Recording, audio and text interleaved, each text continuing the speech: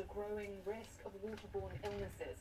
Doctors Without Borders says the main hospital in Gaza only has enough fuel to run its generators for another 24 hours.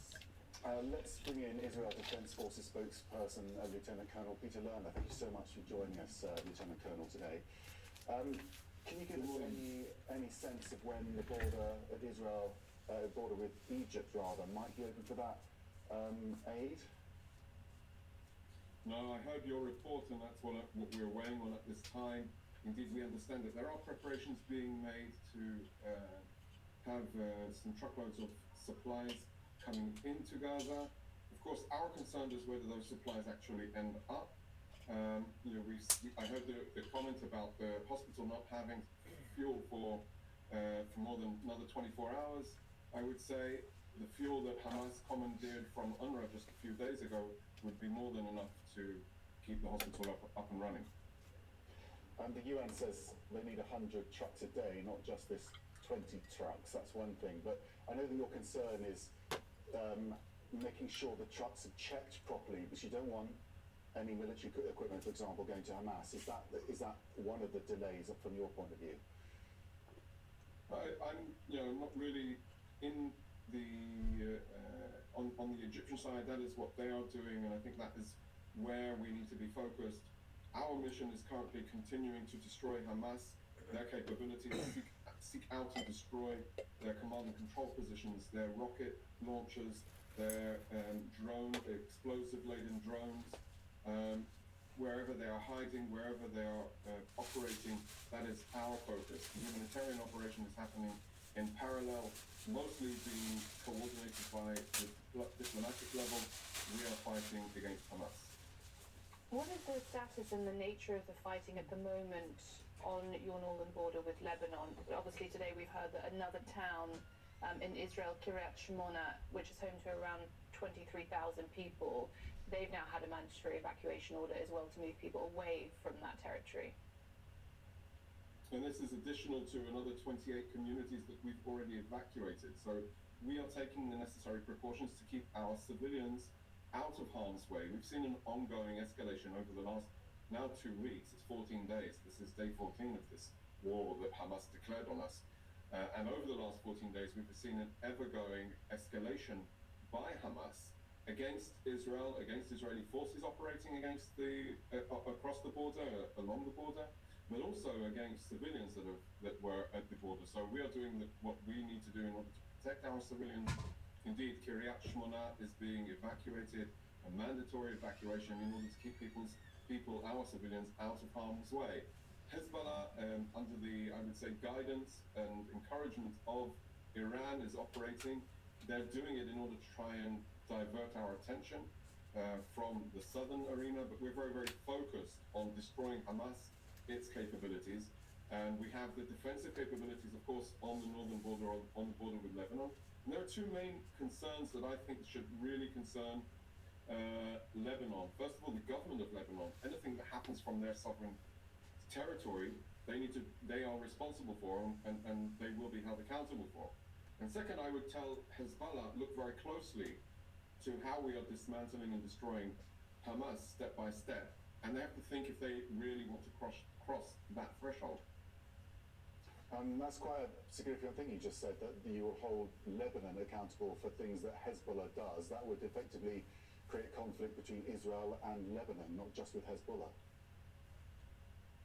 Well, absolutely. This is a sovereign state. It has control over its borders. They have the responsibility to make sure that terrorists like Hezbollah, a terrorist army, does not launch attacks against Israel. Do you feel a responsibility in terms of the proportionality of your response to the attacks that were carried out on Israeli territory to prevent this conflict from spilling over and widening across the region? Because obviously the US has said that it shot down missiles that it said came from Yemen. There is deep concern that this is going to escalate and potentially spill over, and the majority of that decision as to whether or not that happens depends on what you do in response to what happened to Israel. Bianca, it kinds of sounds like you're asking us to surrender to 1,300 to the butchers. I absolutely didn't say that. I said sense of responsibility for preventing regional spillover because that depends on the proportionality of your response. In no way did I suggest that. That's what it sounded to me, as if we should not respond to terrorists in force because there's a potential I was asking a of other question about terrorists. proportionality, sir. I didn't say anything about the fact that you don't have a right to defend yourself, nor is it my place to. So I'm just asking you, do you feel the responsibility, the proportionality of your response might determine whether or not this conflict spills over to the wider region? Bianca, we operate based on three core values. First of all, distinction between civilians, non-combatants, and the terrorists. You see that we are targeting, destroying, and pursuing the terrorists of Hamas. Indeed, it is a densely civilian population, and therefore it poses a huge challenge for any professional military. The second value that we are operating on is military necessity. So we are targeting the military assets that Hamas has accumulated, not as a terrorist organization, but as a terrorist army. And finally, as you rightly pointed out, the issue of proportionality. And proportionality, Bianca, is not a numbers game. Proportionality weighs on the civilian casualties, the civilian impact, against the military necessity and the achievements that it will give in the battleground to alleviate the military threat. So indeed, there is a huge challenge.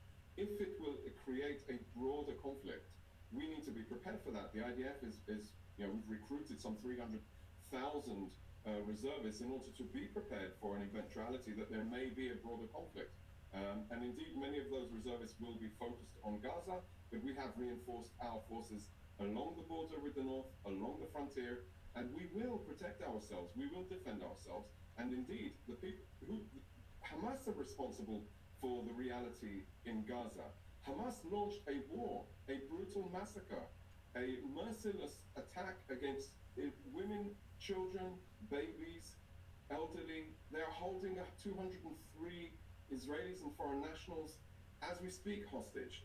They are trying to manipulate emotions in order to create perhaps the chaos that across the region.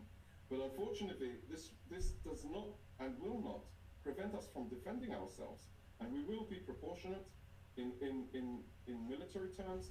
We will utilize our force in order to destroy all of Hamas's capabilities. They will never ever be able to launch an attack, use the Gaza Strip as a staging ground against our people ever again. You've talked before about how a ground invasion would obviously, the decision would be made by the government and then you would carry that out. Our sources have told us that politicians have given you the green light to go in. Can you just tell us what you're saying officially about that? Obviously, we are commenting specifically on any times and dates when the government indeed instructs us to. The IDF is making the necessary preparations in order to be ready to mobilize. We have accumulated quite a substantial force in the border area, across services. So we have armored infantry, artillery, naval forces, air forces, home front command to protect our civilians. And we are tasking them, so each unit, each operational force knows what their specific target task will be, when and if they need to mobilize. And yes, indeed, we are training and equipping them so that they are prepared for the battle ahead, if and when it happens. But obviously, for operational concerns, I couldn't elaborate on a time and date, and I know that is what you're really interested in. When is this going to happen? But unfortunately, the current situation is we are pushing forward. We are escalating. We are striking Hamas extremely, I would say, dealing extremely strong hits. We will continue to do so in order to restore safety and security to the people of Israel. Okay. Israel Defense Forces spokesperson, Lieutenant Colonel Peter Lerner. I appreciate your time today. Thank you. Now, the White House is expected to submit an urgent budget request to Congress today to continue funding the war efforts of both Israel and Ukraine. The problem, of course, is Congress can't act on the request until House Republicans choose a new speaker, and no one knows how long that will take. CNN's Kayla Tausche has our report. President Biden, in an Oval Office address, making the argument that the world is at an inflection point. Democracies against dictators, and that Ukraine and Israel are on the front lines of this war. He also made the argument that the U.S. needs to continue investing to help Ukraine and Israel win that war. Here's the president. American leadership is what holds the world together. American alliances are what keep us, America, safe. American values are what make us a partner that other nations want to work with. To put all that at risk, if we walk away from Ukraine, we turn our backs on Israel, it's just not worth it. Biden called it a smart investment that would pay off for generations, and also alluded to the fact that it would help keep U.S. troops out of those conflicts and keep the conflicts from widening. It all comes ahead of the White House asking Congress for roughly $100 billion in new aid to fund these crises.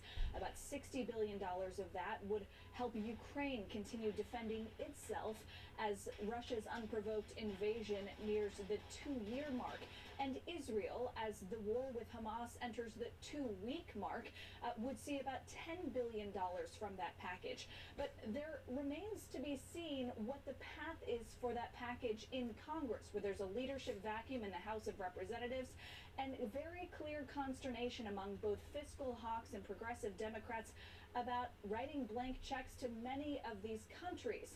The White House is confident that there remains bipartisan support and that there is rough agreement among many lawmakers that the U.S. will end up on the right side of history. Kayla Tausche, CNN, the White House. CNN's Katie Poglace is covering all of this for us, and she joins us now live with the latest. First, Katie, tell us about the reaction from US lawmakers to Biden's request. Was there unanimity and consensus, or is it going to be more problematic than that? It's definitely going to be quite problematic, and as we've seen in this reporting this morning, there is little unity right now in Capitol Hill. There is a leadership vacuum. There is no speaker in the House of Representatives, so getting any kind of funding through is going to be very challenging. And looking beyond Capitol Hill and the broader public opinion in the States, because of course that is the key question here really, there is a divide as to whether or not funding should continue, not only to Israel but also to Ukraine. And if you look at CNN polling in the last couple of months, there clearly is not much agreement as to how much funding there should be. So for Ukraine, we did a poll back in August. Already over half of Americans were saying that the Congress should no longer be giving funding to Ukraine. Now, if we turn to Israel, already this is very much the start of a war. There is clearly a lot of escalation on the ground, and yet there is still not agreement amongst the American public as to whether or not there should be funding. Just 35% think the US is giving the right level of assistance. 36% say they're not sure. So Biden has a lot on his plate really to argue for more funding, and $100 billion total for all of this, not just Israel but Ukraine, Taiwan, also the US-Mexico border. It's a lot of money to be asking for, and as we're seeing this morning, we're reporting on these developments on the ground. Escalation is clearly underway. Ground invasion is being talked about. The humanitarian situation in Gaza is dire. Getting aid in seems very challenging still. Biden's attempt in his visit there was to de-escalate, to find compromises in this war. It doesn't seem to be going very well. Whose fault is it that there's only 20 trucks lined up to go in and even they can't get in? Well, there seem to be more trucks further back. There's 200 further trucks as well. We're talking about villages nearby as well, not just on the border. I think the main question as to why this crossing hasn't been opened at all, getting those 20 trucks in would at least do something. And there are people just on the other side of that border that could desperately need that aid, as we are seeing these repeated aerial bombardments. A lot of different facilities, infrastructure that help people, shelter people, help prepare buildings, help treat people for injuries, all these kinds of things are getting damaged because of strikes and because of continued fighting. And so any kind of aid would be crucial, and as we're seeing, lots of dispute, lots of different countries involved in making that happen. Not just Egypt, which borders with Gaza, but also with Israel. Clearly they have some views as to what kind of aid should be getting in, how much, and notably they are not allowing aid in through the Israeli crossings into Gaza. This is just the Egyptian crossing. So clearly a lot still on the table, and as you mentioned, it's only 20 trucks. There's still plenty more that needs to happen. Well, the UN says 100 are needed per day. Yeah, the situation is dire. And as we're seeing with these strikes, it's only going to get worse. Unfortunately, there is very little agreement on the ground, and there is the risk from the Israeli side, now of course heavily disputed by the Palestinian side, that if you allow aid in, then Hamas operatives may be able to store weaponry, they may be able to assist. That, of course, prevents any aid getting in if you follow down that theory. And that is the issue we're facing, is that at the moment, there is no aid getting in at all. Okay, it's desperate. Katie, thank you so much. From Europe to North Africa to South Asia, thousands of protesters are marching in support of Palestinians. And House Republicans embroiled in ugly arguments are no closer to picking their speaker. We'll have a closer look at Jim Jordan's uphill battle.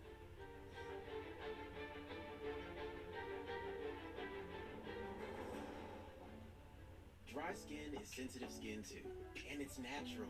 Treat it that way with Aveeno Daily Moisture, formulated with nourishing prebiotic oat. It's clinically proven to moisturize dry skin for 24 hours. Aveeno. Have you or anyone you know ever been stationed at Marine Corps Base Camp Lejeune? Camp Lejeune's water was contaminated by fuel leaks. If you had any water contact while at Camp Lejeune and been diagnosed with cancer or Parkinson's disease, you may be entitled to compensation. As a Marine who was stationed at Camp Lejeune myself for 4 years, this cause hits close to home. So if you've been stationed or visited Marine Corps Base Camp Lejeune and have cancer or Parkinson's, visit CampLejeuneInjury.com. Morgan & Morgan, for the veterans. Not flossing well? Then add the whoa of Listerine to your routine. New science shows Listerine is 5 times more effective than floss at reducing plaque.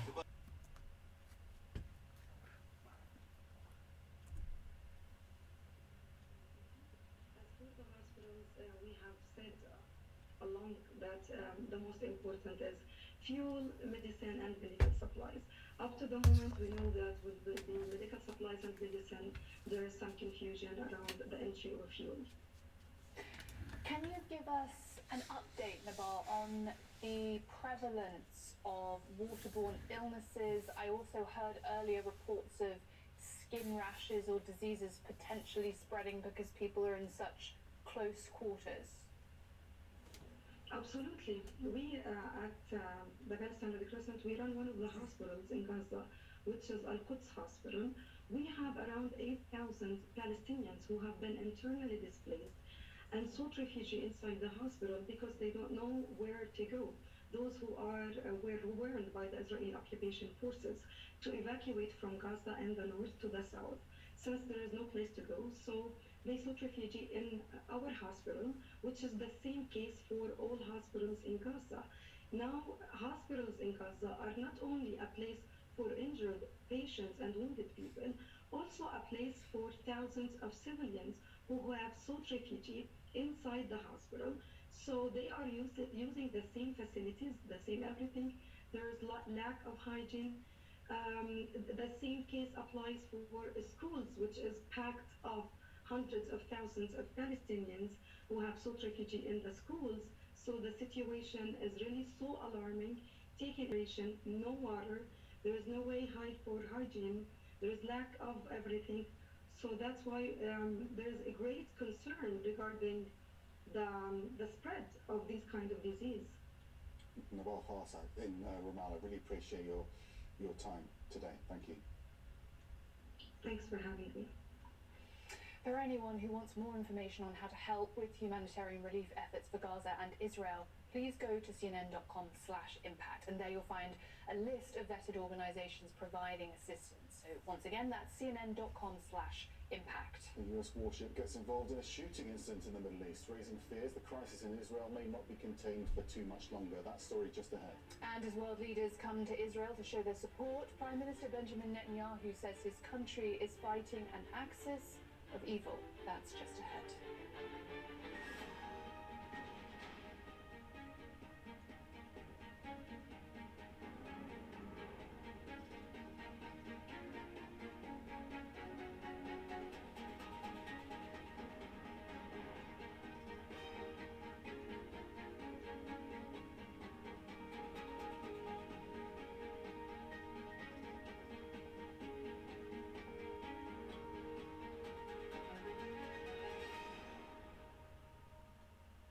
Dry skin is sensitive skin too, and it's natural. Treat it that way. Aveeno Daily Moisture with prebiotic oat is proven to moisturize dry skin all day. You'll love our formula for face too. Aveeno. Have you or anyone you know ever been stationed at Marine Corps Base Camp Lejeune? Camp Lejeune's water was contaminated by fuel leaks. If you had any water contact while at Camp Lejeune and been diagnosed with cancer or Parkinson's disease, you may be entitled to compensation. As a Marine who was stationed at Camp Lejeune myself for 4 years, this cause hits close to home. So if you've been stationed or visited Marine Corps Base Camp Lejeune and have cancer or Parkinson's, visit CampLejeuneInjury.com. Morgan & Morgan, for the veterans.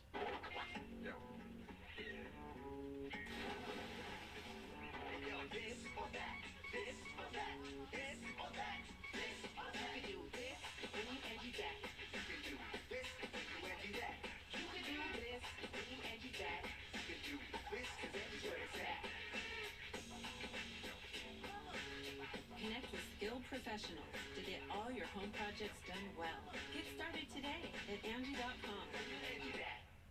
A heart attack? Do they have life insurance? No, But we have life insurance. John. I'm trying to find something we can afford. Fortunately, in only a few minutes, SelectQuote found John a $500,000 policy for only $29 a month. And his wife Ann a $500,000 policy for only $21 a month. Go to SelectQuote.com now and get the insurance your family needs at a price you can afford. SelectQuote. We shop, you save. Feeling sluggish or weighed down? Could be a sign that your digestive system isn't at its best. Metamucil gummies make it easy to get the fiber you need, promoting your digestive health for a better you. Metamucil gummies, the easy way to get your daily fiber. The Whole Story with Anderson Cooper, Sunday at 10 on CNN. The Lead with Jake Tapper, CNN weekdays at 4. Hello.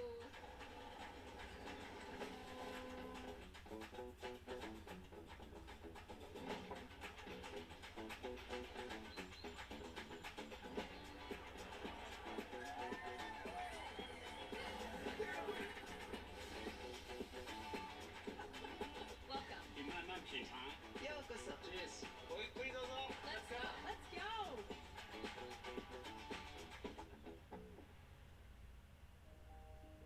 Imagine the moment when your world comes back into focus.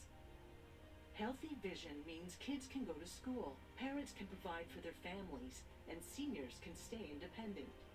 For 60 years, Operation Eyesight has partnered with communities to prevent blindness and restore sight. We believe everyone deserves eye health care regardless of age, gender, or ability to pay. Visit OperationEyesight.com to donate today for all the world to see. I'm Erin Burnett in Tel Aviv, and this is CNN.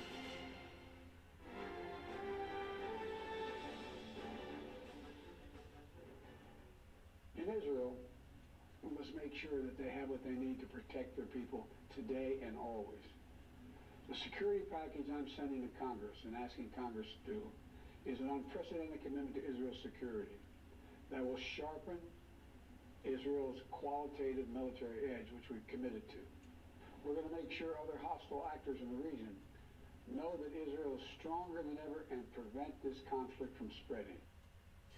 US President Joe Biden there appealing directly for continued military aid to Israel in its war with Hamas. It's been nearly 2 weeks now since Hamas terrorists launched a surprise attack on Israeli towns near Gaza, killing 1,400 people and taking scores of hostages. Now, Israel's military appears poised to strike back, with soldiers being told that they'll soon see the inside of Gaza. The IDF says it struck more than 100 Hamas targets overnight.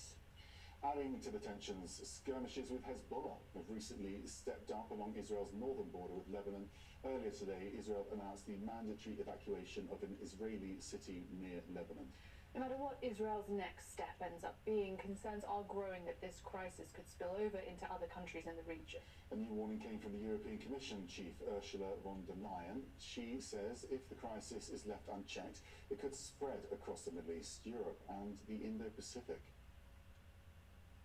We have seen the Arab streets fill with rage all across the region, so the risk of a regional spillover is real. And this is exactly what Hamas was hoping to achieve. In another sign of a possible escalation, the Pentagon says a US warship shot down multiple drones and missiles that have been heading towards Israel. US officials said they were launched by Yemen's Houthi rebels on Thursday before the destroyer USS Carney destroyed them in the Red Sea. The Houthis are backed by Iran. According to the Pentagon, the US is still trying to find out for sure what their intended target was. Information about these engagements is still being processed. We cannot say for certain what these missiles and drones were targeting, but they were launched from Yemen, heading north along the Red Sea, potentially towards targets in Israel. Our defensive response was one that we would have taken for any similar threat in the region, where we're able to do so against our interest personnel and our partners. US officials say they're not aware of any casualties from the incident. Meanwhile, US forces in the Middle East have come under fire for a fifth time this week. Officials say 2 rockets fired this morning targeted an area near the Baghdad airport that houses both US military and civilian personnel. One rocket was shot down whilst the other exploded without causing any casualties. Earlier this week, US and coalition forces in Iraq and Syria came under drone attacks. An American civilian contractor in Iraq died of a heart attack after an early warning system sounded. For more now, we're joined by Mick Ryan, a retired general of the Australian Army, and he's also the author of the book War Transformed, The Future of the 21st Century Great Power Competition and Conflict. General Ryan's in Brisbane for us. Thanks so much for joining us this morning / evening. Thank you. Max was just outlining there the number of times that US forces in recent days have come into contact with military engagements of various sorts. Now, obviously, the US wanted to have a beefed up presence in the region as a form of deterrence, but surely it also raises the risk of escalation because it means that the US can become a direct target of some of these actors themselves, and then what happens? Well, certainly the US being there, it may become a target, but at the end of the day, a lot of these activities have been generated by the Hamas attack on 7 October. It's emboldened actors in the region. They see Israel and other countries as weaker, and they're making the most of the opportunity they feel exists to attack Israel and US interests across the region. In the last hour, well, in the last half hour, in fact, the IDF told us that if things escalate with Hezbollah, they will hold Lebanon accountable. Is that an escalation in itself? Well, I'm not sure how they'll actually do that, but certainly Israel is trying to deter as much as possible other actors conducting attacks on Israel. And the most dangerous one is Hezbollah, with this massive arsenal of over 150,000 rockets. It will be trying everything it possibly can to only have to fight one war on one front at a time. All eyes on Iran for obvious reasons. How do you assess the Iranian response to the events of this week in terms of their appetite or reticence to get further involved in this? Well, certainly they've made some comments that haven't been helpful about Israel's potential operations in Gaza and what might happen there. But Iran, over the last 20 or 30 years or so, has preferred to work through proxies in the region, whether that's Hamas or whether that's Hezbollah in the north. That's most likely to be its preferred pathway ahead. I don't know that Iran would like to be directly involved in this conflict when it can outsource the operations to others. The broader destabilisation of the region, presumably, is one of the ways this is going to escalate, perhaps in countries like Lebanon or Jordan that get destabilised because of sympathy for the Palestinians, which they don't feel is being recognised by their leaderships. Well, certainly no country in the region wins from what Hamas is trying to do. Even Iran needs to be very careful that any wider destabilisation might blow back on it. I mean, one of the core reasons why Hamas undertook these attacks on the 7th of October was to prevent normalisation of ties between Israel and Saudi Arabia, and that deal would have come with greater concessions for the Palestinians and greater support for them. Hamas has blown all that away, and it's going to destabilise many countries across the region. In terms of hearts and minds, the West is obviously in quite a delicate situation here, in no way underestimating the horror and the terror that Hamas inflicted upon Israel. I think we all agree on that. But in terms of the response in Gaza and the public opinion in Western countries and sympathy towards the Palestinian cause, it's quite difficult for them, it seems, to maintain the moral high ground if civilian deaths continue apace in Gaza. Well, it'll be certainly very difficult for some of Israel's supporters to continue strongly supporting Israel with the civilian death toll increases there. At the end of the day, you know, the President of the United States today in his speech, while strongly reiterating US support for Israel, was also very strong on the matter of Gazan civilians and preventing civilian casualties to the maximum extent possible. It's a very difficult line that the United States and other supporters of Israel are going to have to walk in the coming days, weeks, and possibly months ahead. One other way it could escalate is in countries like Australia or European countries where there's a reflection, as there has been in the past, in a rise in jihadism. How concerned are you about that? Well, I think, you know, self-radicalisation is certainly something we've seen over the last decade or so. A lot of people don't need these kind of events to do some terrible things, but it does prompt people to get online, to look at social media, to look at some of these abhorrent acts, and to, you know, really engage in behaviours and in online behaviours that they may not do normally. Even as far away as the bottom of the world here in Australia, we've seen protests with people chanting "Gas the Jews," which is really just the most awful behaviour. But unfortunately, when we see these kind of conflicts in the Middle East, it does tend to enrage and engage a wide swathe of people around the world. Okay, Mick Ryan in Brisbane, Australia, really appreciate your insight on all of those topics. Thank you. We'll get back to our top story in just a bit, but right now the US House of Representatives remains rudderless after Speaker hopeful Jim Jordan came up far short in his second effort to secure the gavel. Later today, the Republican hardliner will hold a news conference ahead of what would be the third Speaker vote. Although Jordan appears to be bleeding support, the longer this all drags on. CNN's Melanie Zanona picks up that story. Well, Jim Jordan is not backing down, despite the fact that he has been unable to win over some of his most ardent detractors. He is pushing ahead with his speakership bid. On Friday, he is planning to go to the floor for a third time.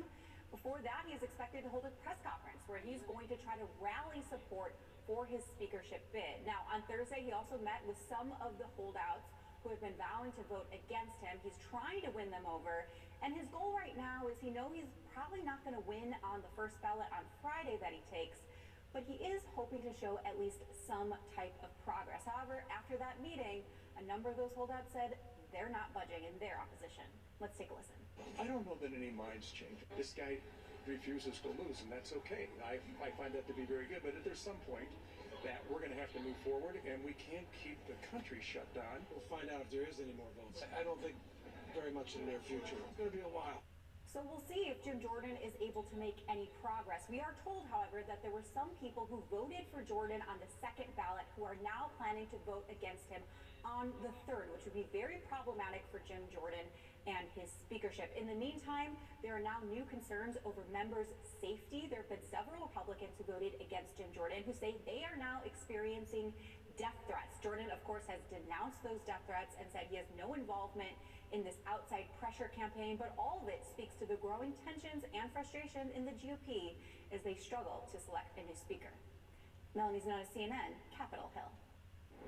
China's president makes his first public statement on the Israel-Hamas war since it began almost 2 weeks ago. Details on Xi Jinping's comments when we come back.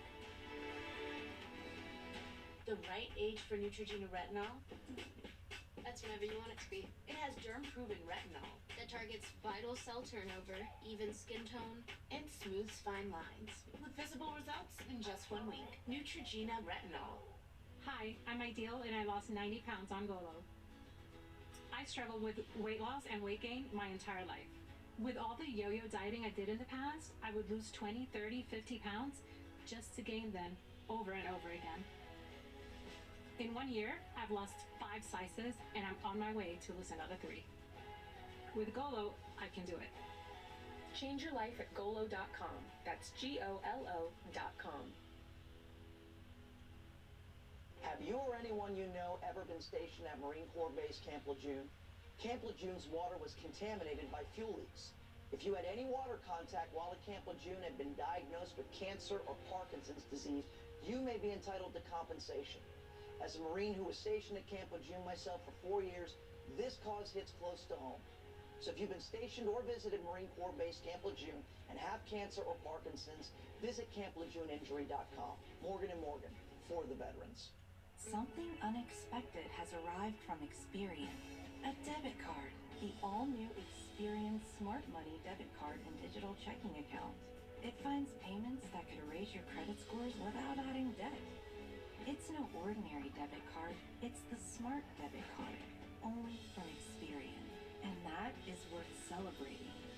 Build credit without the debt. Get your new Experian Smart Money debit card and digital checking account through the Experian app. The Whole Story with Anderson Cooper, Sunday at 10 on CNN. The Lead with Jake Tapper, CNN weekdays at 4. Guys, got hair loss? I know what you're thinking. Should I shave my head? Comb it over? Wear a hat? Just stop. This isn't 1970. Keep your hair and your confidence because Bosley, America's #1 hair restoration experts, can give you your real hair back permanently. Check them out because they're giving away an absolutely free information kit and a free gift card to everyone who scans this QR code. Dude, you don't have to look like your dad because this isn't your dad's hair loss treatment. People all over the country trust Bosley because they're ahead of the curve. They use the latest technology to give you your real hair back. And the best part, Bosley's permanent solution is protected by the Bosley Guarantee. Let them show you for free how awesome your hair could look with an absolutely free information kit and a gift card for $250 off. Scan the QR code. Don't wait. Scan the code now and ask about the Bosley Guarantee. This is CNN, the world's news network.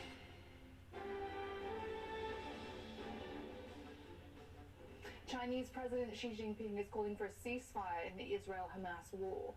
According to Chinese state media, Xi is also pushing for a two-state solution to the decades-old dispute between Israel and the Palestinian people. Let's bring in CNN's Stephen Jiang live for us in Beijing. There'll be a lot of sympathy around the world for that strategy. It's just perhaps not the time, perhaps Israel isn't in the frame of mind to even consider any sort of negotiation or peace deal when they're on the attack.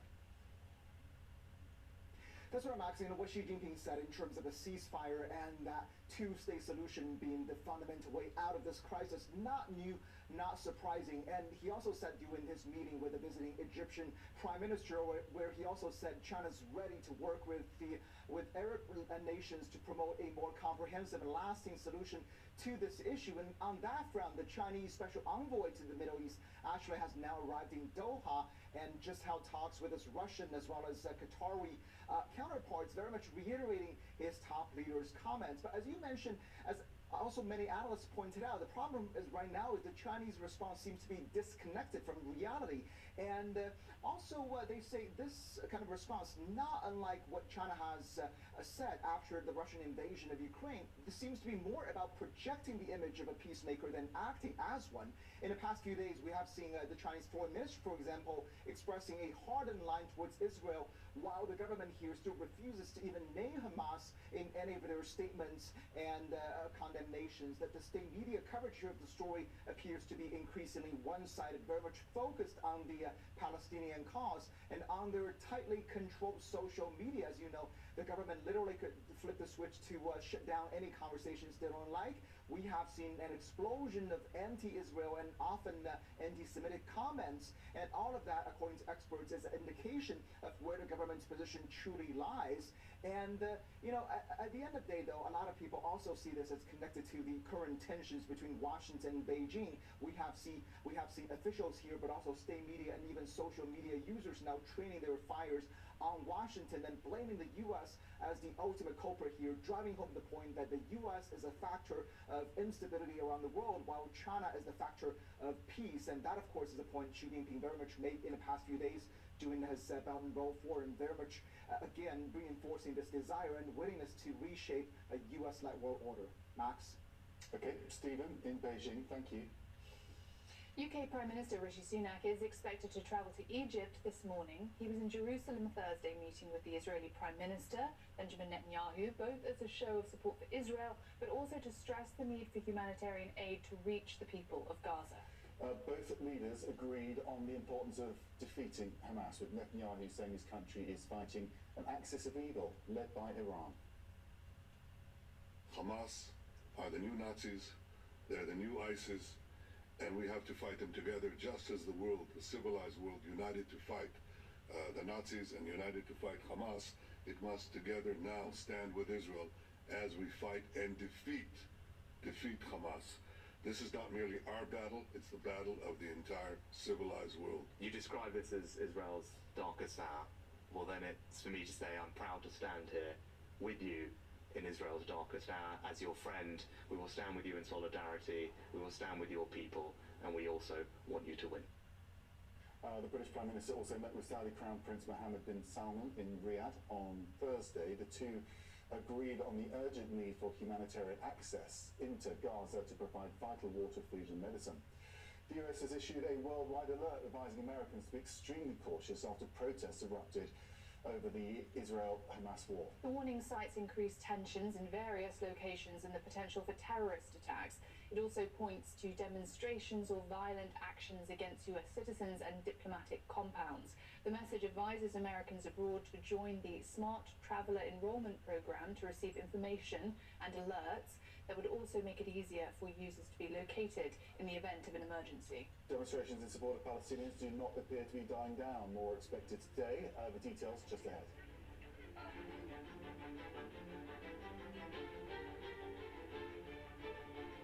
We had such a great experience with Empire, we would recommend it to anyone. Real customers share their stories about Empire today. As a matter of fact, we already have. Customer service and the personal touch is really where it's at.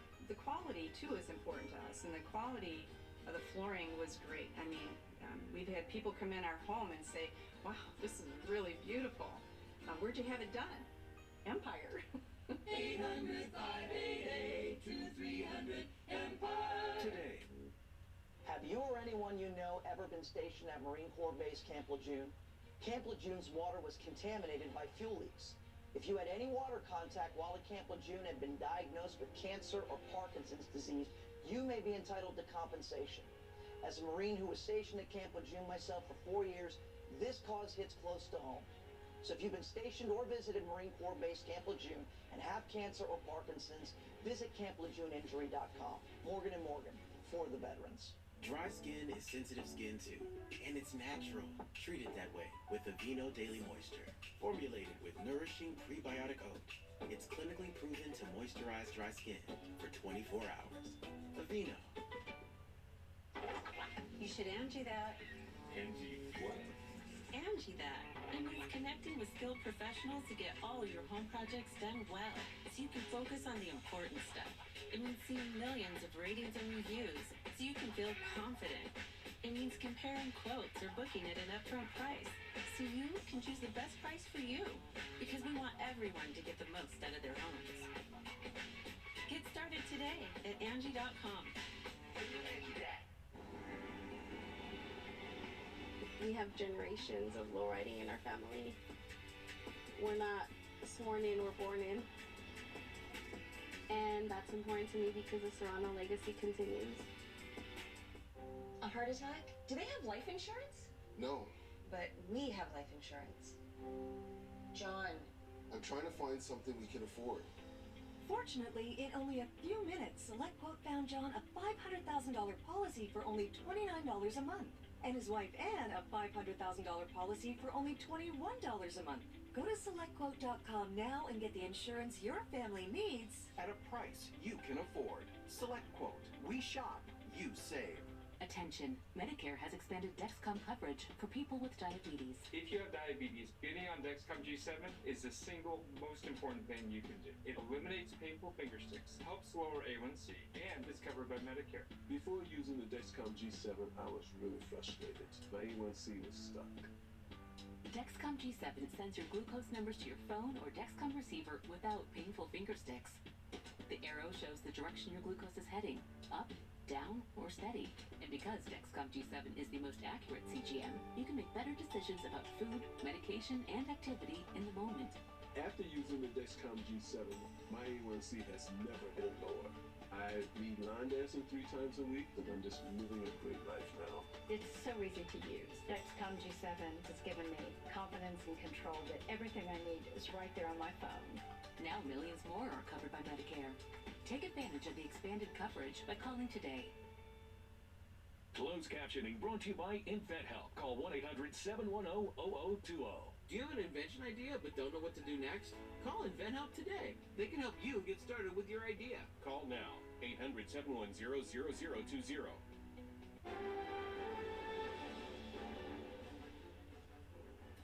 Protests and rallies continue around the world in the wake of the Israel-Hamas war, and in New York, hundreds gathered in Times Square to demand that hostages taken by Hamas be released. The Israeli-American Council organised Thursday's rally. Billboards displayed the faces of people believed to be held hostage, including babies and senior citizens. The crowd chanted, "Bring them home," as speakers at the event call for action.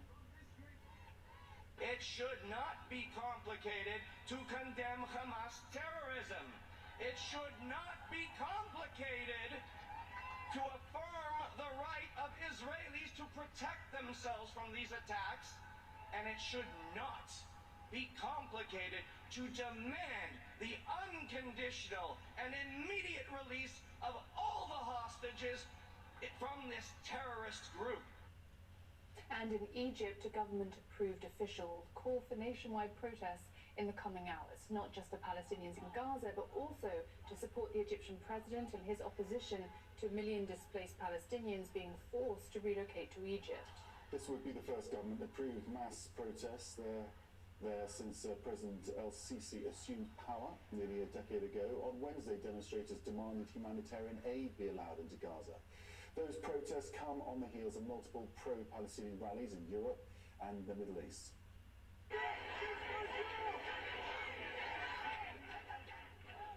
Hundreds of people in Paris supported Palestinians on Thursday. They got a last-minute green light to participate after some pro-Palestinian protests were banned last week. The French Interior Minister said they could create public disorder, but a French court later ruled the rallies should be evaluated on a case-by-case basis. In Pakistan, hundreds of people took part in what organisers called the Palestinian Solidarity March. Some of the protesters in Islamabad called for a boycott of Israeli products, while at another rally they trampled on the US and Israeli flags. And in Algeria, thousands of people carried banners and Palestinian flags during a rally in the capital on Thursday. Some of their banners called the Israeli bombing campaign a genocide. And before we go, if you would like information on how to help with humanitarian relief efforts for Gaza and Israel, please do go to cnn.com/impact. There you'll find a list of vetted organisations that are providing assistance. That is cnn.com/impact. Thanks for joining us here on CNN Newsroom. I'm Max Foster. And I'm Bianca Noblo. Early Start is up next, right here on CNN.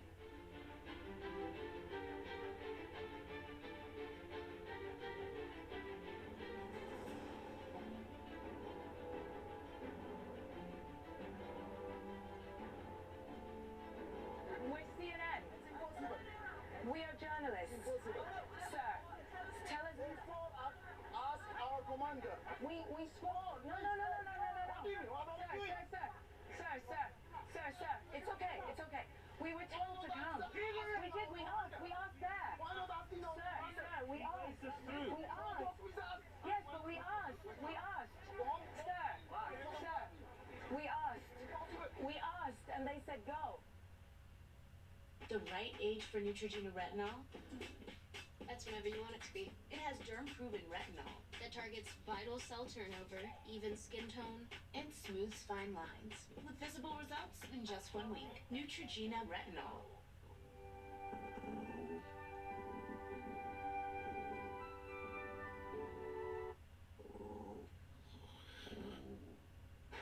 Sustainably caught salmon in every bite. Jinx's real dog food made by real dog people. Have you or anyone you know ever been stationed at Marine Corps Base Camp Lejeune? Camp Lejeune's water was contaminated by fuel leaks. If you had any water contact while at Camp Lejeune and been diagnosed with cancer or Parkinson's disease, you may be entitled to compensation. As a Marine who was stationed at Camp Lejeune myself for 4 years, this cause hits close to home. So if you've been stationed or visited Marine Corps Base Camp Lejeune and have cancer or Parkinson's, visit CampLejeuneInjury.com. Morgan & Morgan, for the veterans. Choosing a treatment for your chronic migraine, 15 or more headache days a month, each lasting 4 hours or more, can be overwhelming. So ask your doctor about Botox. Botox prevents headaches in adults with chronic migraine before they even start. It's the #1 prescribed branded chronic migraine treatment. So far, more than 5 million Botox treatments have been given to over 850,000 chronic migraine patients. Effects of Botox may spread hours to weeks after injection, causing serious symptoms. Alert your doctor right away, as difficulty swallowing, speaking, breathing, eye problems, or muscle weakness can be signs of a life-threatening condition. Side effects may include allergic reactions, neck and injection site pain, fatigue, and headache. Don't receive Botox if there's a skin infection. Tell your doctor your medical history, muscle or nerve conditions and medications, including botulinum toxins, as these may increase the risk of serious side effects. In a survey, 92% of current users said they wish they talked to their doctor and started Botox sooner. So ask your doctor if Botox is right for you. Learn how AbbVie could help you save on Botox. The Whole Story with Anderson Cooper, Sunday at 10 on CNN. The Lead with Jake Tabor, CNN weekdays at 4. The Navy League of Canada is welcoming new cadets to join our youth program for 9 to 12-year-olds. Navy League cadets discover the thrill of the sea and the joy of lifelong friendships. Develop leadership skills, discipline, and resilience that will shape their future. Visit our website or call us today to learn about the exciting journey of Navy League cadets and the oceans of opportunities. Ask a parent before going online. The Navy League of Canada, empowering the leaders of tomorrow. Dad's hair loss treatment. People all over the country trust Bosley because they're ahead of the curve. They use the latest technology to give you your real hair back. And the best part, Bosley's permanent solution is protected by the Bosley Guarantee.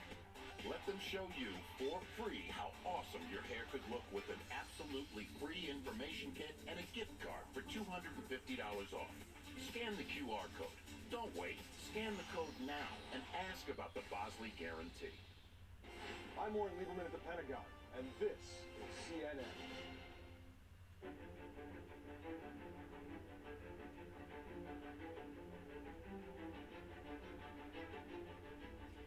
Good day to our viewers in the United States and around the world. I'm Casey Hunt. It's Friday, October 20th. It is 5 a.m. here in Washington, noon in Gaza, where we had thought we were going to see trucks full of desperately needed humanitarian aid rolling through the Rafah border crossing by now. But not yet. This is a live picture of the crossing. U.S. officials now believe that the first convoy of aid trucks will cross the border from Egypt to Gaza this weekend, possibly on Saturday. Last night, President Biden addressed the nation, tying Israel's war against Hamas in Gaza to Ukraine's battle against Russian aggression.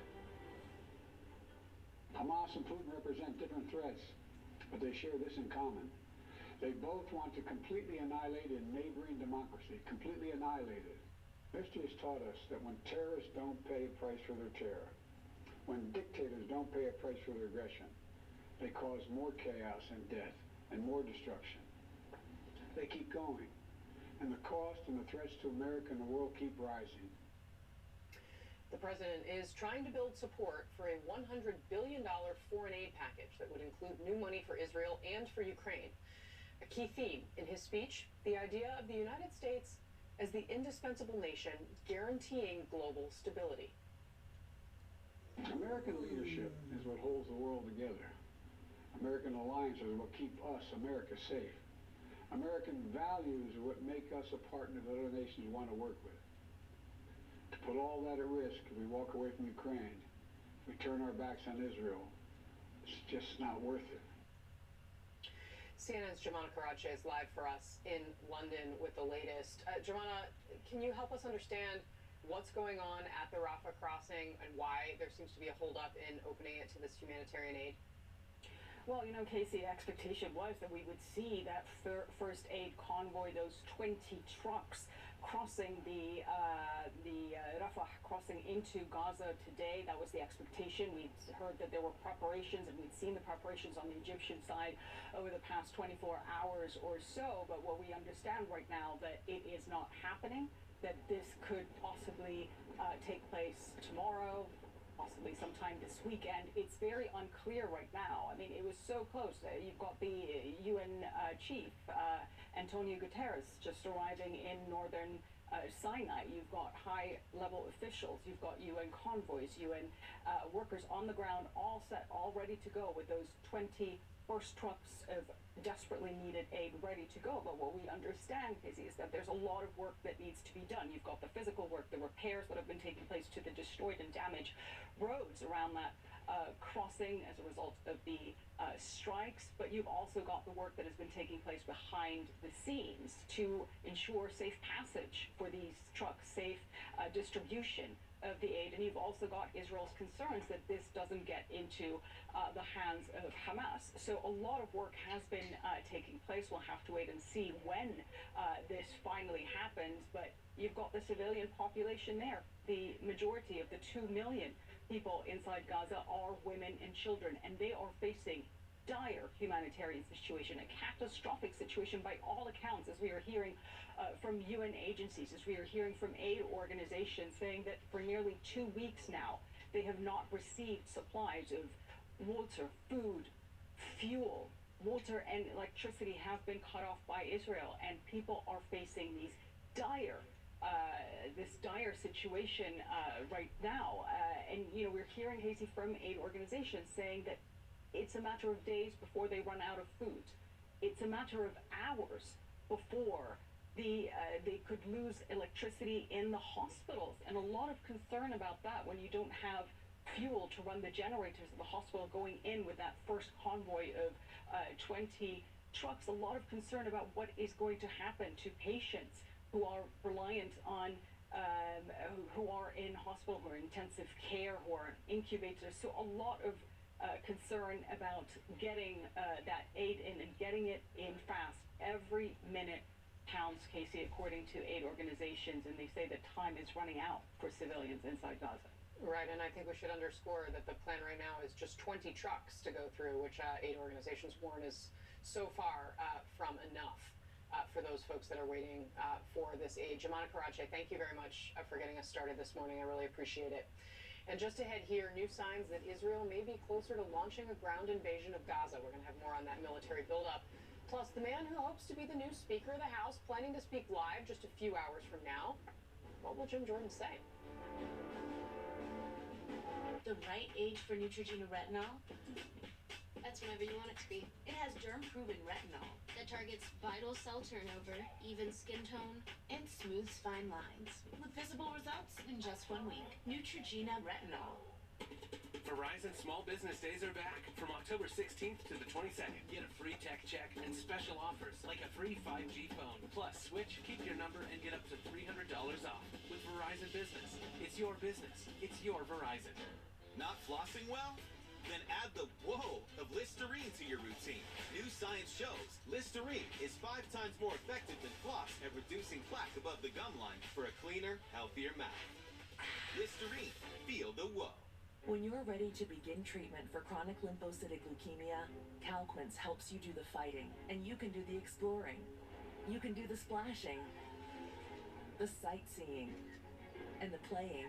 Calquence is an oral targeted therapy for CLL. More patients begin with Calquence than any treatment of its kind, and Calquence is proven to work better than chemoimmunotherapy in patients with previously untreated CLL. Calquence may cause serious side effects which may lead to death. These include serious infections with fever, chills, or flu-like symptoms, and bleeding problems that may increase with blood thinners. Decreased blood counts are common and can be severe. New cancers have happened, including skin cancers. Heart rhythm problems with fast or irregular heartbeat, dizziness, feeling faint, chest discomfort, or shortness of breath have happened. Tell your doctor if you have bleeding, heart rhythm or liver problems, infection, or if you are or plan to be pregnant or breastfeeding. Calquence helps you do the fighting, and you can focus on the things you're loving. Ask your doctor if Calquence is right for you. With Circle, your water is deliciously flavored at the turn of a dial, with 0 sugar and 0 calories. And Circle has over 40 flavors, so your water can be as unique as you are. Try Circle, your water, your way, now with even more flavors. Available at Walmart or drinkcircle.com. Hi, Phil Swift here for Flex Super Wide Duct Tape. This is no ordinary duct tape. Just check out how wide this is. It has a tough reinforced backing that's super strong, but it still can be torn by hand. And a thick, powerful adhesive that bonds to metal, glass, PVC, all types of surfaces. And it's water resistant. its grip. Our super wide duct tape can be torn to any size, so there's absolutely no waste. Rip a thin strip for small repairs, or use a super wide strip for those giant jobs. Flex duct tape is so strong that just one super wide strip can lift this 500-pound safe. Plus, it can be removed and repositioned and still holds on tight. Temporary auto repairs go from this to this. Organize messy wires and go from this to this. Tears in furniture go from this to this. Now you can seal up drafty windows and all types of ductwork, or reinforce heavy boxes. To show you the power of our Flex Super Wide duct tape, we built this metal frame, wrapped it, covered it, and sealed it with only our super wide duct tape. Introducing the Flex Super Wide duct tape race boat. Not only can it speed across the water, but our super strong water-resistant backing can take the pounding, and our powerful adhesive holds the entire race boat together. Now that's what I'm talking about. Woohoo! Forget ordinary duct tapes. Get our new high-performance Flex Super Wide duct tape. Welcome back. A U.S. Navy warship in the Middle East intercepting missiles Thursday near the coast of Yemen.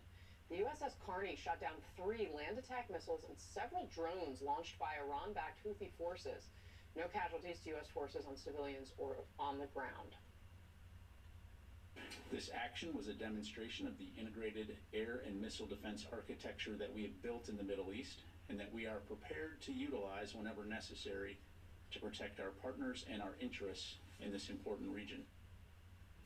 All right, let's bring in retired Major General Dana Pittard, the co-author of Hunting the Caliphate, America's War on ISIS and the Dawn of the Strike Cell. Sir, good morning. Thank you very much for being here. Can you sort of help us understand what we know or we don't know about these missiles, who fired them, the possible targets, and what this represents in terms of degree of possible escalation? Well, good morning, Casey. In fact, the shooting of the missiles was well done by the U.S. Navy, by the USS Carney, which is a destroyer that was stationed in not far from Yemen in the northern Red Sea. Believe that the 2 to 3 cruise missiles were fired by Houthi rebels out of Yemen, which are supported by Iran. And Iran has been fighting a proxy war with both the U.S. and Israel and others. And we should expect more of this, of Iranian proxies like Hezbollah, like Houthis, the Houthis in Yemen, the Shia militias in Iraq, and others to try to attack U.S. interests. Well, luckily, the USS Carney was able to intercept those missiles and also some drones in the area.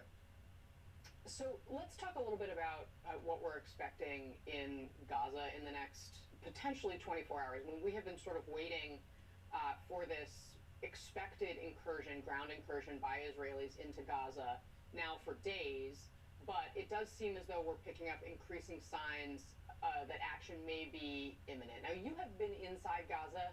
We've seen the commanders there saying that Israeli troops are soon going to see inside Gaza. Can you take us in a little bit into what we think they might see there? Obviously, the Israelis have been, bombing Gaza for quite some time now. That ground is, I think the phrase often military folks use is softened.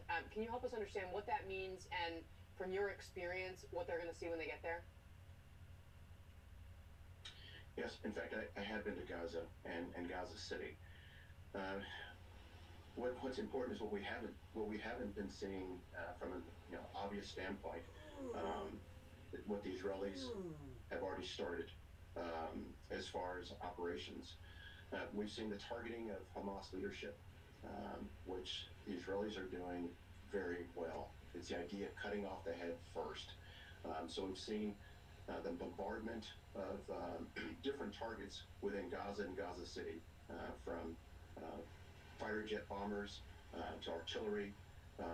All that has been happening over the past week. We've seen intelligence operations. We've seen psychological operations. We've seen other operations possibly looking for the hostages. We've seen cyber attacks. All this is a part of the preparation for the actual ground campaign. And what we should see as a ground campaign would be attacking from the north, possibly attacking from the east, and possibly from the west, from the sea. Now, the fighting is going to be tough because of the densely populated areas. When I was in Gaza years ago, lots of people, a couple million people there. Now there's even more people. So the fighting will be urban fighting, block by block, street by street, building by building, and then it'll also be subterranean.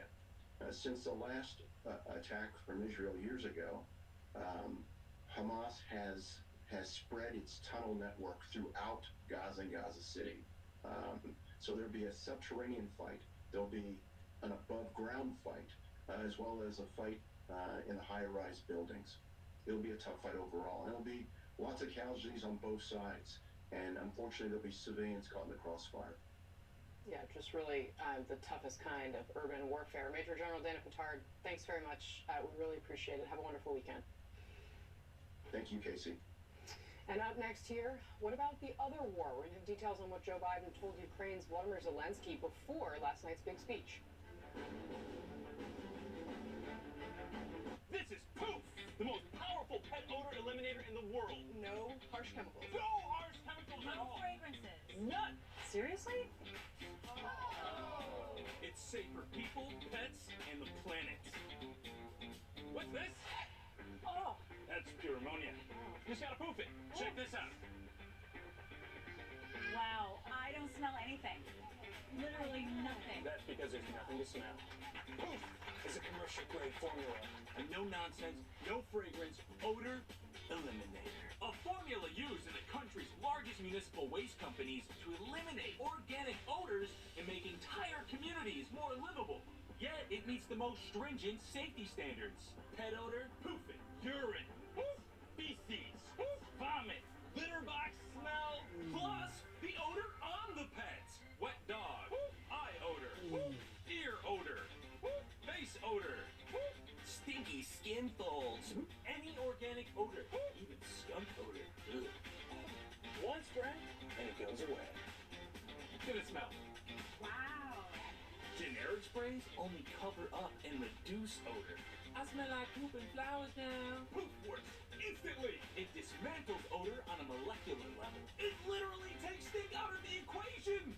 Powerful enough to eliminate skunk odor and the stink in artificial turf and garbage cans.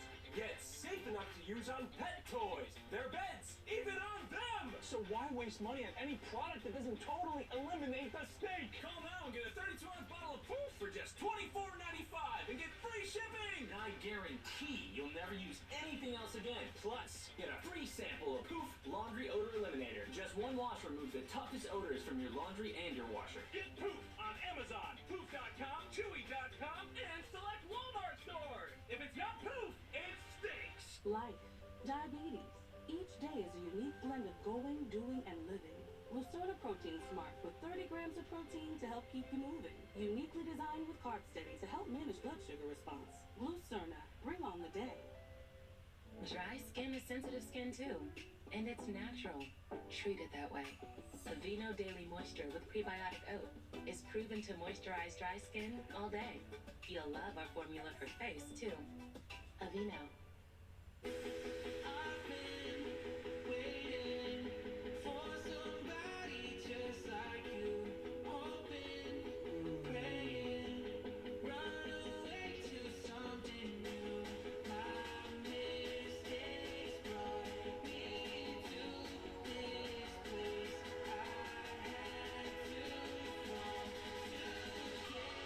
Which vaccines are recommended and when. The Canadian Lung Association can help.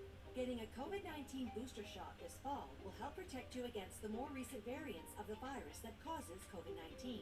This is especially important if you're one of the millions of Canadians living with chronic lung disease.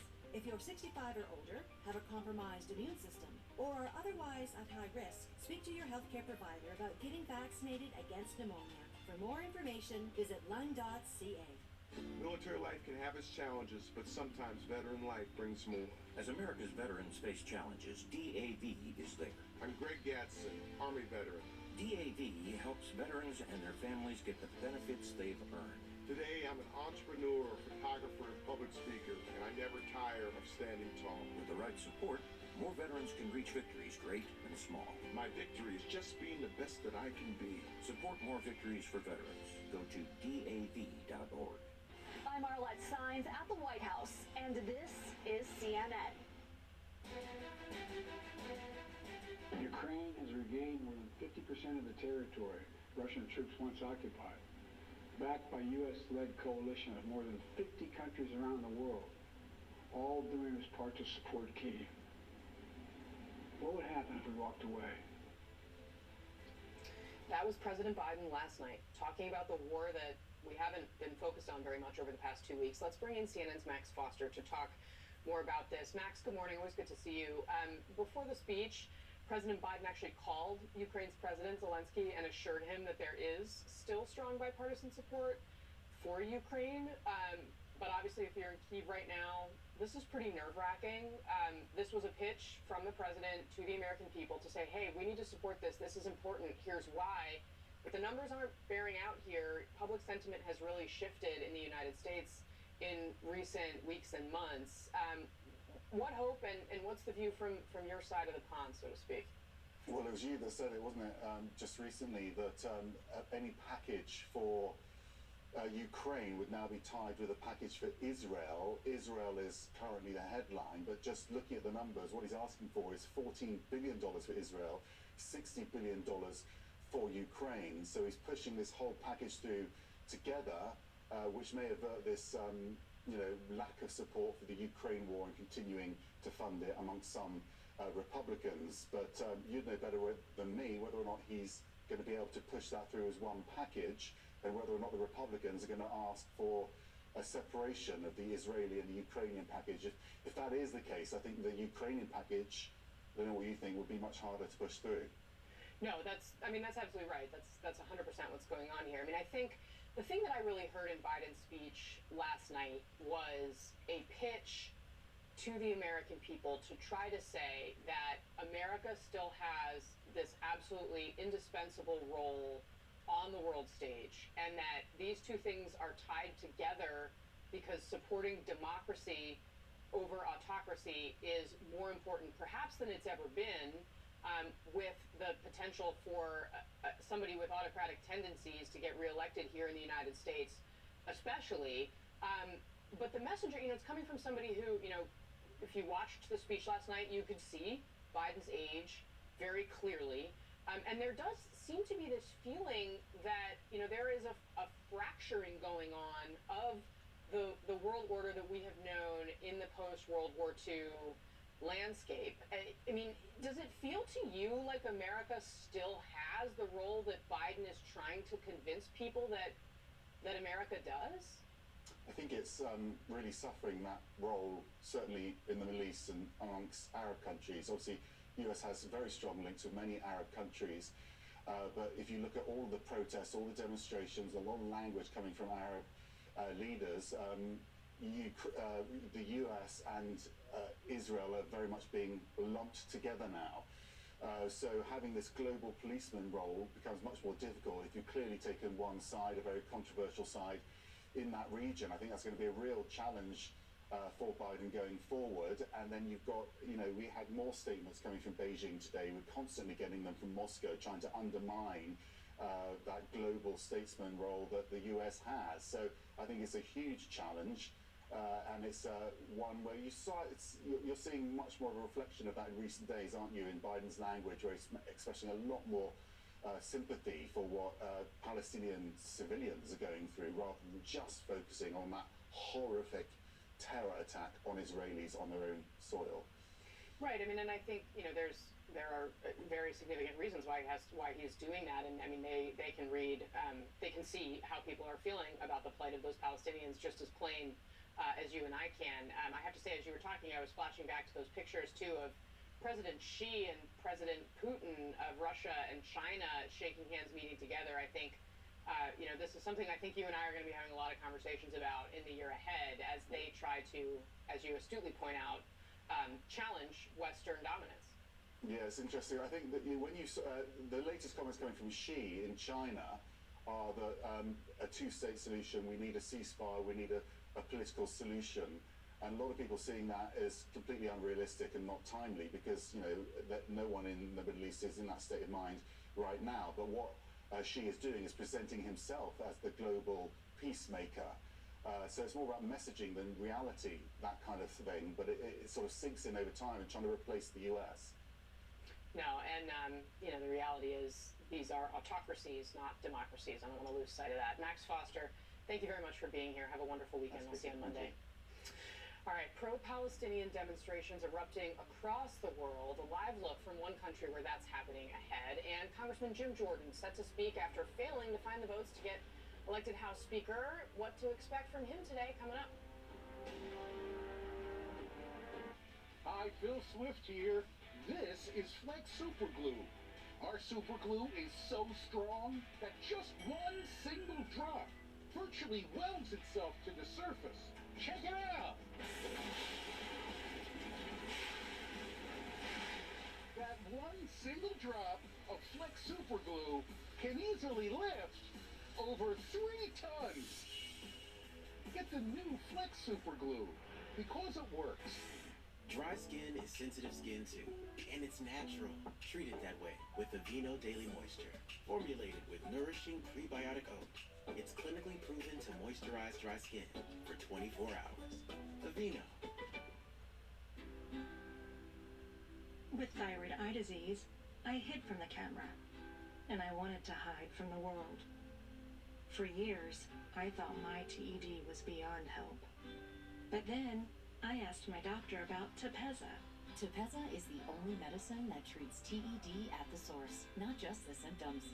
In a clinical study, more than 8 out of 10 patients taking Tepezza had less eye bulging. Tepezza is an infusion and may cause infusion reactions. Tell your doctor right away if you experience high blood pressure, fast heartbeat, shortness of breath, or muscle pain. Before treatment, tell your doctor if you have diabetes, IBD, or are pregnant or planning to become pregnant. Tepezza may raise blood sugar and may worsen IBD. Tepezza may cause severe hearing problems, which may be permanent. Now, I'm ready to be seen again. Visit mytepezza.com to find a TED eye specialist and to see Bridget's before and after photos.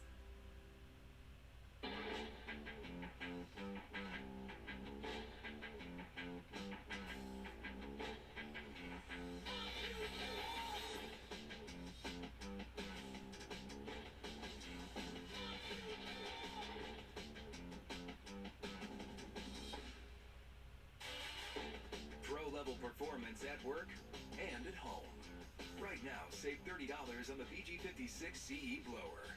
Real steel. Find yours. If you lived or worked at Camp Lejeune, North Carolina for at least 30 days from August 1953 through December 1987 and have been diagnosed with cancer, neurobehavioral effects, fertility issues, or more, you may qualify for financial compensation. A new law passed by Congress now allows veterans and survivors to seek damages for harm from exposure to contaminated water at Camp Lejeune. Call Saddle Rock Legal Group to discuss your case now. Call 1-800-814-9977.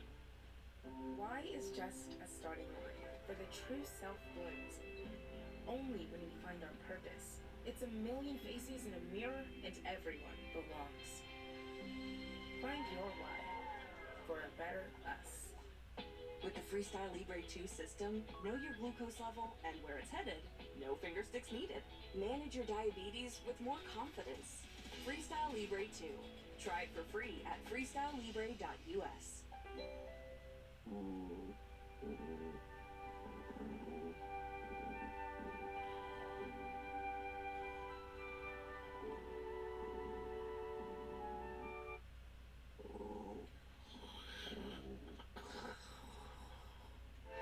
Sustainably caught Atlantic salmon, immunity-boosting superfoods, and powerful probiotics in every bite.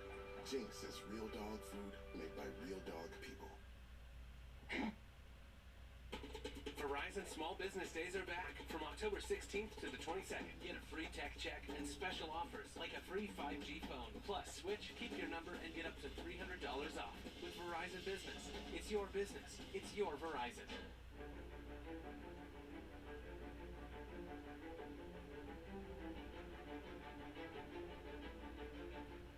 Hamas and Putin represent different threats, but they share this in common. They both want to completely annihilate a neighboring democracy, completely annihilate it. Good morning. Thanks for getting up early with us. I'm Casey Hunt. That was President Biden speaking from the Oval Office last night, just the second time he's done that in his presidency, making the case to the nation for sending more aid to support the war efforts in Ukraine and Israel. He also made this clear distinction between Hamas and the Palestinian people. Hamas, this stated purpose for existing, is the destruction of the state of Israel and the murder of Jewish people. Hamas does not represent the Palestinian people. Hamas uses Palestinian civilians as human shields, and innocent Palestinian families are suffering greatly because of them. Meanwhile, Putin denies Ukraine has or ever had real statehood. CNN's Betsy Klein joins me now. Betsy, good morning. Thank you so much for being here. This obviously something the White House doesn't do very often. It underscores just how important these remarks were to the president himself. What stood out to you last night? Casey, it was a rare Oval Office address from President Biden last night where he sought to tie together Israel and Ukraine and the wars there and make the case really that it is a critical moment for both the U.S. national security and the future of democracy. Now, the president has often said this is an inflection point in history in the battle between autocracy, the world's dictators, and democracy. And he made the case that this is a critical point in that fight, saying really it is time for the U.S. to step up. Here's the president. American leadership is what holds the world together. American alliances are what keep us, America, safe. American values are what make us a partner that other nations want to work with. To put all that at risk, if we walk away from Ukraine, we turn our backs on Israel, it's just not worth it. Now, President Biden said that supporting Israel and Ukraine is a smart investment, that it is an imperative as we both seek to stop Russia and Hamas from causing more destruction across the globe, and also because it sends an important signal of deterrence to other bad actors and adversaries who are also seeking to cause, to really build off of this, the events of the last week. And Biden was speaking directly to the American people. He was trying to galvanize support as the White House is about to make a $100 billion request for more assistance. That includes $60 billion for Ukraine, $10 billion for Israel, $14 billion for border security, something the White House is going to have to really sell. And there's an uncertain path forward. They are confident that they will get bipartisan support, but without a speaker in the House of Representatives, the future is sort of uncertain timing-wise. Entirely uncertain, Betsy. That's a very fair characterization. I think it's worth underscoring that this is really personal for the president, this idea of defending democracy. It's, the reason he argued he got into the 2020 campaign in the beginning of it all, and it's really motivated him fundamentally. He also, Betsy, talked about anti-Semitism and Islamophobia here at home. Yeah, that's right. And I think that was really a moment that stood out as he spoke forcefully against both of those. We've seen a rising tide in both in the last week or so. And really making the case that this is the time for Americans not to be silent, to step up, to call it out. He also had a message for those who have been impacted and said, listen, I see you and you are American. Yeah. All right. Betsy Klein, thank you very much for being up early with us this morning. I really appreciate it. Thanks. And more demonstrations underway right now over Israel's airstrikes on Gaza. The anger fueled in part by a Hamas narrative claiming that Israel struck that hospital in Gaza. And as the State Department advises all Americans overseas to exercise increased caution in a worldwide alert. CNN's Nada Bashir live in Amman, Jordan for us. Nada, explain to us what's going on behind you. What are you seeing? What are protesters trying to say? Well, Casey, behind me now, Friday prayers are ongoing. Hundreds of people have gathered here for Friday prayers, but it is after these prayers that they are expected to begin and must march through downtown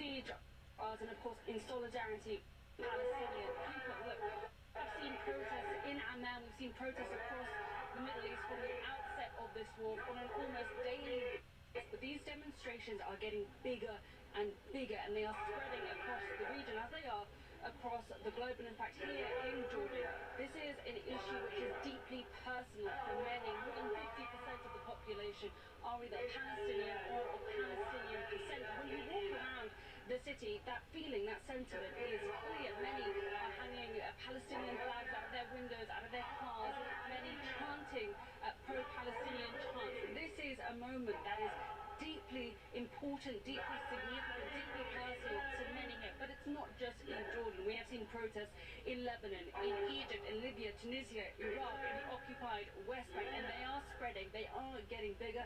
In Cairo, we know that protests will be taking place today with permission of the state. That is a significant move by the Egyptian government. We've heard that vocal condemnation from Arab leaders as well. In fact, we've heard vocal condemnation from international rights groups.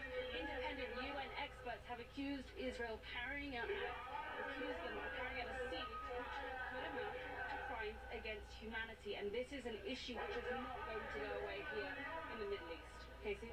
All right, Nala Bashir for us in Amman, Jordan. Thank you very much for that report. All right, let's come back to Washington now, because in just a few hours, Republican Congressman Jim Jordan is planning to hold a news conference ahead of a planned 10 a.m. vote to choose a House Speaker. This, if it plays out as we expect, would be the third vote since Kevin McCarthy was forced out. Jordan lost the first two rounds, but he has vowed to keep trying. This despite a meeting last night with holdouts opposing his bid, where Jordan tried to woo members to his side. Several Republicans told him they're immovable in their opposition and that he has no path to become Speaker. Quote, the purpose of the meeting was to make it crystal clear that it's over, these members said. Multiple sources say an earlier GOP meeting grew heated, with some members getting really angry at Jordan and Congressman Mike Boss cussing out Matt Gaetz, who led the rebellion, of course, that deposed McCarthy. McCarthy yelled at Gaetz to sit down, our reporting says, and when Gaetz didn't listen, another member in the room yelled, sit the F down, Matt. Afterwards, Gaetz seemed to shrug off the hostility. Oh, yeah, I think his passions are a little inflamed. I think he's working through the stages of grief and might be a bit the anger part. Did Congressman Boss lunge at you as well? What's that? Did Congressman Boss lunge at you as well? I think he was pretty animated. I don't know if I would describe it as a lunge. Okay, so we're debating whether or not there was a physical fight over how to become Speaker of the House behind closed doors. Let's bring in Tia Mitchell, the Washington correspondent for the Atlanta Journal-Constitution. Tia, good morning. It's lovely to see you. Jordan has scheduled this 8 a.m. press conference after what was clearly a very contentious night of trying to convince people to get on board with him. We expect he's going forward to a third vote. But I think we're all going to be listening very keenly, because at this point, we're not 100% sure yet what he's going to say. Right, and good morning to you as well. It's very interesting that he's decided to go to the public first before the House convenes at 10 a.m. As you said, we don't know if he's going to forge forward. That's what we think he's going to do. That's where all signs are pointing that he is going to try a third time to be elected House Speaker. But one of the reasons why it's unclear what Jim Jordan is doing is because, as you've noted, the Republicans who oppose him were pretty resolute as things broke up last night that they're not changing their minds, and there are a lot of them. Kevin McCarthy was removed from the speakership with 8 opponents. Jim Jordan has about 20 last time there was a public count, 22 to be exact. And so he would need to flip all but 4. He can only lose 4 votes. And so it just doesn't look like he has the math, but the signals are showing us that he might be wanting to move ahead with a third round of voting anyway. Right, and of course the sort of thing that's been dangled out there is this idea that they could install Patrick McHenry, who is the temporary Speaker of the House, for a limited period of time, say until January, to keep the government open to pass this funding for Israel and Ukraine that the White House wants to push through. But the reality is Patrick McHenry really doesn't want the job. And he keeps saying repeatedly, my goal is to make Jim Jordan the speaker. Does that still feel like a live possibility at this point? So it doesn't feel like much of a possibility. Number one, not only because interim Speaker McHenry has kind of thrown water on the idea, but when we were in the hallways talking with Republicans yesterday, a lot of the rank and file members didn't want to go with that scenario, didn't want to go with that possible way of breaking up the logjam. A lot of them said their constituents want them to elect a speaker.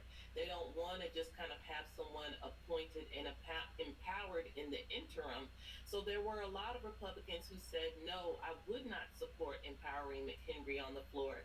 Now, could it possibly pass with the help of Democrats? Yes. But one of the themes, even back to October 3rd and Kevin McCarthy's ouster, is that not only is this a problem of Republicans making, but they have not yet decided they are ready to engage with Democrats to get out of it. So Speaker McCarthy did not engage with Democrats to try to keep his speakership. And now that for 2.5 weeks, the speakership's been vacant, right now Republicans are not ready to engage with Democrats on perhaps empowering McCarthy or something else that can be done to, again, open the House back up. So they're just engaging with each other, and they're at an impasse. They can't find a path forward with Republicans only, but they're not ready to negotiate with Democrats. Yeah, Kevin McCarthy was ready to talk to Democrats, like right there at the very end. It was like we got a little bit of messaging suddenly, it's about the institution, and then there was a lot of anger leveled at Democrats when they declined to help him keep the gavel. I mean, look, big picture here, Tia. Your paper is out of Georgia, critical swing state that voted against Donald Trump and seemed to reject these kinds of politics as well in Senate elections. It's been a pretty consistent reality. I mean, bottom line is this is really reminding Americans of the chaos that goes with a Trumpian Republican Party.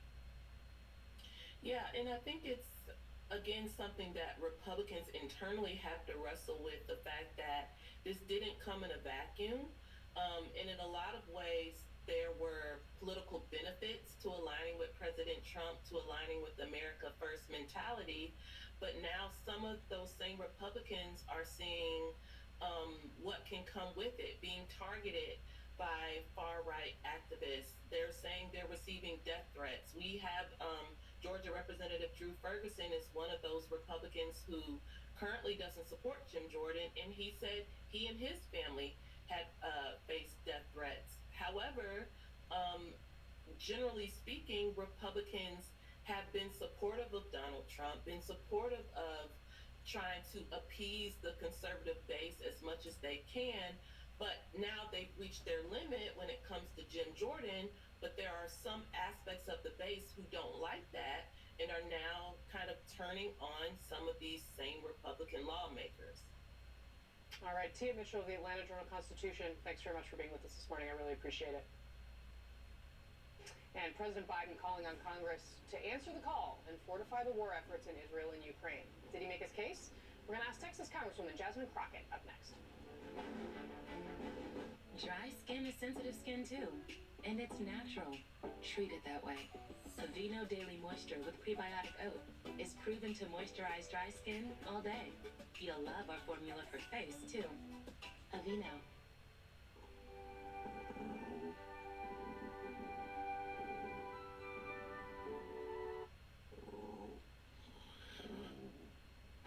Sustainably caught salmon in every bite. Jinx's Real Dog food made by real dog people.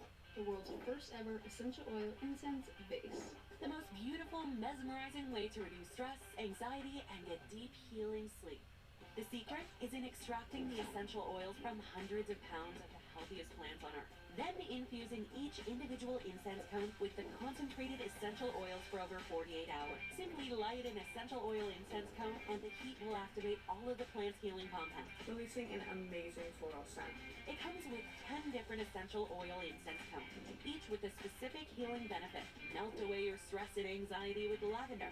Fall asleep faster and deeper using jasmine. It's safe to use around pets. I've been using the incense fountain for a few months now, and I can honestly say that it has changed my life. I used to struggle with stress and anxiety on a daily basis, but since I started using this product, I've noticed a significant improvement in my mental well-being. The essential oil scents smell incredible. They're so relaxing and the cascading waterfall is mesmerizing.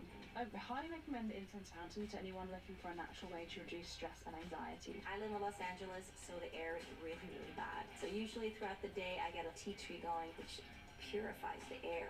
This is an incense burner, which has helped me concentrate better. I've been able to sit in one place for hours and just get my work done, which is something that I would have never been able to do before. It's an experience rather than just having incense burning in your room. During this special TV offer, you can get your incense fountain for the factory direct price of just $19.95.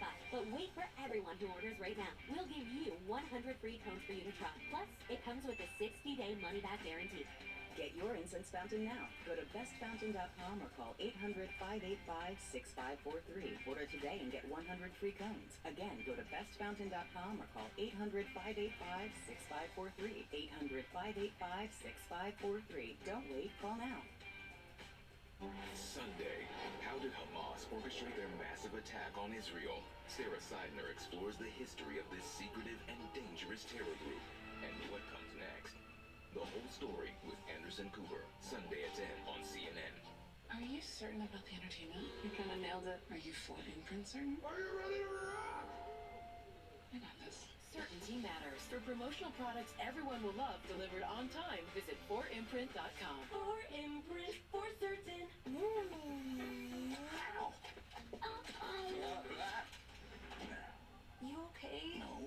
I mean, yeah, just hit the melon. Should we see a doctor? I can't tell a doctor I slipped on a toy. I'm a triathlete. I had a concussion.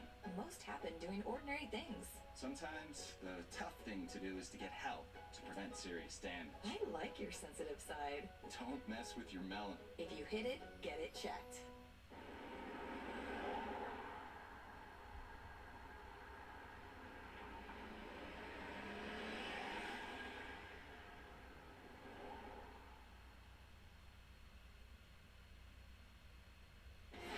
Caitlin Collins in Tel Aviv, and this is CNN.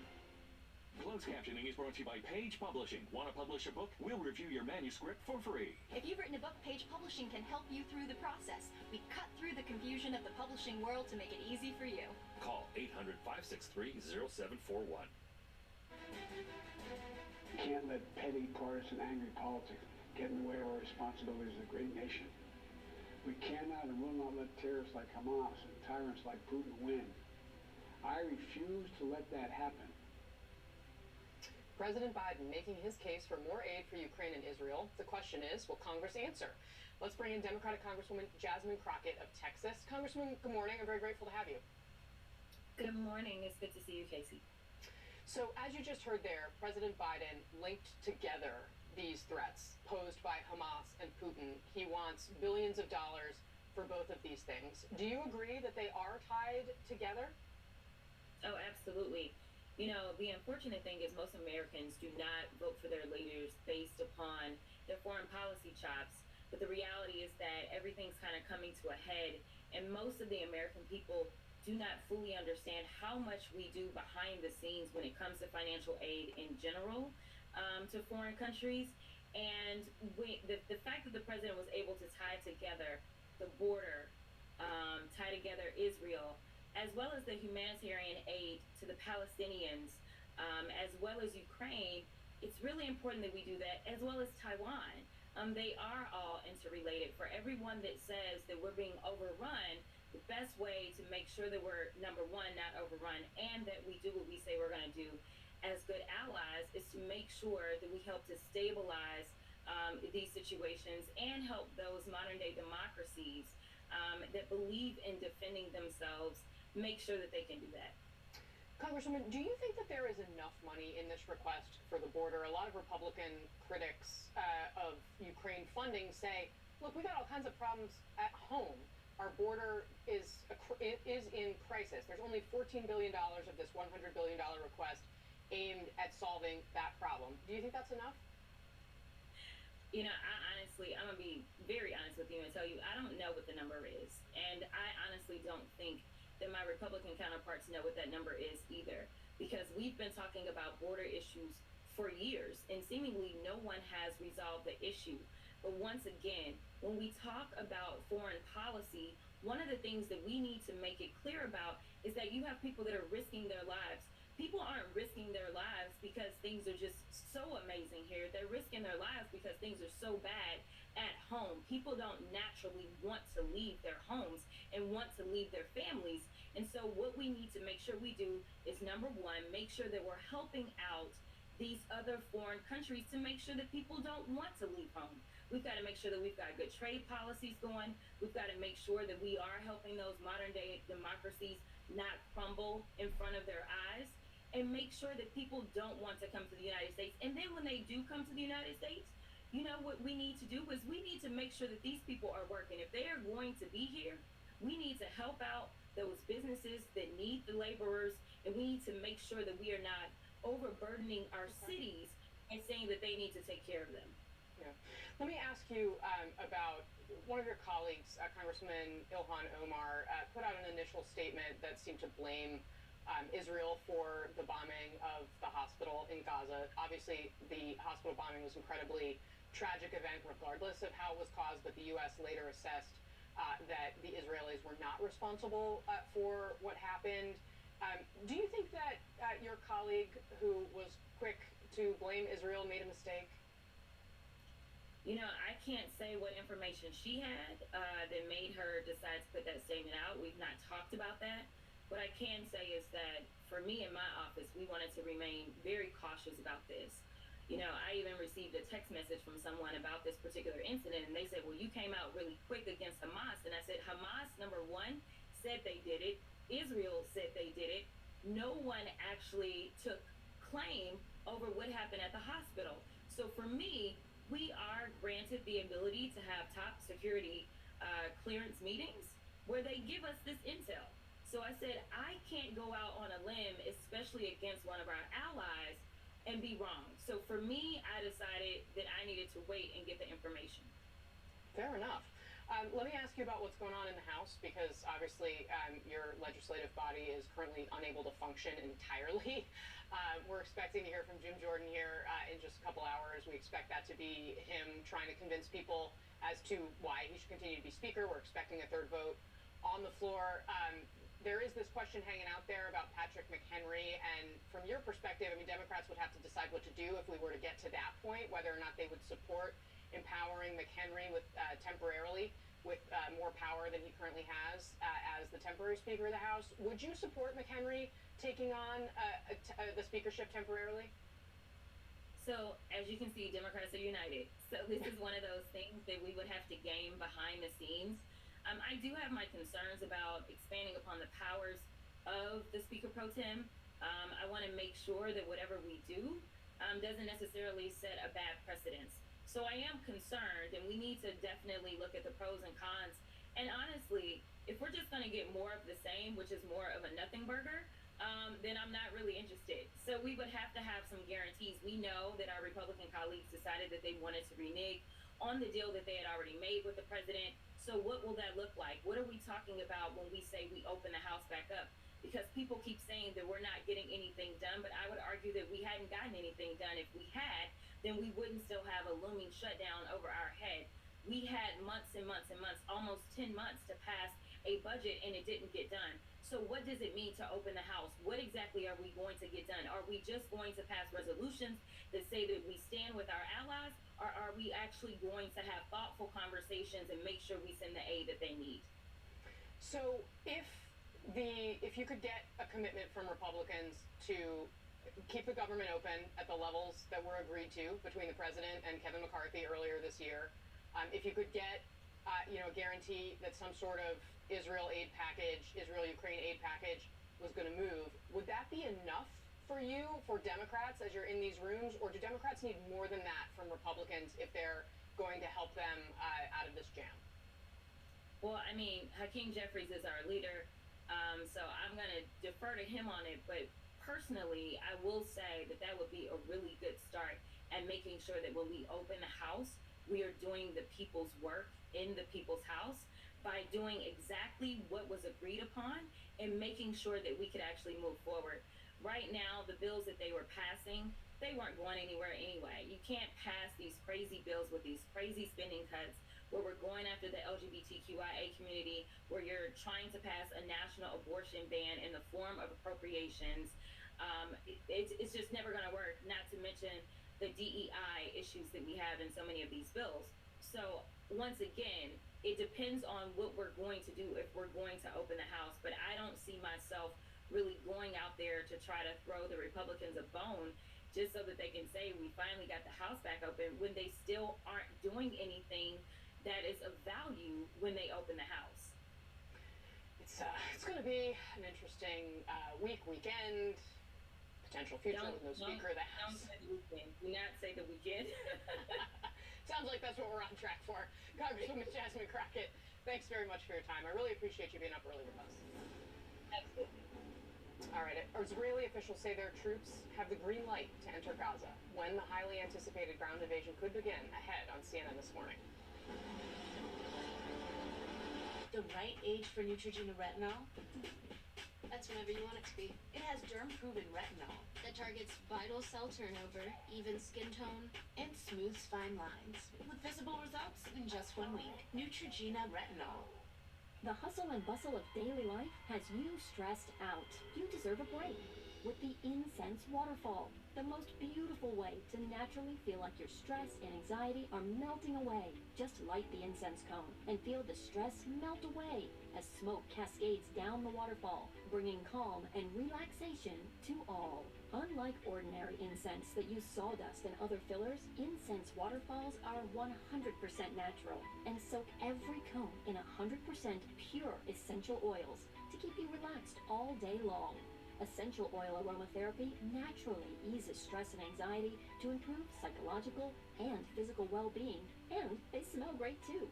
Try lemongrass to relax and unwind with a good book and a cup of tea. Turn your regular yoga session into a blissful experience with orange, or fall asleep faster and longer with lavender. Incense Waterfall offers 10 different scents that are designed to calm the body and relieve stress. I really love all the different scents that it has, but my favorite is the orange because it lifts my mood and alleviates my stress. The lavender scent relaxes me, especially right before I go to bed. Incense Waterfall is going viral online with people all over the world giving 5-star reviews and an excellent score on Trustpilot because they look great, smell great, and can help you relax, refresh, and rejuvenate.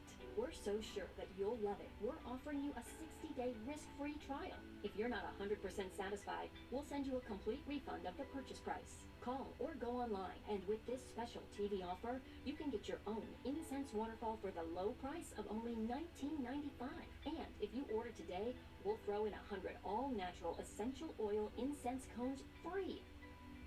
Get your 60-day risk-free trial now. Go to trywaterfall.com or call 800-724-2032. That's 800-724-2032. Call now.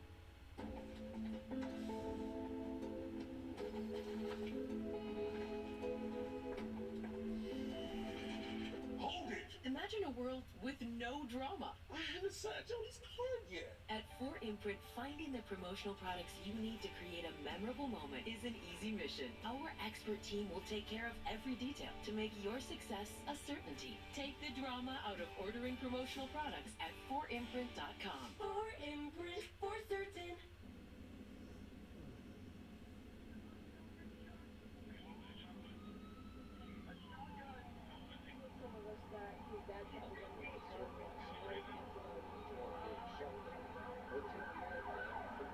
When it comes to making plans, you are the best. The same way you plan each detail for those moments. Start planning to protect you and your loved ones from a natural disaster. Protecting your family is the best plan you can make.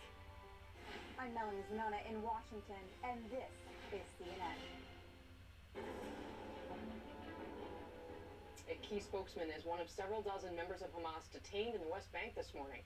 The Israeli military describing it as part of a wide-scale counterterrorism operation, which ended with more than 6 members of Hamas in custody. Reporter Elliot Gotkin is following developments live for us from London. Elliot, good morning to you. This is drawing some fierce pushback from at least one Palestinian group. Can you explain who this person is and what we're hearing? Casey, he's a spokesman for Hamas. He's the main spokesman in the West Bank. He's spent a total of something like 24 years in Israeli prisons in his career. And I suppose it's a bit strange, seeing this and wondering if this may not go down in the annals of the Shin Bet, the Domestic Security Agency's greatest detective exploits, because they've literally said that they've detained a spokesman for Hamas on, and I quote this, suspicion of acting on behalf of Hamas, which I suppose is pretty obvious if he's a spokesman for them. But I think what we're also seeing here more broadly is a blurring of the lines between, I suppose, the political side of Hamas and the military side. Israel is seemingly no longer making that distinction and is going after Hamas both in the West Bank and, of course, in the Gaza Strip. And the spokesman for the IDF this morning saying, in his words, that we're going after each and every one of them, referring to anyone in Hamas inside the Gaza Strip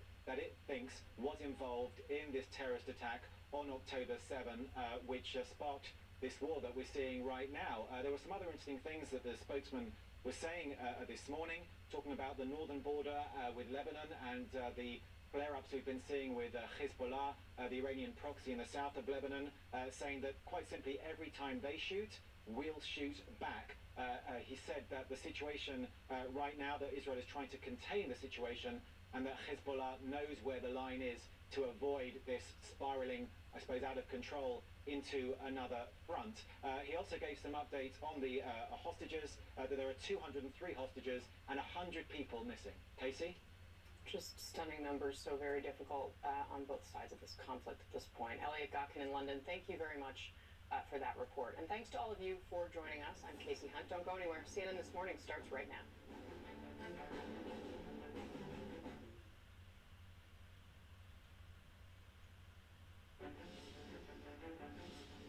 American leadership is what holds the world together. American alliances are what keep us, America, safe. American values are what make us a partner that other nations want to work with. To put all that at risk, if we walk away from Ukraine, we turn our backs on Israel, it's just not worth it.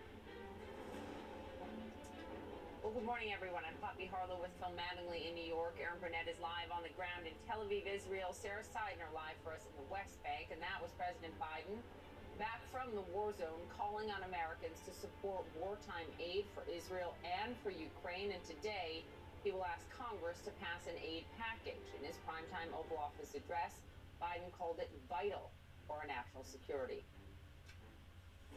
Hamas and Putin represent different threats, but they share this in common.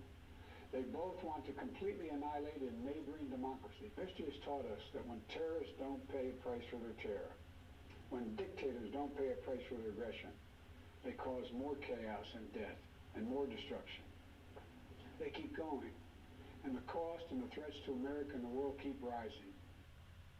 There is, of course, one problem. Congress is paralyzed without a House Speaker, and right now can't actually pass anything. That all comes at a pivotal moment when Israel's leaders are signaling a ground invasion of Gaza could be imminent.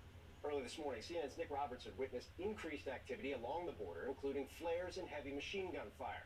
Israel's defense minister visited troops massing near the Gaza border and told them, quote, "You see Gaza now from a distance, you'll soon see it from inside. The command will come." Israeli Prime Minister Benjamin Netanyahu was also near the border rallying troops and asking them if they were ready to deliver a, quote, hard blow.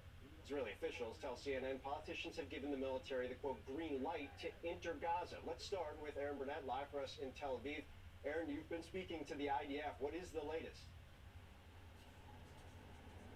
Right, and we've been speaking to sources there and, of course, spokespeople publicly, and they consider it ready. Sources are saying, and of course they don't know either, right? But some sources at the IDF are saying, okay, 48 hours. Doesn't mean it's going to be that. Of course, we don't know when that order will come. We do know, of course, that the reporting is, our reporting is that the Army has been given the green light when they are ready.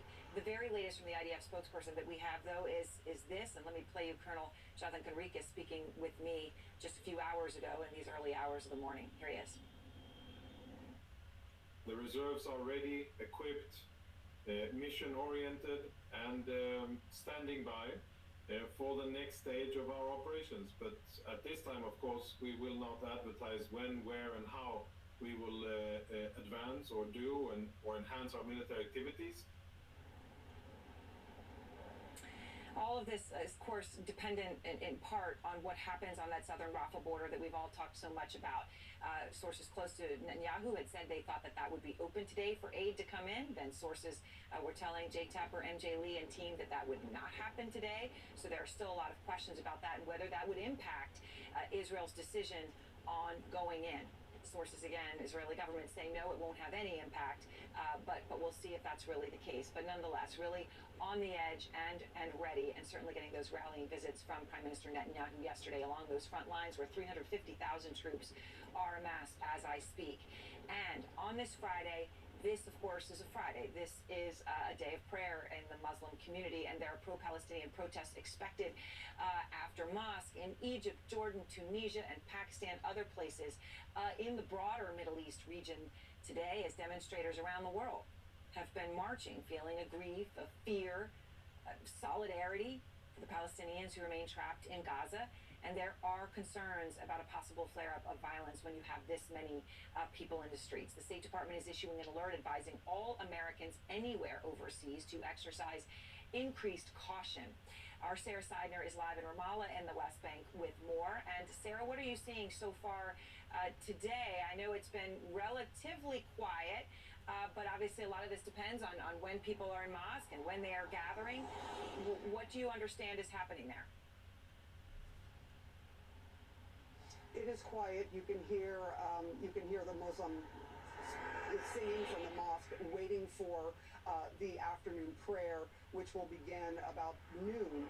But there has been a call by Hamas's political leadership that people come out into the streets and protest in solidarity with the Palestinian people in Gaza who have now been killed in the thousands. We're talking some 3,000 people and some more than 10,000 people injured there, according to the Palestinians there in Gaza.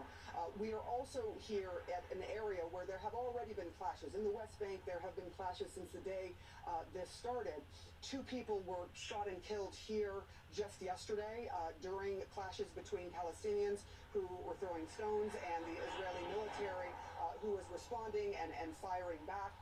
There have been upwards of 70-plus people in the West Bank who have been killed in clashes and in fighting with the Israeli military, and including settlers as well who have been on the attack since all of this happened.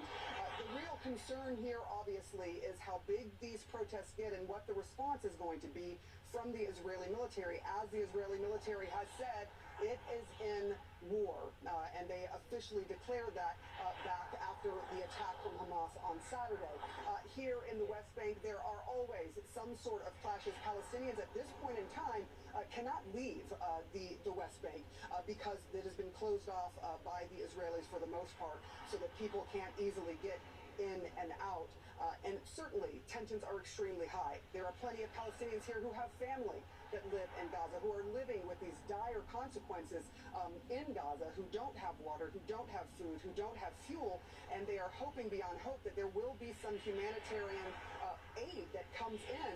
But mostly they are concerned about the airstrikes that continue to go on, and Hamas calling for the entire Arab world and the world at large to come out and protest against what they say is the Israeli occupation of Gaza, and they have been very clear about what they want people to do. We should start seeing some activity after the prayers, after the noon prayers here in Ramallah. Aaron. All right, thank you very much, Sarah. And of course, we're going to be checking back in with you. As Sarah says, it is usually after mosque and prayers end that these protests often begin. President Biden, in his primetime speech, casting the moment in history as what he calls an inflection point and a battle for the world's democracies. Well, we have some new polling about how Americans really feel about this, how they feel about President Biden's handling of the wars in Israel and Ukraine. And the defense minister here in Israel telling troops they will soon see Gaza from the inside. What does that really look like? Is that all those troops on the border? Is that just some of them? What would it really look like? We'll be back.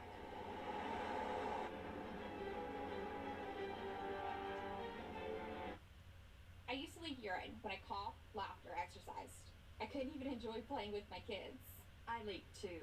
I just assumed it was normal. Then we learned about Bulkamid, an FDA-approved non-drug solution for our condition. It really works, and it lasts for years. It's been the best thing we've done for our families. Visit findyourrelief.com to find an expert physician near you. Ask if Bulkamid is right for you and discuss potential risks. Results and experiences may vary. Move beyond the leaks. The first time you made a sale online with GoDaddy was also the first time you heard of a town named Dinosaur, Colorado. Just got an order from Dinosaur, Colorado. Start an easy-to-build, powerful website for free with a partner that always puts you first. Start for free at GoDaddy.com. Hi, it's Christina again. I'm here to tell you about an all-new special offer from my friends at Jacuzzi Bath Remodel that you don't want to miss. You already know, Jacuzzi has been making water feel great for more than 65 years. And now, they're bringing you this special TV offer. We're waiving all installation costs and postponing all payments for 1 year. Jacuzzi Bath Remodel has a design you'll love at a price you can afford. And, best of all, they can install it in as little as 1 day with no stress and no mess. Are you ready to see your new shower? Here it is. It's fabulous! Taking a shower had gone from being a joy to being a burden. I was afraid I would fall. I called, and just 1 day, I had a shower I could feel safe in. No matter your situation, Jacuzzi Bath Remodel has a solution for you. From a safer, easy entry shower with features like grab bars and a custom seat to keep you feeling comfortable and independent at home, to a stunning family bath, or how about a luxurious upgrade with a timeless design that will look great for years to come. Plus, they're built to last with a lifetime warranty from an iconic brand you know you can trust.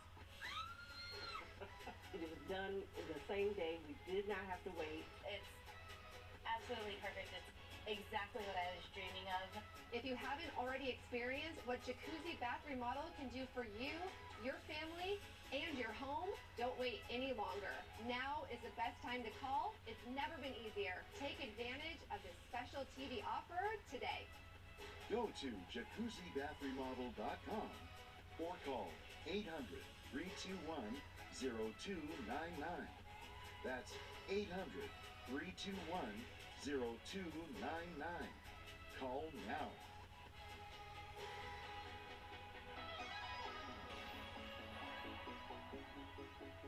Hi, I'm Stacy and I've lost 60 pounds on Golo. I decided to try Golo when I had an international flight coming up, and I realized I couldn't fly being the size that I was. My sister-in-law tried Golo and had lost 50 pounds. So I thought I'd give Golo a try. I didn't expect the results I got on Golo. I was hopeful, but I did not expect it to be like this. Golo just makes sense. This plan works. Change your life at Golo.com. That's GOLO.com. Shopping online comes with digital threats. So turn on NordVPN. Steer clear of phishing websites and encrypt your online traffic. Get the deal now. President Biden alerting the nation that providing aid to the war efforts in Ukraine and Israel is, in his words, quote, vital for America's national security. In an impassioned address from the Oval Office last night, the president explained the funding is imperative for the future of American leadership and for democracies to be sustained worldwide. And he also warned that U.S. adversaries and competitors are watching. Arlette Saenz has more for us this morning from the White House. Good morning.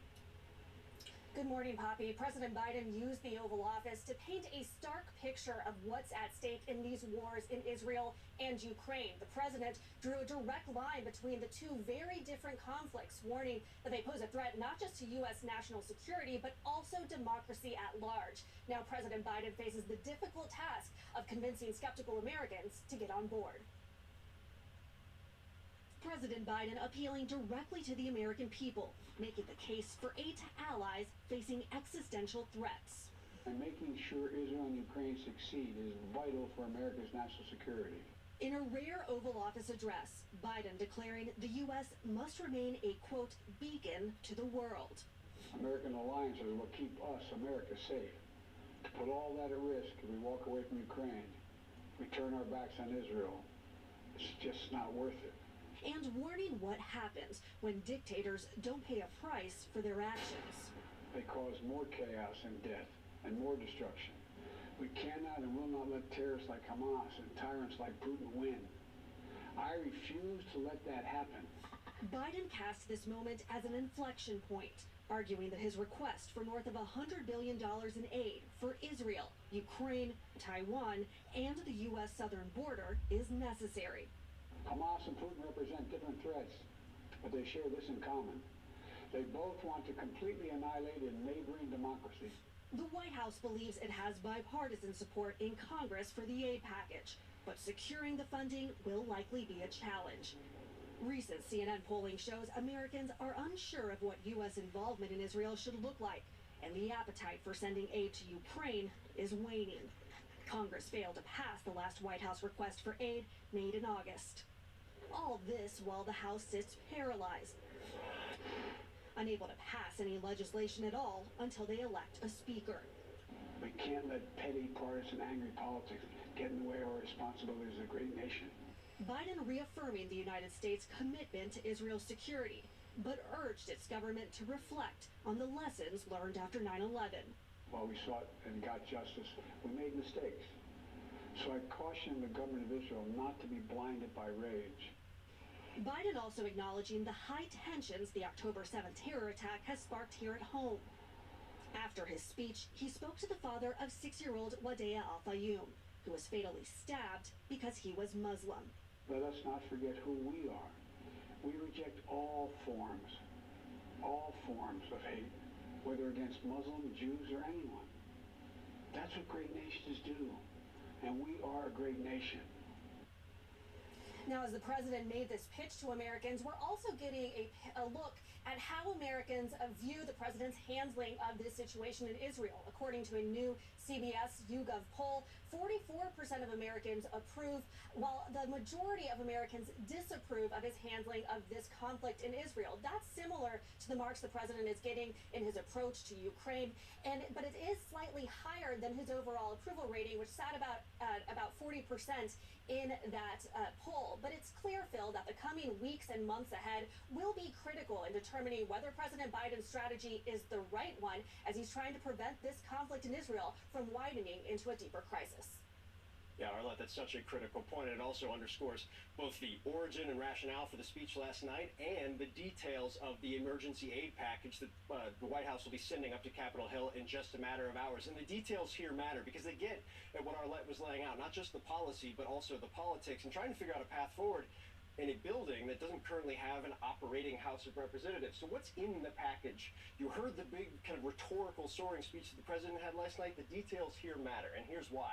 Not only does it include $60 billion for Ukraine, which roughly aligns with an annual appropriation to continue the U.S. aid towards Ukraine for a long period of time, not to have month-to-month re-ups that have caused so much political division given House Republican opposition to much of that aid. When it comes to Israel, the president and his team having very in-depth discussions, I'm told, about what the Israelis needed while the president was over there, landing around $14 billion. But there's also other elements as well. Humanitarian aid, which has been critical, both Ukraine and other places around the world. But look at this, $14 billion for the border, drug trafficking, fentanyl. That's important because Republicans will have to support this plan as well. They point to that as a critical need. The administration says it's critical as well. And also $7 billion for the Indo-Pacific and Taiwan. That is also a bipartisan issue. The administration in this national security package really trying to drive towards something that can get majority support in the House and the Senate. They believe it's there. Whether or not the House actually has a speaker, still at this point an open question. Why the difference between aid to Israel and Ukraine? This is an important point here because it's not as dramatic as it may look in this emergency package. In fact, the $14 billion is roughly what the Israelis were asking for in terms of needs. And here's in part why. If you look at the scale of U.S. assistance and you want to understand just how close this alliance is, $260+ billion adjusted for inflation since World War II is more than any other country that the U.S. gives military aid to. Obviously, Israel was created in 1948. The difference is critical. Ukraine so large in part because it's not just money going to Ukraine. It's going to help U.S. stocks in rebuilding those. Take a listen. We send Ukrainian equipment sitting in our stockpiles. And when we use the money allocated by Congress, we use it to replenish our own stores, our own stockpiles with new equipment. Equipment that defends America and is made in America. Significant from the president making that distinction for the American people, especially for those who do not support more aid there. How this works matters. So this just in, also the U.S. Department of Homeland Security has announced that eligible Israeli citizens and nationals can now travel to the United States for up to 90 days without a visa. This speeds up a previously announced plan, which was set to begin on the 30th of November. Israel joins the visa waiver program that covers citizens in more than 40 countries with biometric passports. Well, overnight, CNN's team on the ground witnessing increased military activity along Israel's border with Gaza, including several flares. What that could mean for the timing of Israel's potential ground incursion. Also, this news overnight, a U.S. Navy destroyer near Yemen intercepted multiple missiles after bases in Iraq and Syria, we have learned, also had to repel drone attacks. The latest on tensions rising across the region. Next.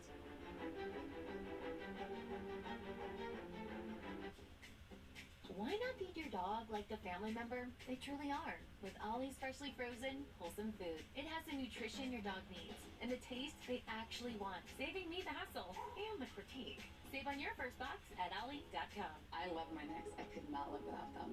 Having period underwear makes life so much easier. I don't think I could ever go back to just using pads and tampons. Just throw them in the laundry and it's super easy. K-N-I-X.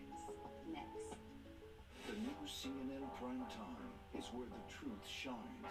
The day's biggest stories. The night's most essential reporting.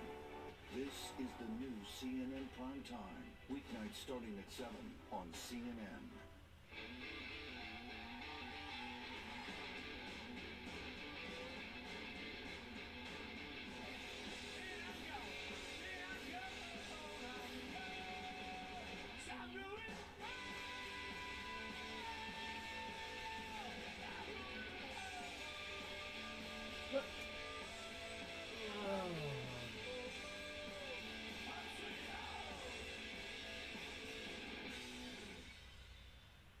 When Lila was ready to sell her ring, she sent it to Worthy, where they took care of everything and auctioned it on her terms.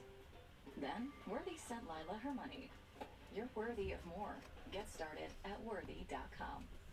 What does human talent look like? Just go on Fiverr. See for yourself. Imagine working with them. Yeah, imagine that. I'm Kara Spinell outside a New York State courthouse, and this is CNN. There are new signs this morning that the Israeli Defense Force could move into Gaza at any minute. CNN has seen a buildup of military right along the border and now flares late into the night. This comes as Israeli government officials tell CNN's Nick Robertson that the troops have the, quote, green light to enter Gaza. Well, those officials also say that Gaza's 50-mile border with Israel will look radically different after any military incursion. They tell CNN that a tough buffer zone will be established, one that would essentially be a no-go zone, and the IDF will be able to go into Gaza and arrest people whenever they want. It's theoretically on their terms, much like they can now in the West Bank. Joining us now at the Magic Wall, CNN military analyst, retired Lieutenant General Mark Hertling. Sir, good to see you. I want to start with the flares, because Nick Robertson was pointing this out. We show video of it right now. And he made clear that that's not the norm necessarily in this moment. What does that tell you? It just tells me that the Israeli forces are looking for something, or they're trying to use a little bit of psychological warfare against the people inside of Gaza. This is not that big of a deal. It is just to show potentially the commanders that are on the scene where different crossing points are, what they're looking for. It's to orient those who are new to the area.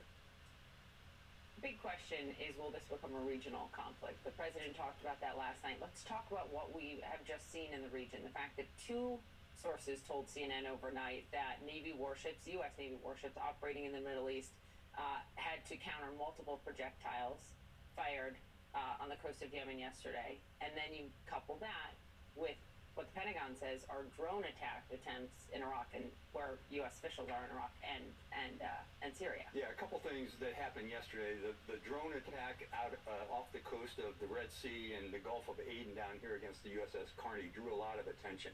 Integrated air defense from that ship shot the drones and the missiles down that were coming out of Yemen.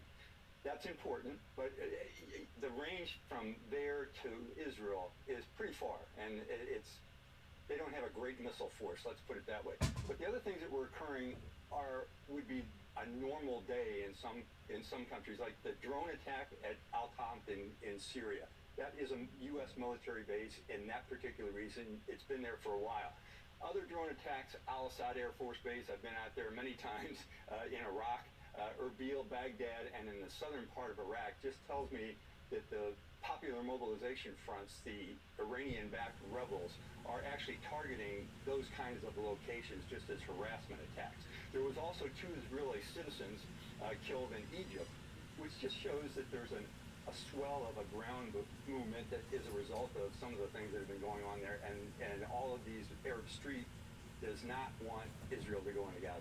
Let me just take a step back to what your point has been, and I think it's very valuable to note that these U.S. bases are often harassed, are often subject to drone attacks or rocket attacks. All of it happening on the same day the president gives an Oval Office address as Israel is preparing for what looks like a ground incursion. Different proxies from Iran, but does that tell you something? Yeah, it's a call for harassment. It's a call for attacks. It is a jihad. They are receiving information from Iran saying, let's up the ante a little bit and show our displeasure at what's going on in Israel. Thank you. Always helpful. Appreciate it. Today. So take a look at this. These are live images right now. This is the Rafah border crossing where critical humanitarian aid is supposed to be getting into Gaza from Egypt. The UN Secretary General is on the Egyptian side where trucks are loaded with aid. They're waiting just to get into Gaza. What we know about when that could happen and why it keeps being delayed, that's ahead. Coming up, we'll speak to a member of Doctors Without Borders who says the main hospital in Gaza is just hours away from losing electricity. Stay with us.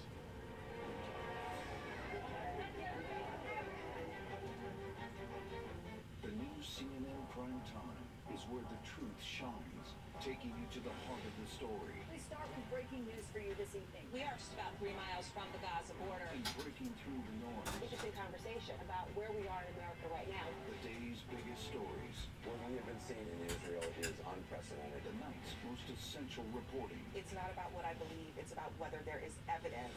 This is the new CNN Prime Time. Weeknights starting at 7 on CNN. That first time you take a step back. I made that. With your very own online store. I sold that. And you can manage it all in one place. I built this.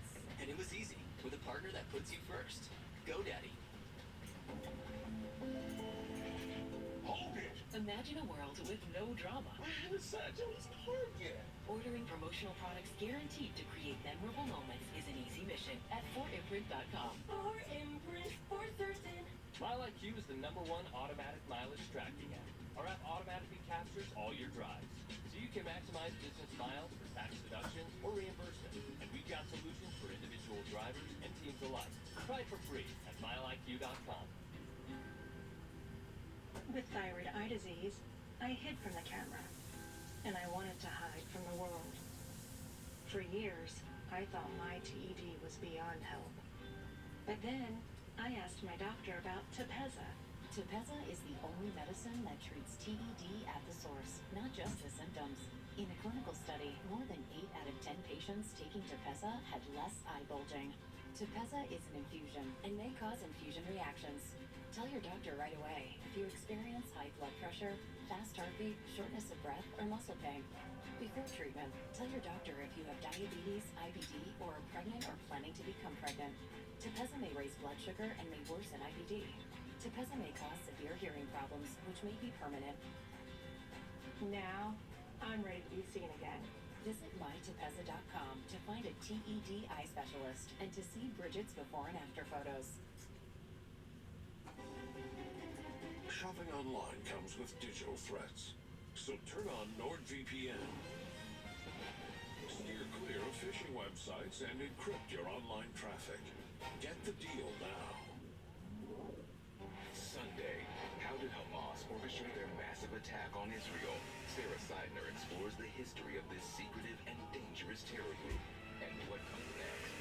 The whole story with Anderson Cooper, Sunday at 10 on CNN.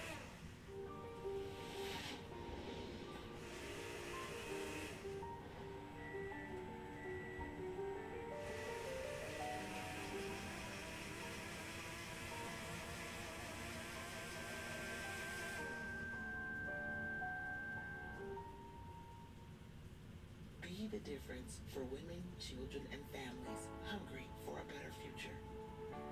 Care.org. Donate today to feed tomorrow. After Homoglow cleaned our place for $19, we fired our old housekeeper. Homoglow tackled everything, from our kitchen to our bathroom, all our laundry. You just pick a date, pick a cleaner, and enjoy a spotless house for $19.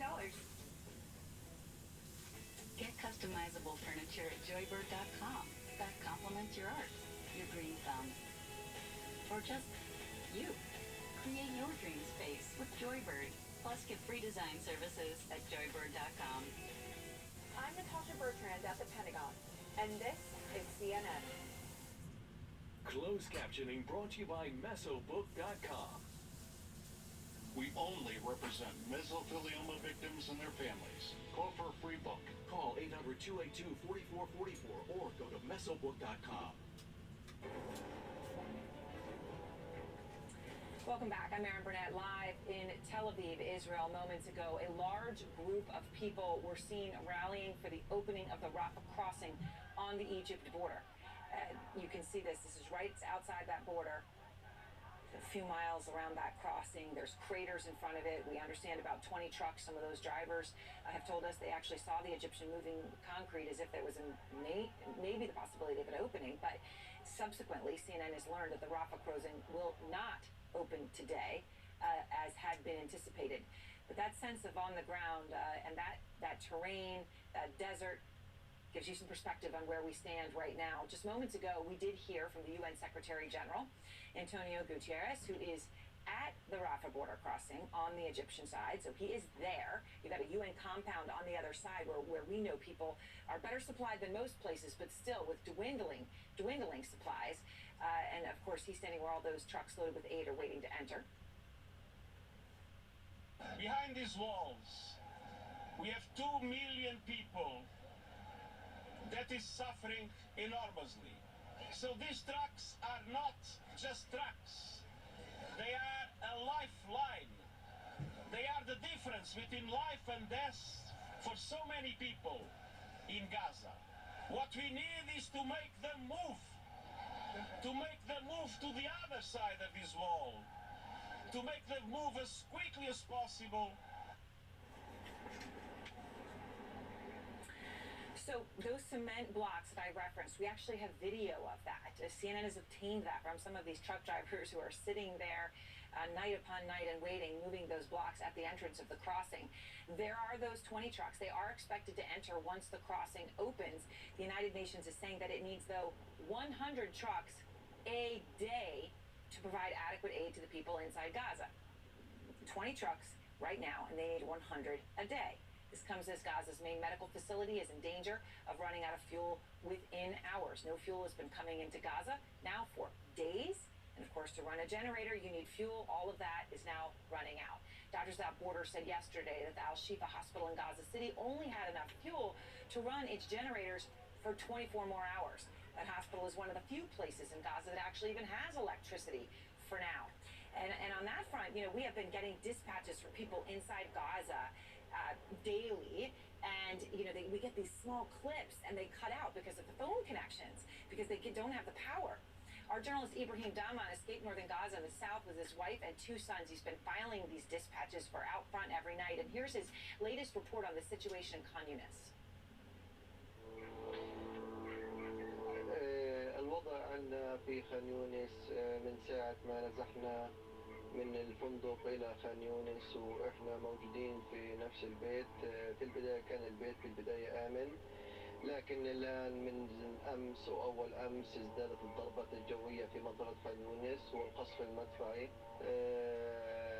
الحياة في خان يونس صعبة جدا. احنا المية الحمامات مية بصعوبة، لما بنجيبها بصعوبة جدا. فيش مية فيش مية شرب. صارت غارة جوية كتير كتير كتير قوية عندنا. الدنيا تملت غبرة بيضة بيضة صارت المنطقة. The world is turning into a white cloud. Something poetic and profound about that horrible image. Joining us now is Avril Benoit, the U.S. Executive Director for Doctors Without Borders. And Avril, I appreciate speaking with you again. I know that you have a team in this main hospital in Gaza, the Al-Shifa Hospital. Can you give us any update on their situation? Yes, Erin, we are really beside ourselves because we often lose contact with them. As you mentioned, with the lack of electricity, the inability to charge phones, cell signals often being cut out. Very difficult to get real-time information from the team, and what we do know is that our medical coordinator was warning that the fuel was reaching catastrophic lows. And of course they will ration, they will try to stretch it out as much as possible because you need that fuel to run generators for the life-saving medical equipment, including incubators for neonates, dialysis machines, and just general functioning for all the trauma surgeries that they're trying to do. You know, the dispatches that we've gotten from doctors at hospitals in Gaza, just the exhaustion in their voice is just hard to hear. I know that the Al-Shifa hospital that you're talking about, Avril, is currently treating victims from that hospital blast on Tuesday. Is there anything you're able to tell us about those victims, about the conditions, anything that you understand from your contacts with doctors there? One of the most devastating things that we've heard in many days, this has been going on for quite a time, is that there's a lack of painkillers. There's a real shortage of anesthesia, and again, those surgical teams are going to have to ration. They're going to have to choose who gets it, who doesn't, who gets the life-saving surgery, who doesn't. Triage, of course, is a really difficult moral, ethical choice based on medical criteria, but it's never easy. So we know that since the beginning of the siege, the hospitals have been overwhelmed. People are also exhausted, including the medical teams that have been working round the clock. Everyone is dehydrated, malnourished, hungry. It's really a difficult circumstance in which to be able to even focus on a mass casualty response that's needed. And Doug, let me ask you about one more thing, because you heard Ibrahim Daman, that's our producer. He's there with his children. You know, they've been sleeping on the floor, and he talks about water, and that there's just enough water, not enough water, and they've had to boil toilet water. I've heard that from a pediatrician, an American pediatrician. Again, the toilet water situation. The teacher from Florida who's there saying the issue is water is the issue right now more than anything. How dire is the water situation, Avril? Doctors Without Borders and Médecins Sans Frontières, we very much agree with that. It is a priority. In order to bring in the fuel necessary to restart those desalination and the chlorination and all the things that would allow filtration of the water that's available, often very salty and brackish water, it's vital. It's essential for life. We also need, of course, medicines because the hospitals have empty shelves at this point. They have consumed what was available, and other places where you might have some stocks are too dangerous to be able to go between and bring the supplies in. And this is one of the most critical issues. So those trucks that are waiting to be able to bring in the life-saving supplies, we really implore that the shortages are going to kill many, many people. It's absolutely life or death at this point, hour by hour. It's essential for that humanitarian assistance to be able to be brought in. And of course, we're deeply concerned with everyone, for the fate of everyone who happens to be in Gaza right now, where nowhere is safe. There's constant bombardment, even in the areas that are purported to be safe. And you have a lot of people with international passports that are as desperate as others to find some safety and hopefully be able to leave securely. Yeah. And you know, without all the constant bombardments, an end to the bloodshed. Avril Benoit, thank you very much. I appreciate your time. And we do just have some news into CNN, hugely significant news, hugely significant for so many here in Israel. The IDF is saying that the majority of hostages held in Gaza by Hamas are alive. The majority. Now, they say that the number of these missing, of those missing, is 100 to 200. with over 20 under the age of 18 and between 10 and 20 of them over the age of 60. Phil and Poppy, obviously, they've said that there are 203 hostages. The majority could be 51% of that. We don't know. It could be the vast majority, right? It could be almost all. We don't know. But I can tell you that even hearing those words for the people we've been speaking to, my God, the hope that they will be given this morning. Also, Aaron, hearing the ages. You have 20, according to the IDF, under 18 years old. Children. Yeah, 20, and we've been speaking to some of them. You know, we know a couple that are ages 2 and 4, and that is going to give such hope to their father. Absolutely. Aaron, we'll get back to you very soon. Thank you very much. And we're following these developments. We continue to out of the Middle East. Meantime, here in the United States, a circuit court judge was shot and killed in Maryland. What we know about that investigation. And Travis King, the U.S. Army private who fled to North Korea in July, has been charged with desertion, among several other offenses. The new details ahead.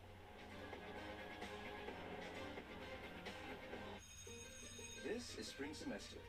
There are over 13,000 U.S. school districts which have become top targets for ransomware attacks.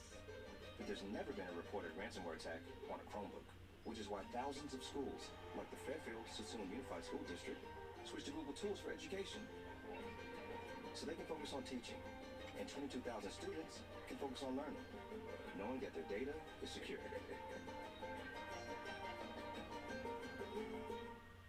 I'm Sholay, and I lost 75 pounds with Golo. I went from a size 20 to a size 6. Before Golo, nothing seemed to work. I was exercising for over an hour every day. It was really discouraging. But Golo is so easy, the weight just falls off. Choosing a treatment for your chronic migraine, 15 or more headache days a month, each lasting 4 hours or more, can be overwhelming. So ask your doctor about Botox. Botox prevents headaches in adults with chronic migraine before they even start. It's the #1 prescribed branded chronic migraine treatment. So far, more than 5 million Botox treatments have been given to over 850,000 chronic migraine patients. Effects of Botox may spread hours to weeks after injection, causing serious symptoms. Alert your doctor right away, as difficulty swallowing, speaking, breathing, eye problems, or muscle weakness can be signs of a life-threatening condition. Side effects may include allergic reactions, neck and injection site pain, fatigue, and headache. Don't receive Botox if there's a skin infection. Tell your doctor your medical history, muscle or nerve conditions and medications, including botulinum toxins, as these may increase the risk of serious side effects. In a survey, 92% of current users said they wish they'd talked to their doctor and started Botox sooner. So ask your doctor if Botox is right for you. Learn how AbbVie could help you save on Botox.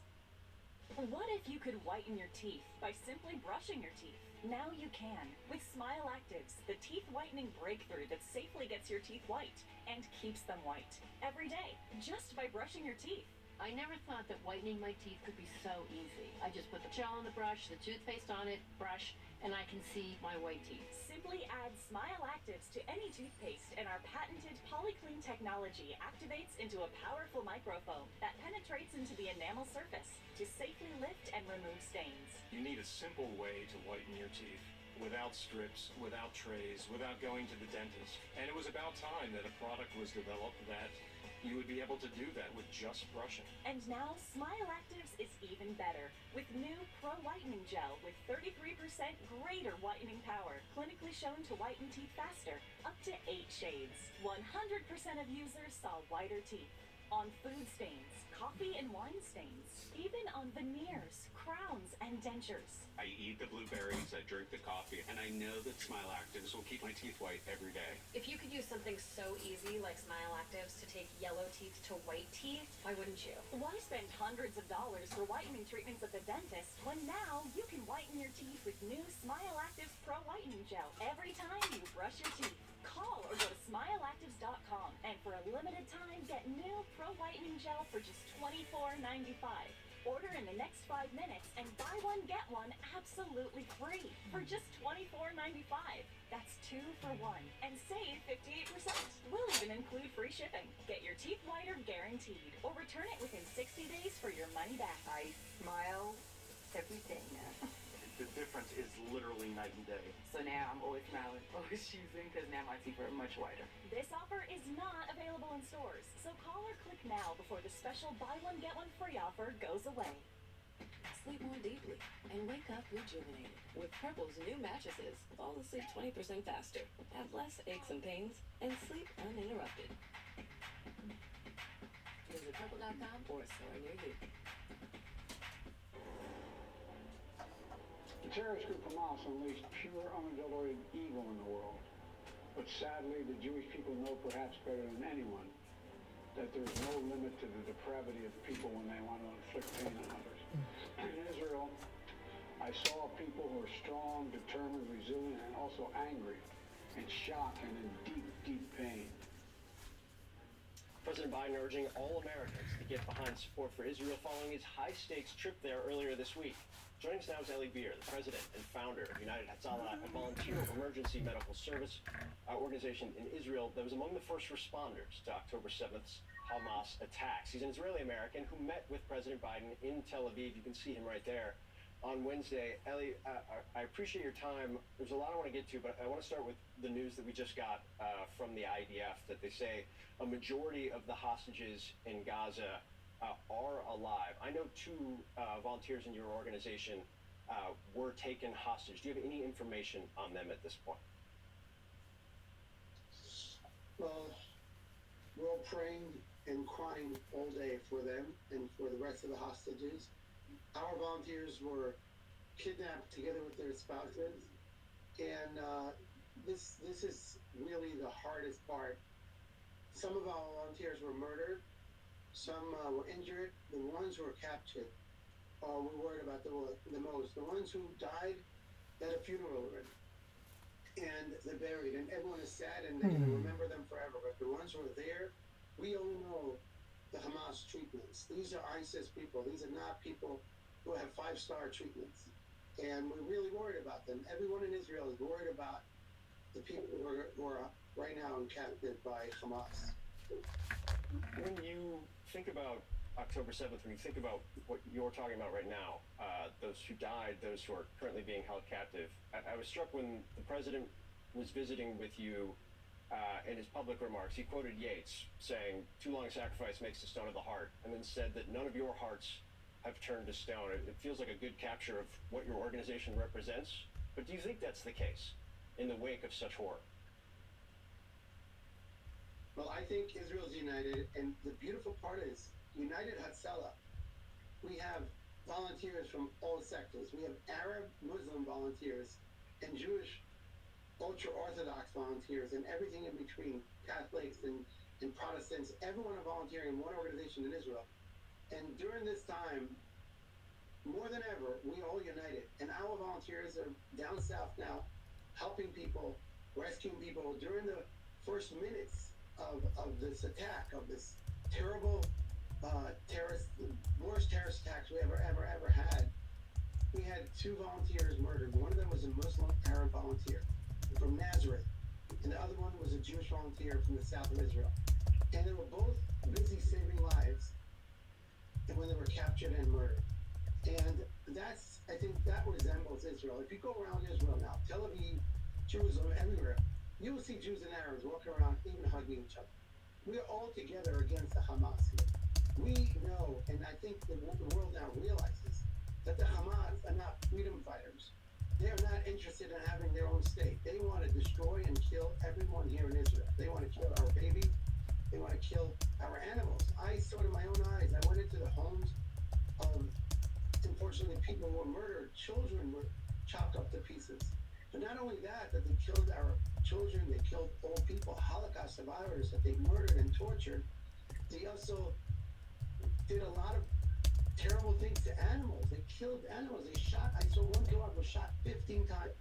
Why do you shoot a dog 15 times? What's the purpose? And I think the reason they all did this is not to fight for freedom, but to destroy Israel. And I'm so bothered by this because this, God forbid, could have been a lot worse. Think about 1,500 people were murdered. They could have gone a lot further into Israel. We had a big miracle. Do you feel like medical professionals were targeted in this attack? Yes, definitely. One of our volunteers, actually a Bedouin Arab volunteer, United Hatzalah. You know, I'm an Orthodox Jew. And I'm so proud that I am together with volunteers who are non-Jewish, who are not like me, we don't go to the same synagogue. And when I started this when I was 16 years old, I started with 15 of my friends. We were all Orthodox. And we grew this, and we called it United Hatzalah. Hatzalah means save. And this Muslim Bedouin doctor was on the way to his hospital in Ashkelon, and then he gets a call from the Hatzalah. We have an app that calls you to the closest call. He didn't know it was a tear stack. Someone was laying in the street, and he got a call that someone needs help, and he didn't understand it was a tear stack. When he arrived on the highway, this was 6:25, he found someone in the street. Then a terrorist jumped on him and caught him and started shooting him in his leg. And he started screaming in Arabic, I'm an Arab. And he started questioning him about, the Quran. Right. Once he realized he's an Israeli Arab volunteering for the United States, he had a jacket like this with an Israeli flag on it. They tortured him, they hung him on a pole. And they kept him there for 9 hours while they were shooting and killing people till the special forces were able to rescue him. We all feel it here in Israel. This organization resembles what Israel is all about. And right now, having you show the world what's really happening here, it's really important for us. We want to get this over. We want to go back to a nice, normal life, like in Palm Beach, like in New York. We want to live a nice, good life. Well, we appreciate your time. More than that, we appreciate the work that you and your team do. Olivier, thank you very much. Thank you, and I want to wish recovery for all our volunteers in Israel Rescue. We have so many people injured, also emotionally, by the way. We didn't speak about hundreds of emotional injuries and physical injuries. Thank you so much. Profound and important words from him. All right, in just over an hour in Washington, D.C., Congressman Jim Jordan is going to hold a news conference ahead of his third speaker vote. As those who oppose his speakership have been receiving threatening calls, all of that straight ahead. I was a teacher for 30 years, and today I'm a grandmother of 9. Technology is essential to our everyday lives, and that's why I'm concerned about our foreign adversaries' influence over the internet. Our adversaries believe in censorship and control. That's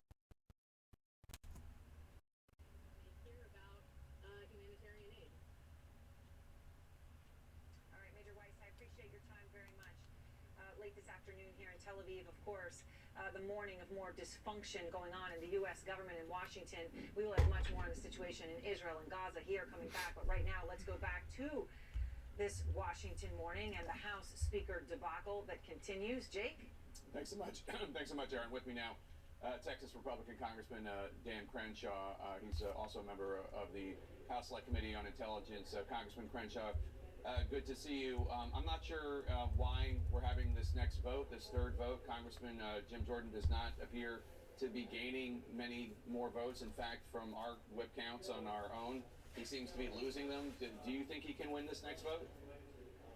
No, the next vote's, he's not going to win it. Your whip count is correct. I'm going to vote for him.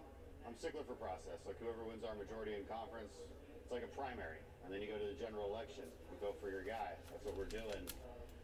But there are no votes, and those no votes are not changing. You and I talked a week and a half ago, and I told you that if Jordan's allies, right, a lot of these online influencers, they're often paid.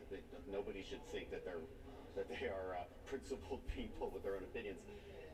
These attacks have become extremely vicious. They're different, right? I've been the subject of a lot of attacks from the far right. These are different, and they have entrenched the opposition. They're not moving. So those are the facts as they are. Those are the facts as they are right now.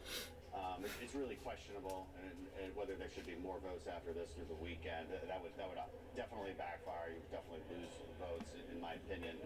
I'm going to advise Jordan not to do that. I think the conference needs a reset. The reset was proposed yesterday, frankly, which is to empower Speaker Pro Tem McHenry with temporary powers to simply bring bills to the floor, which is the main role of the Speaker. Some would argue he already has that power, according to our rules, the way they're written. That would allow us to reset. Stop yelling at each other. Stop pretending that it's the people's work when you're just in a room, yelling at each other about who's the most popular. That's not the people's work. The people's work is what we do on committees. We legislate. We vote bills out of committees. It goes through the Rules Committee. It goes to the floor. The Speaker is just there to manage that process.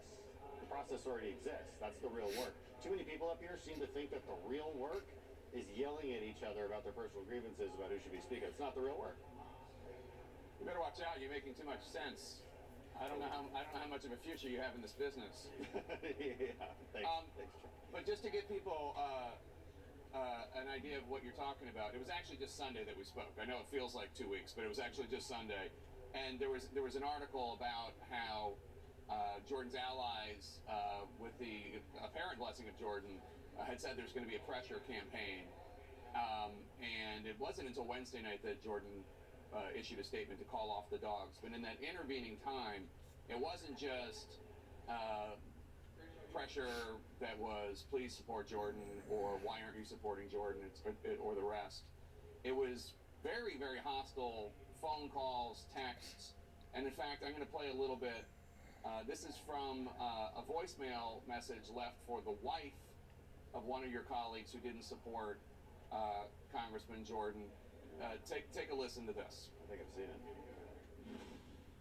Warmonger to keep. So listen, you're going to keep getting calls and emails. I'm putting all your information over the internet now. Everybody else is, and you will not be left alone because your husband, Jim Jordan, or more conservative, or you're going to be molested like you can't ever imagine. And again, non-violently. Again, non-violently, you're going to be molested. And that's the wife of somebody. And you told me Sunday that pressure campaign would be, quote, the dumbest thing you can do. Looks like the pro-Jordan forces did not heed your advice, and that's one of the reasons he keeps losing worse and worse. It is. It is certainly entrenched them. They're not moving. I mean, that is a fact you can take to the grave. Because of people like that beta male who makes threatening phone calls to women, who lives in his mom's basement. He's a beta male. All these online trolls are. You know, the warmonger, they call me that too, right? They've never been in a fist fight in their life. And they should know that I'm calling them beta males right now. I want to make that very clear. Because anybody who threatens women like that is a beta male. And it's unfortunate where we're at. It is absolutely entrenched the opposition. We need a reset. So, where does this end? Will the conference come around just letting Patrick McHenry do the job until January? Just temporary powers, just so? Because I don't need to tell you, there's actual serious business that needs to get done in terms of appropriations bills, what's going on in Ukraine, what's going on in Israel, and on and on. It does need to happen. If Patrick McHenry does not want to do it, he has stated very clearly he doesn't want that authority. Well, you know, there's somebody in line who was designated after him. That list is not public. It was made by Speaker McCarthy. And there's a very good argument to be made that McHenry already has those powers to bring bills to the floor. There is nothing in our House rules that limits the scope of his power. That is a myth that has been perpetuated. It is not true. Now, he has decided that will be the limit of the authority of his powers. And so if that vote did take place, he may very well say, I don't want it. You need to go to the next person in line. That could happen. I think that's our best option now. And then we need a reset on figuring out who can get to 217. And there's talk about candidates. That's fine. Jordan, it would have to wait until Jordan actually decides to step down. And then we take a breath and we have that conversation. I think we should have that conversation while there is a speaker who can bring bills to the floor according to the process that we already have. I'm very unclear on why anybody is opposed to that, though there are a lot of people opposed to that. Yeah, I'm very unclear on a lot of this business, but appreciate your time, sir. It's always good to have you on. Thanks, Jake.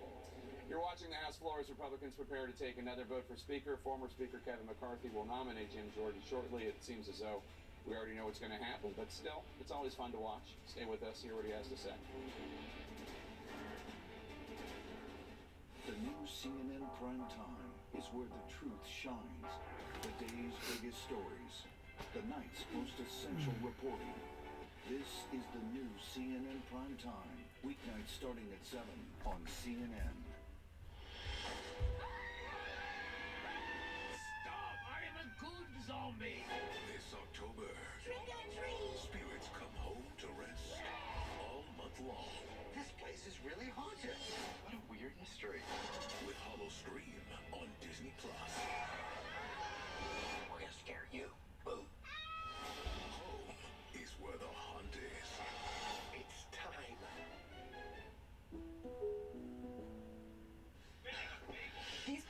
friends can never agree. Emma, we don't always agree. Like, you're into politics. It stresses me out. You sleep hot, I sleep cool. You like sleeping in luxury. I like spending less.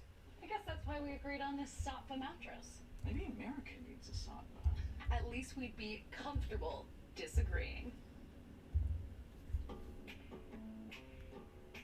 Satva, luxury mattresses made affordable. I'm Rafael Romo in Tel Aviv, Israel. This is CNN. This is spring semester at Fairfield Sassoon Unified.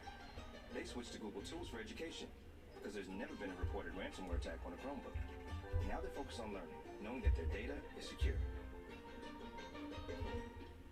Having more energy for me means I want to go out and do more with my life. With Cerevital Advance, I wake up refreshed. I have the energy to travel and live the life I want. And people thinking my daughter is my sister, that never gets old. Cerevital Advance helps me live a beautiful life. Cerevital Advance is an award-winning supplemented alpha. Go to trycerevital.com for your risk-free trial. Just call 800-719-6260 or visit trycerevital.com. If you have this, and you get this, you could end up with this. Unexpected out-of-pocket costs. Which for those on Medicare, or soon to be, is a good reason to take charge of your health care. So consider this. An AARP Medicare Supplement Insurance Plan from United Healthcare. Why? Because Medicare alone doesn't pay for everything.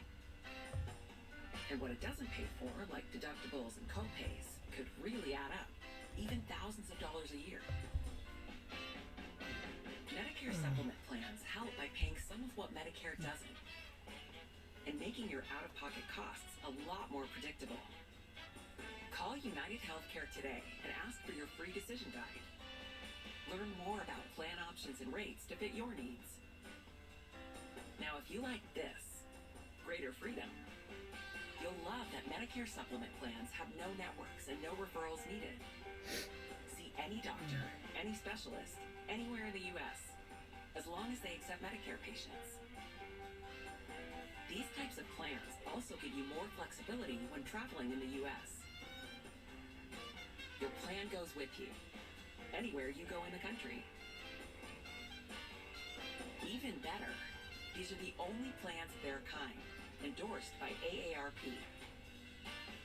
Call United Healthcare today for your free decision guide. So if you have this and want less out-of-pocket costs and more peace of mind, consider adding this, an AARP Medicare Supplement Plan. Take charge of your healthcare today.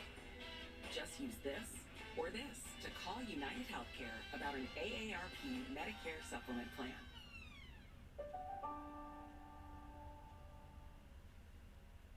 From pep in their step to shine in their coats, when people switch their dog's food to the farmer's dog, the effects can seem like magic. But there's no magic involved. It's just smarter, healthier pet food. It's amazing what real food can do. These are people who are trying to change the world. Startups have this energy that energizes me. I'm thriving by helping others thrive every day. People who know BDO. Welcome back. I'm Dana Bash on Capitol Hill, where we are waiting for Jim Jordan's third try to become Speaker of the House. This is day 17. Day 17 with no Speaker of the House, and there's no indication that Jordan has flipped enough Republican votes to win. In fact, the indications are that he's going the other way. Now, right now, what you see on the screen there is the House of Representatives taking a roll call, gathering everybody for the vote that we are going to see ahead. Let's go to another part of the Capitol where our Lauren Fox is. And Lauren, I know you've been talking to members all morning about where we think this is going to end up today. I know I have heard pretty strongly from some of Jim Jordan's fellow Republicans that they think that 22, the last vote, the second vote, that number of votes against him will likely go higher. Yeah, that's exactly right, Dana. And that is why there is some debate within the conference, even among supporters of Jim Jordan, about whether or not he should try to force repeated votes today and into the weekend. You heard from some of his colleagues yesterday that that was potentially something he was looking at doing.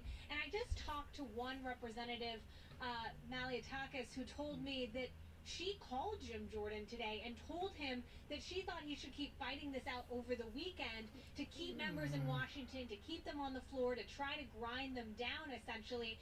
But you and I both know, Dana, that that kind of strategy can absolutely backfire. In fact, I just talked to another Republican, Representative Molinaro, who told me that he is not going to be voting for Jim Jordan on this ballot. And in fact, what he thinks Jordan should do is just go back to conference, have another closed-door meeting, and let Republicans sort out who the next candidate should be to be the speaker. So many varying opinions about what the strategy should be right now. But Dana, you can imagine that if they go round after round, today, tomorrow, into Sunday, that is probably not going to help Jim Jordan warm himself to any of his colleagues who are saying and have told him over the last several days they are not voting for him, they are never voting for him, and that he needs to step aside.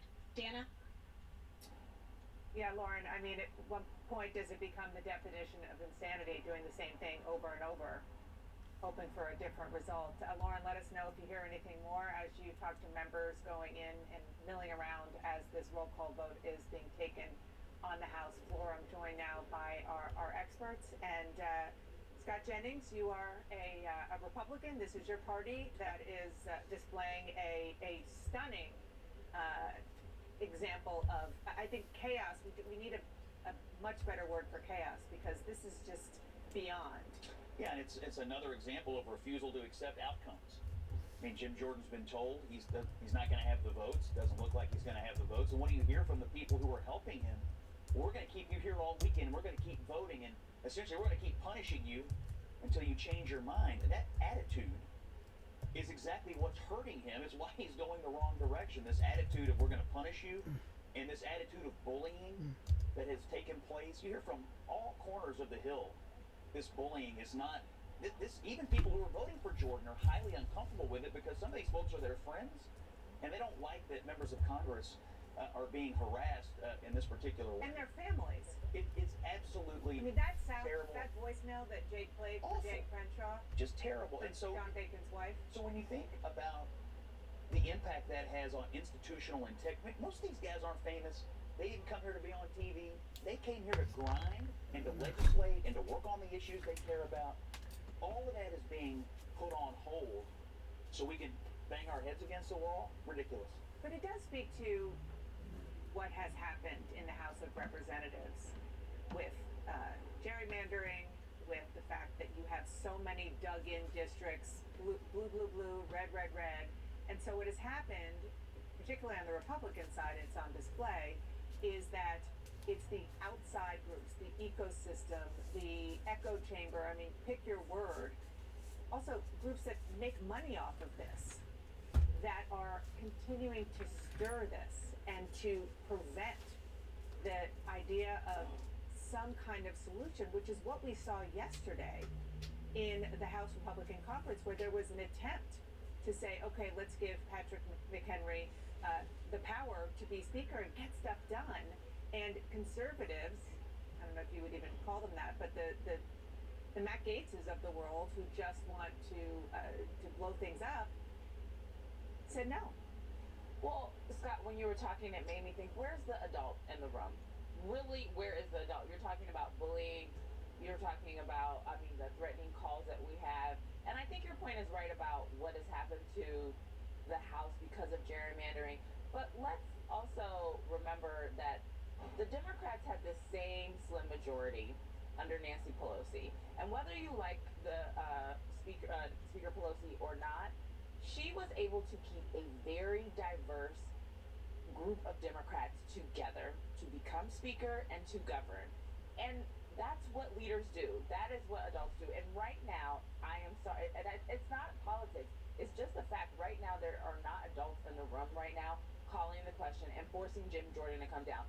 It is absurd. It is embarrassing to call a vote right now, knowing you are going to lose probably even worse? Well, that's the thing, and I'm going to go to Manu Raju. Manu, speaking of calling votes over and over again, you just had a conversation, I know, with former Speaker Kevin McCarthy. His ouster 17 days ago was what prompted what we're seeing right now. I know he's going to give the nominating speech for Jim Jordan. What did he tell you? Yeah, he's still indicating that Jordan potentially could get there. He's counseling some patience. He says that, we'll see what happens on this vote. I pressed him time and time again about the expectation that he's probably going to lose even more Republican votes. He didn't want to entertain that at this moment, but that is exactly what is expected here at this moment. He said this is chaotic. We need to elect a speaker. Then he went on to criticize the 8 Republicans who voted with Democrats to oust him from the speakership. He continues to call them the crazy eights. I said, well, if Jordan can't get there, then what's next? He said, well, who can get 217 votes? And that really remains the key question. But Dana, I can tell you also, I talked to several Republicans on the way into votes, including one of them, Congressman Mike Garcia of California, who's sticking with Jordan for now, but said if Jordan continues to lose votes, then they're going to have to reassess his candidacy, that Jordan should himself reassess things. So you're seeing some concern from Jordan supporters themselves that he can no longer continue in this race if he continues to bleed support. So expect that pressure to mount after this vote if he does in fact lose more than 22 Republican votes, which we expect, for him not to continue in this race from even the people who are now backing him. That is going to be a real issue that he will have to navigate, even as his most ardent supporters are telling him to fight on, battle this, potentially take this through the weekend into next week, eventually try to get there. A lot of those members are simply getting weak-kneed, are getting tired about this very bitter process that we have seen unfold over the last couple weeks. That is going to be his huge challenge in the days ahead. Will it be time for him to step aside after this vote, or will he turn to continue on? That will be a question for him, but as you can see, a lot of members losing patience down. Yeah, I think patience left the building a long time ago. Manu, thank you. I want to go to former Republican Congressman Charlie Dent, bring you into this conversation. Do you think that Kevin McCarthy really believes what he is saying to Manu and others, that he just thinks that Jordan can grind this out? Do you think he really believes that? No, I don't. And frankly, Dana, what we're really witnessing here is the fight I was hoping that this party would have had years ago. This is a fight between the institutionalists and the Trump populists. And the battle lines are drawn. What's really interesting today is how many more people are going to join the institutionalists and vote against Jim Jordan. That is really what we're witnessing. The House Republican Conference is deeply fractured right now for the whole world to see. I mean, to watch Jim Jordan this morning at that press conference talking about making the appropriations process work, he was speaking to his detractors, Kay Granger, Mario Diaz-Balart, Steve Womack, Mike Simpson. These are institutionalists, serious people who want to govern. And they must hear that. They are immovable objects right now. And so this fight must occur. Does this party want to be about policy and Patrick ideas, or does it want to be about forgive me for interrupting. Patrick McHenry is gaveling in the House. On the election of a speaker. If the tellers will please come forward.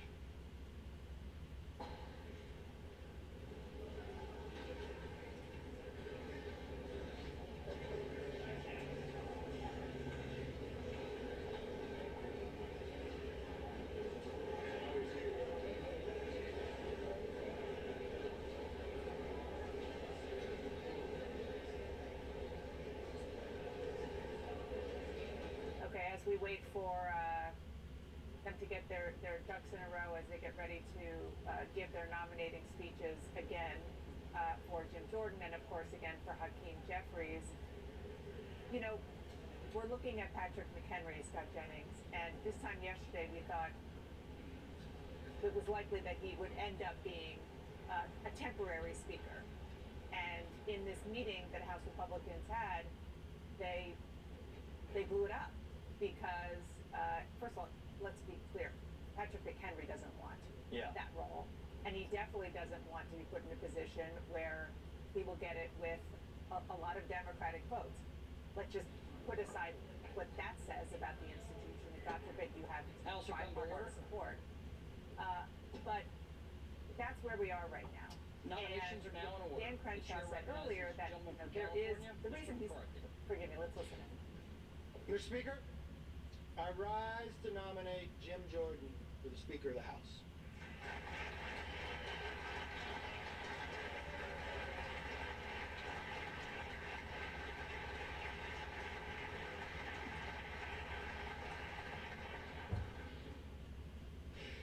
Now, I've listened to the speeches this week, and I can already tell you what my friends on the other side will say using their poll-tested phrases. But let me correct the record. Jim Jordan is an effective legislator.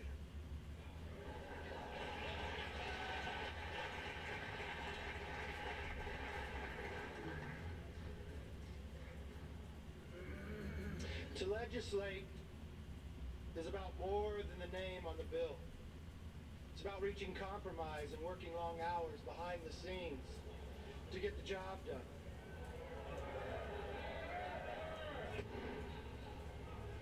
The House will come to order. Gentlemen, may resume. When you are the chairman of a committee, you are responsible for dozens of bills passing the House and being signed into law. So let me tell you a few facts that don't come out of the polls. As the leader of the Judiciary Committee, Jim has passed more bills through the House in just 3 years than the entire Democrat leadership team that has their collective 28 years in Congress.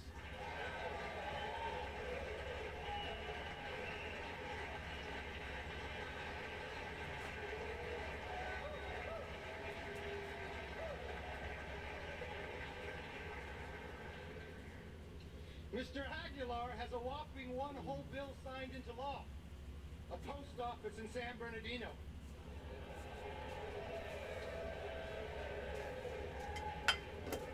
I guess that's good enough to be caucus chair. Jim Jordan, on the other hand, has a hand in drafting bills like the REINS Act to curb unaccountable bureaucrats. He helped negotiate and pass H.R. 2, the strongest border security bill this House has ever passed.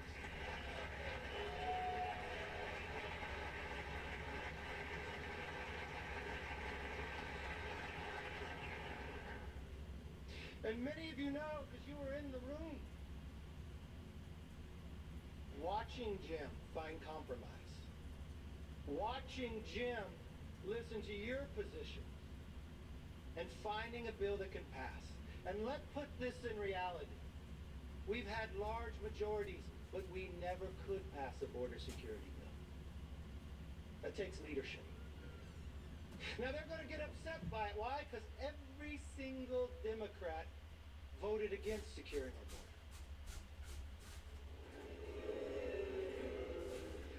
Democrats are attacking Jim because they don't want the American people to remember that they voted against securing and keeping a wide open border. They may not want the American public to know the number of people we catch on the terrorist watch list. They may not want people to know what the future holds in the security for our nation based upon their policies. Name me one bill Democrats passed that would secure our border. I'm waiting. You can't, because they haven't. Mr. Speaker, the truth is, if we measure lawmakers by how many bills have their name on it, we are using the wrong measuring stick. Some of my members I know with the most bills to their name are the most selfish. Jim Jordan, on the other hand, is one of the most selfless members I know.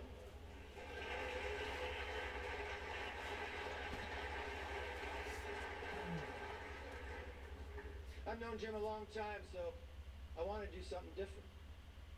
I actually called the freshman members on his committee and asked them, what do you think of your chairman? Here's just a few. I quote, Jim empowers every member of Judiciary to pursue what interests them. I quote by another, he lets each of us take the lead on the issues that are important to us, even letting freshmen and junior members take important roles. Another one, he trusts our judgment on how we handle issues and witnesses, and always seeks our input on key issues. Another. As a freshman, he had me lead off a hearing that related to my subject matter expertise, and he goes out of his way to highlight member successes. He is straightforward, honest, and reliable. That is who Jim Jordan is, and that's what being the speaker is all about.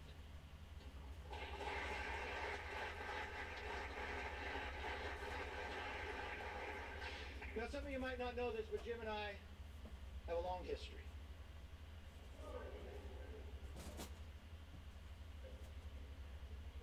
We created because we take our job serious.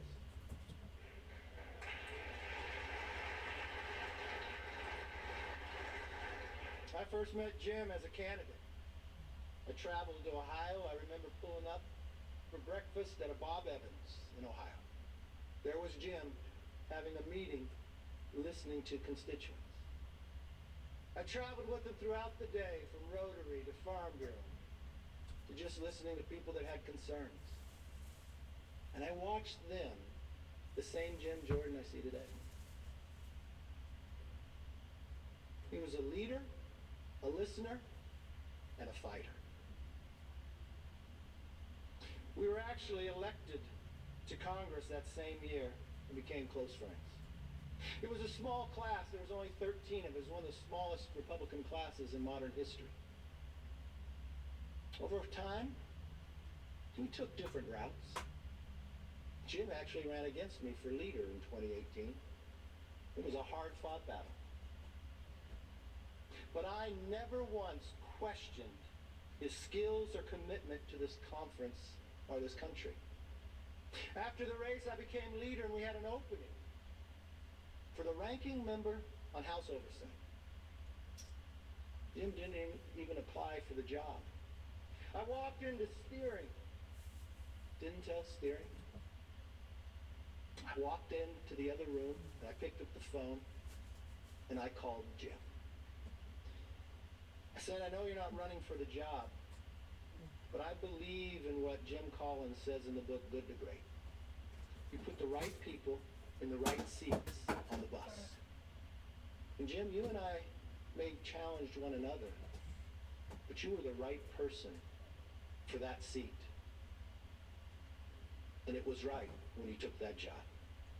It was right again when I asked Jim to step up and join the Intel Committee when Democrats put politics over people and turned the Intel Committee into an impeachment committee. It was right again when we asked Jim to step up and be the right person to lead Judiciary Committee as chairman. And Jim is the right person to take that seat behind me to be our next Speaker of the House.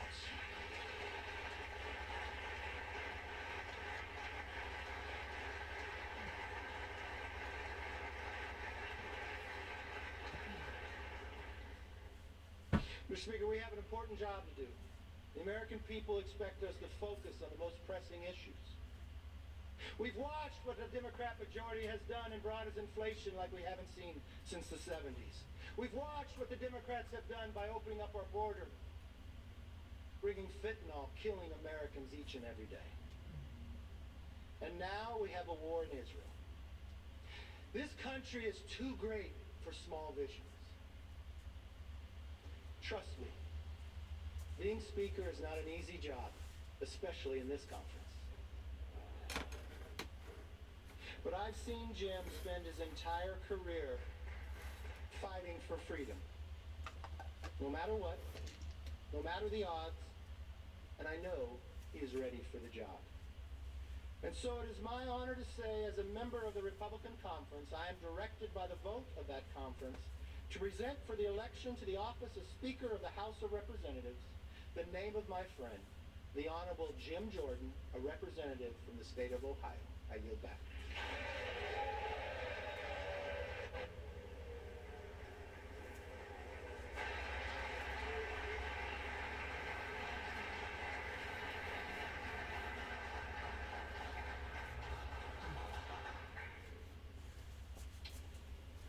The chair now recognizes the gentlewoman from Massachusetts, Ms. Clark.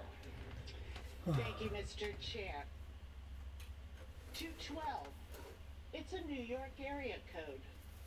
And it's our call for a speaker of integrity, intelligence, and inclusion. 212 is our call for a speaker who will protect our children, our veterans, our planet. 212 is our call for a speaker who will grow the middle class, lower costs, create good paying jobs, and make healthcare affordable. 212 is our call for a speaker who will secure liberty, justice, and opportunity for everyone. Well, the unanimous call of 212 House Democrats has been answered by our nominee for Speaker, the gentleman from Brooklyn, the leader of our House Democratic Caucus, the Honorable Hakeem Jeffries.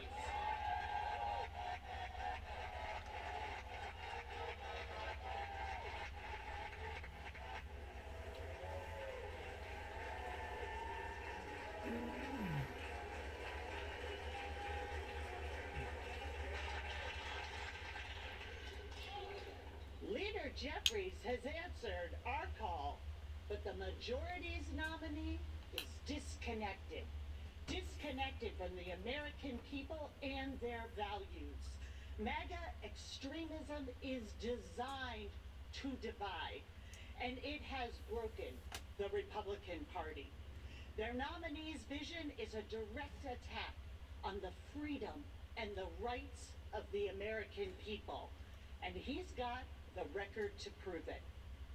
The Republican nominee has voted against health care for children, for veterans, even for 9/11 survivors. He has opposed lowering the cost of insulin repeatedly. He wants to cut Social Security and Medicare. Don't take it from me. It was raised on the other side of the aisle just this week as a selling point to make him speaker. Over his 16 years in the House, the Republican nominee has never supported a farm bill. What does that mean? What does that mean? It means he has turned his back on farmers, on rural communities, and the 11 million children who go to bed hungry in this country. The Republican nominee wants a national abortion ban with no exceptions for rape, incest, or the health of a mother. We want to make our own healthcare decisions in consultation with our families, our doctors, our faith, not with Jim Jordan.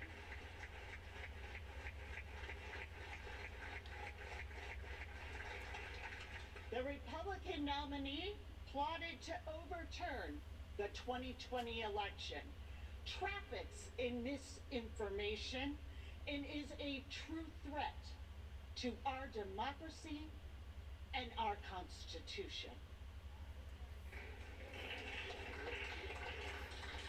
I have had the privilege of working here in the People's House for almost 10 years.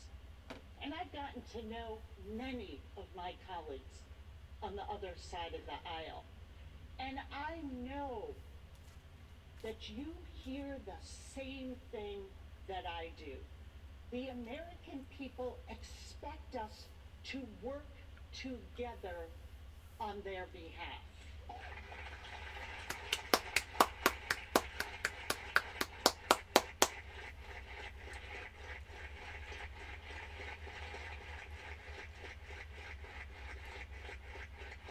It is not too late for the majority to choose a bipartisan path forward to reopen the House. Take yes for an answer.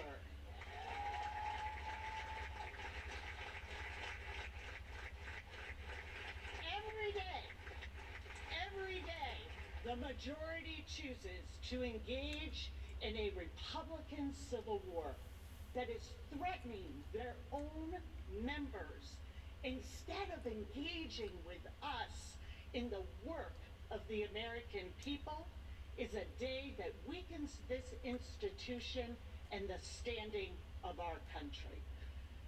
We need a speaker who will govern through consensus, not conflict. We need a speaker worthy of wielding that gavel. A leader who will defend democracy, not degrade it. More than ever, we need proven, patriotic, people-first leadership. And that is why I am proud to nominate Hakeem Jeffries as Speaker of the House.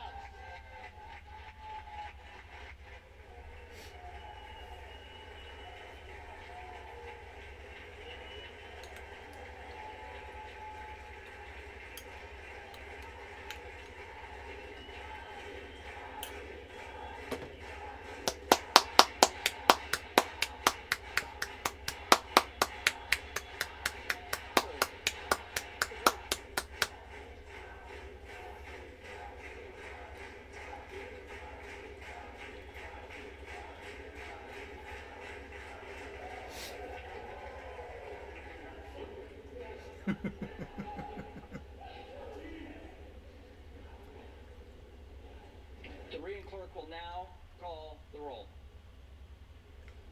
Adams. Jeffries. Adderholt. Jordan. Aguilar. Jeffries. Alford. Jordan. Allen. Jordan. Allred. Jeffries. Amode. Jordan. Armstrong. Jordan. Arrington. Jordan. Auchincloss. Jeffries. Babin. Jordan. Bacon. McHenry.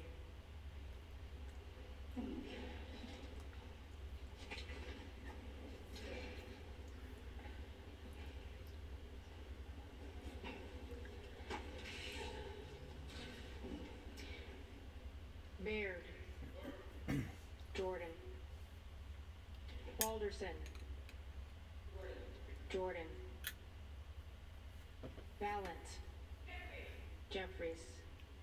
We're listening to what is now familiar Jordan. as we are on the third vote Barr. for Jordan. Jim Jordan for Speaker. An interesting Bennigan. moment. Don Bacon, Republican of Nebraska, who had never voted Dean for of Jordan, Florida. twice earlier voted for Jordan. McCarthy, this time voted for Patrick Beatty. McHenry, who is the temporary Jeffries. Speaker. And Betts. noteworthy that he is somebody Jordan. who has been Barra.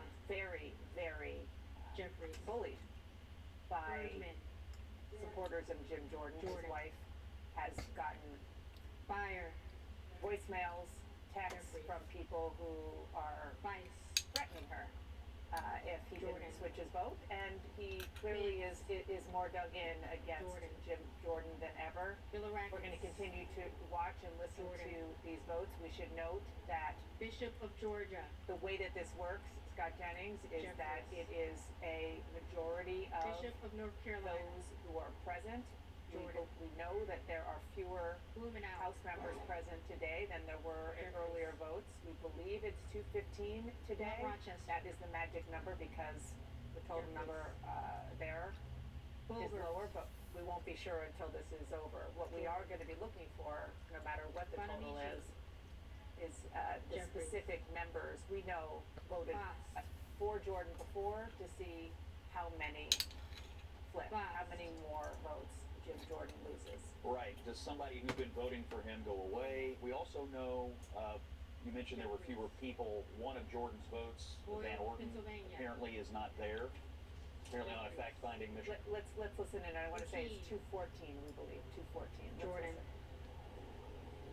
Brown. Jeffries.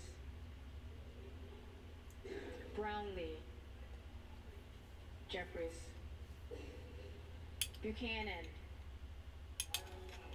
Donalds.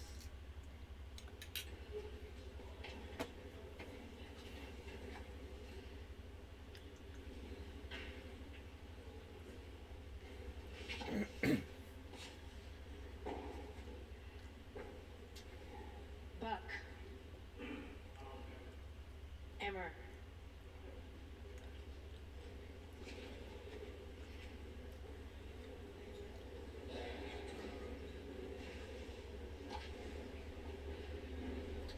Bouchon. Jordan. Budzinski. Jeffries. Burchett.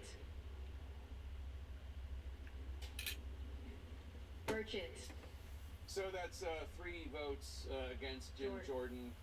As of right now, he can lose 5 House Republicans total, given today's number of House members that are present. And while we continue to watch the vote and look at those that we expect will not vote for him, we can take a second. And I have to say, John King, I'm still confused as to why we're going through this, because it does not appear as though he has the votes, and other than this being an exercise in self-regard, and why would he do this to himself? Why would he do this to the country? It is a fantastic question. Why would he do this to his Republican Party? As we are 380 plus days away from the next election, in which the Republicans, they will pick a presidential nominee, they will want to keep the House of Representatives, they will want to win back the Senate, and they will argue that they can lead. At the moment, they can't pick a leader, and to just see Kevin McCarthy, who was just humiliated by his fellow Republicans, nominate Jim Jordan and present him as a unifier and as a leader, when, forgive me, even most of the Republicans know that has not been Jim Jordan's role in his 16 years in Congress. Anyone can change, but that has not been his role. That is not his history. What is this about? You raised the key question. What is it about? Let me just pause you there, because I want to hear what Congresswoman Chavez-DeRemer has to say. Caston. Jeffries. Castor of Florida. Jeffries. Castro of Texas. Jeffries. Chavez-DeRemer. McHenry.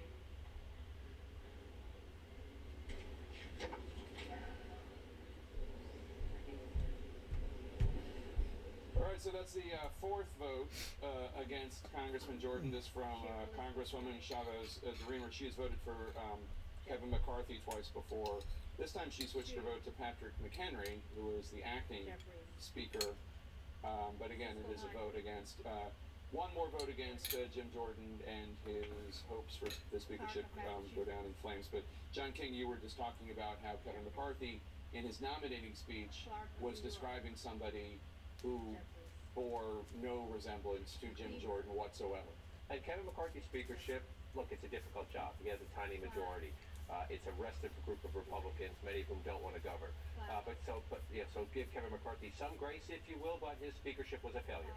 He was unable to get things done, able to get them together, unable to tell them, look, we need to govern, we need to set aside the difference, we need to reach compromises. He just nominated someone who has much less of a track record of achieving compromises as Kevin McCarthy did. The question here is now, Kevin McCarthy failed, lost his speakership, almost 3 weeks ago now, 2 weeks plus. They've been unable to pick. Israel needs an aid package. Ukraine needs an aid package. The government is on the verge of shutting down. Do Republicans want to govern, or do they want to continue this? I don't know what it is. Circus is not the right word for it. It's a demonstration of their incapacity to govern. Right. And so why? He's about to lose. He's short the votes again. The opposition is not melting. And so what is the point? If you cannot win, the logical thing to do is step aside and give somebody else a chance. So what will Jim Jordan do after this vote? There's talk about keeping him over the weekend. He thinks he can wear them down. There is zero evidence of that. The math is right there on your screen.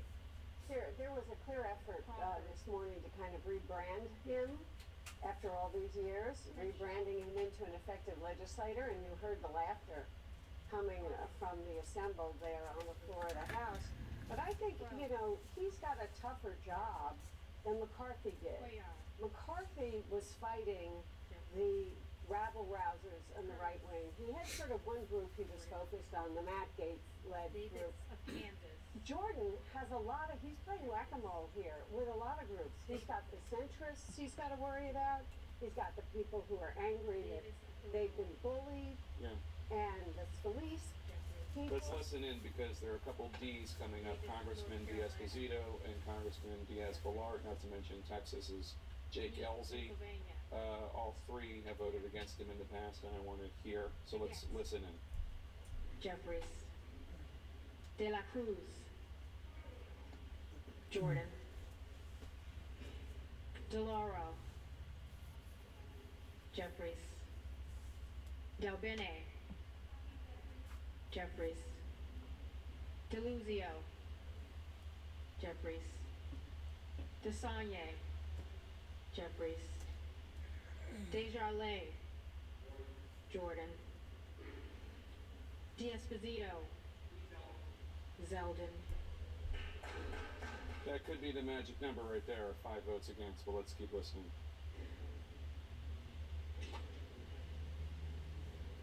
Diaz-Balart, Scalise,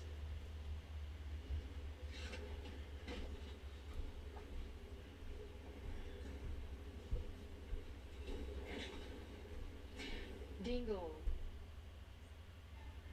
Jeffries, Doggett, Jeffries, Donalds, Jordan, Duarte, Jordan, Duncan, Jordan, Dunn of Florida, Jordan, Edwards, Jordan, Ellzey, Mike Garcia. So that is 7 votes against Jim Jordan as of right now, and while the caveat always applies that people change their votes sometimes, Escobar, you know, before the gavel comes down, and while that has not happened in this round of speaker votes, it always could happen. But as of right now, according to the vote count at the beginning of this process, Jim Jordan could only afford to lose 5 votes, and now he has lost 7. So again, he will lose as of now. Hold on one, because I want to hear what Drew Ferguson of Georgia has to do. Let's listen in. Ferguson, Scalise, on track to be a very similar vote, if not the exact same vote as yesterday. Finstad, Jordan. Gloria, I interrupted you before. Please continue. You know, I was just saying that he's got a bunch of groups that he had to placate, and he clearly hasn't done it. You know, the people who were McCarthy fans, who were Scalise fans and felt that he was treated badly, the people who've been threatened, the people who are more moderate, that he expected to be more squishy and give in to him. And it's been such an uphill battle for him, even worse than McCarthy, who went 15 rounds. I need to interrupt because he just lost a vote that he had gotten twice in a row, and that is from Brian Fitzpatrick from outside Philly. I know Congressman Fitzpatrick a little bit. We root for the Eagles together, and he's from a Biden district, I believe. He's part of the Problem Solvers Caucus. He's a moderate Republican, one of the few left, and he has been voting along the party line all along for McCarthy, for Scalise, for Jordan, and he just voted for Patrick McHenry. And I should note This is the third vote for Patrick McHenry. We've had two people who voted for McCarthy before, Bacon, Jeffries. And I think DeRima. And now we have Brian Fitzpatrick flipping from Jordan to McHenry. And go back to your conversation with Congressman Crenshaw earlier. There clearly are members. He has been with Jordan loyally because he says, I'm a Republican. The conference said he's our nominee, so I'm going to vote. That's what Fitzpatrick has also said. You clearly now see members. Crenshaw said he would do it one more vote. He said he would vote for Jordan one more time. Let's listen to Andrew Garbarino. Hold on 1 second. Jeffries. Garbarino. Zeldin, that's 10 against. So they're trying to send a message. We need to stop this. They're trying to send a message to Jim Jordan. Fitzpatrick goes against him this time. Crenshaw said he'd vote for him one more time. That look, enough. We've been loyal Republicans. The map is not there. We need to govern, especially for somebody like Fitzpatrick. I need to be able to go home and explain this to my constituents why we're on the verge of a government shutdown, and instead of dealing with it, we're doing this. We got Jimenez of Florida coming up right now. Listen in. Jeffries. Jimenez. McCarthy. Yeah. Another McCarthy vote from Jimenez. He's a hell no for Jordan. That's 11 against as of right now. I think the Henry votes are important because I think people are sort of saying, Golden of he might Maine. be the solution here. Let's get out of this. Yeah. Yes. I think Jeffries. this Brian Fitzpatrick move, it's probably Goldman the most of important New thing. York. A, it's a switch. Yes. B, Jeffries. as you noted, Jake, it's one of the Gomez. Biden districts. We talked a lot about those 18 Republicans who currently sit in districts that Joe Biden won. Only 6 of them initially, Yeah. a third, had been opposed to Jordan. 2/3 before him. Tony The Gonzalez. fact that is growing is politically Please. significant. We got 12. So right now he is doing worse than he did last time because of the addition of Vicente Fitzpatrick. Gonzalez. And by the way, there had been talk of some of these New York Republicans who had voted for Lee Zeldin Vicente Gonzalez. to flip for Jordan if he had gone along with the SALT tax credit. And there had been talk about maybe he would go along with letting these New Yorkers have this tax credit because they pay higher taxes in New York, et cetera, et cetera. I don't know exactly what promises he made, but in any case, it didn't work. They still voted for Lee Zeldin, a former Republican congressman from New York. Jeffries. Here we got another Kate Granger. Let's listen in on her. Ranger. Scalise. That's 13. Again, he's just doing worse. The numbers are not there. Now, I recognize that Congressman Jordan is not somebody who necessarily respects election results, but this is just, again, turning into an ignominious defeat. And I guess the question is, at what point does he look at the scoreboard and say, boy, Green of it doesn't look good? Now, you said this is a signal, but, a bunch of these holdouts, he met with them yesterday, and I was told by a number of them, they went into that meeting to say, it's over, we're never going to vote for you. He obviously, and then what he did after that was call another vote. He's not hearing the message. He's oblivious to it. That's the only logical explanation, or you just think I'm gonna, they keep coming to him and saying this is embarrassing, Jim. We can't keep doing this. The American people are looking at this and saying they can't govern. They can't even lead their own family. Yes. The logical answer to that is, if you want to say one more vote, give me one more try. Okay, here it is. Let's see what Jim Jordan says after this vote. But if you keep doing it, then what's the point except ego, and you don't care about the party? I just want to add one piece of reporting that we've had, which is different people have different agendas. I am told Kevin McCarthy's team has been helping Jim Jordan with his strategy. So this may be that Jim Jordan thinks he can bully people or make some promises, but I also am told that Kevin McCarthy's team has told him to keep going. Kevin McCarthy, who just lost his speakership, But still has the sign. to the guy who. But still has the sign above the door. But remember yesterday, Jordan seemed open at one point to the McHenry route. And said, let's have a vote on that also. Based and opposition from his right. He went into the conference, and the right said no, because that would be capitulating to Democrats, and we're not going to have any kind of coalition They government. also view Then he McHenry. switched back. They also view McHenry as a pragmatic establishment Republican, and they don't trust him because guess what? He would like to govern, and they don't want that. By the way, Patrick McHenry also is not an election denier. and the Democrats I spoke to last night were saying the one thing we will not make a deal on is for someone who's an election denier. Jeffries. This, to that point, I don't want to overstate this, but this is also a loss for Donald Trump. Jim Jordan has his complete and total endorsement. In Washington, Trump's base is in the House Republican Conference. But, you know, and again, the people who are voting against, many of the people voting against Jordan were not Trump people to begin with. But Donald Trump is still the most dominant figure in the Republican Party, but he is simply less dominant than he was before. He's not weighing in on this right now, is he? Because he knows he's losing. So let's listen in, because we have Congressman John James coming up. He voted. He's voted against Jordan twice before. Not long after that, we have David Joyce of Ohio, Mike Kelly of Pennsylvania, Jen Kiggins of Virginia. We have a few Jordan skeptics coming up, and I want to listen in. And then, of course, Hakeem Jeffries gets to vote for himself, which is always an interesting moment. Jackson of Illinois. Jeffries. Jackson of North Carolina. Jeffries. Jackson of Texas. Jordan. Jackson Lee. Jeffries. Jacobs. Jeffries.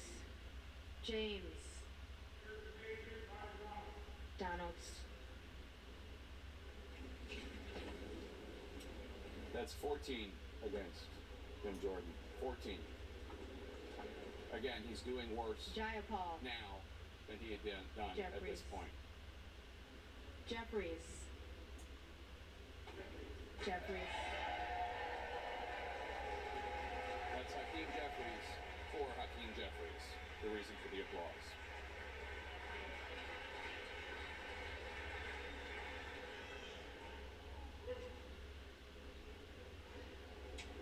Johnson of Georgia. Jeffries. Johnson of Louisiana. Jordan. Johnson of Ohio. Jordan. Johnson of South Dakota. Jordan. Jordan. Jordan.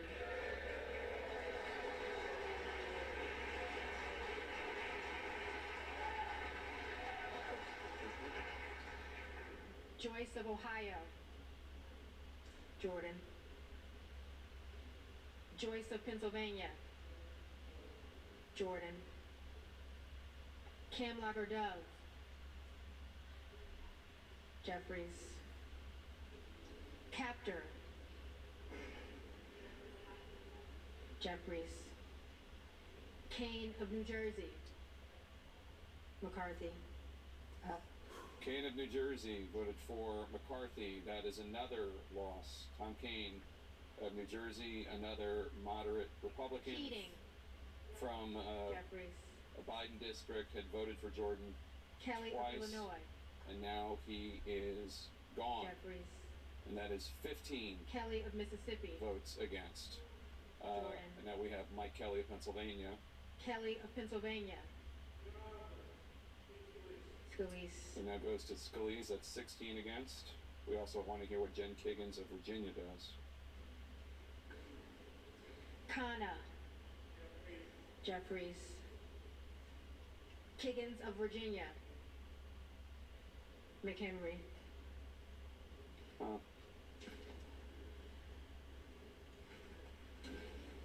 Kildee. So that is a net 17 Jeffries. against Jordan.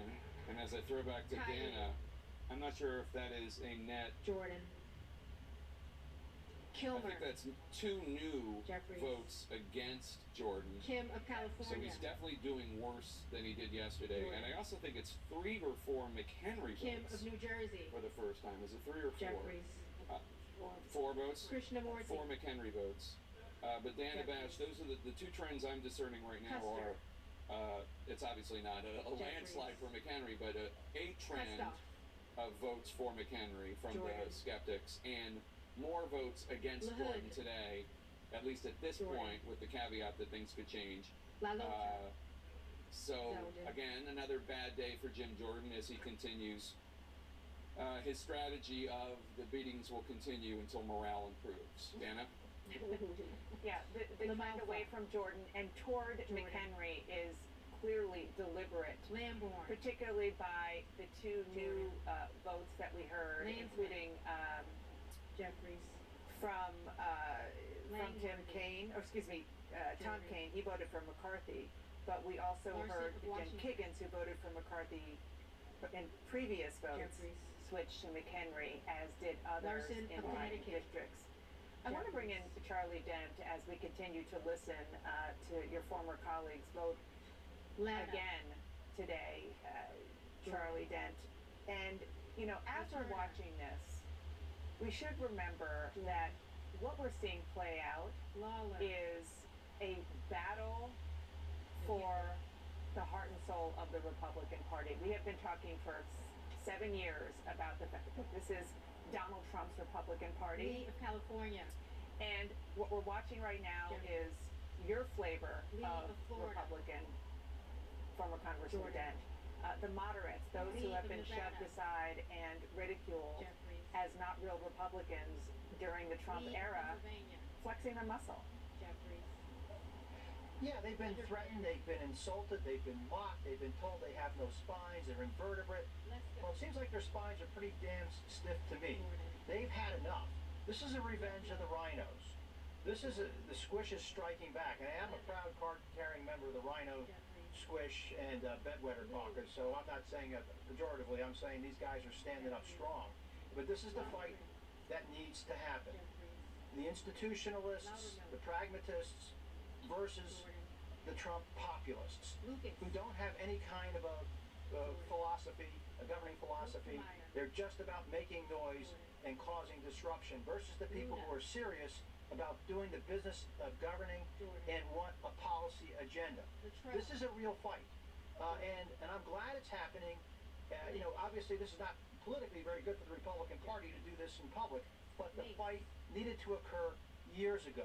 It is happening now, and I think that the fact that you saw Brian Fitzpatrick flip and Molinaro and Tom Kaine Jr., these are all good, solid people who are part of that governing wing.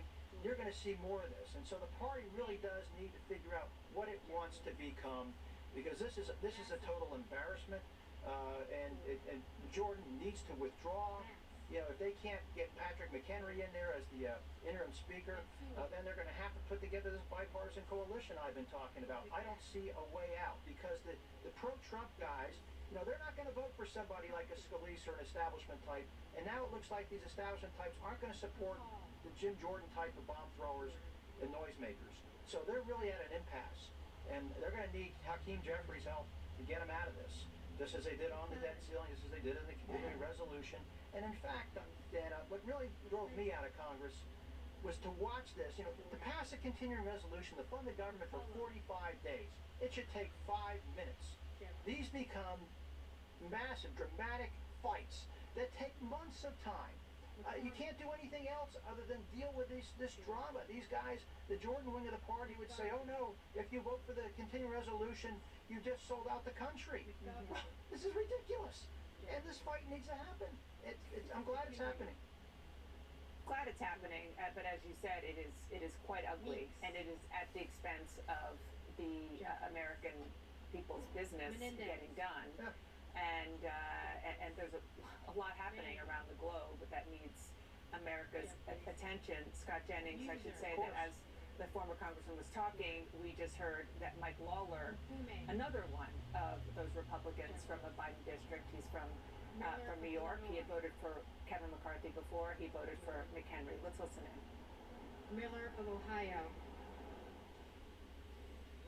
Jordan. Miller of West Virginia. Jordan.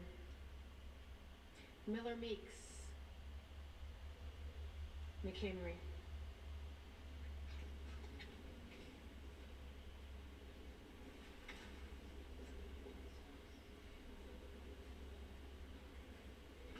Mills. Jordan. Molinaro. Zeldin.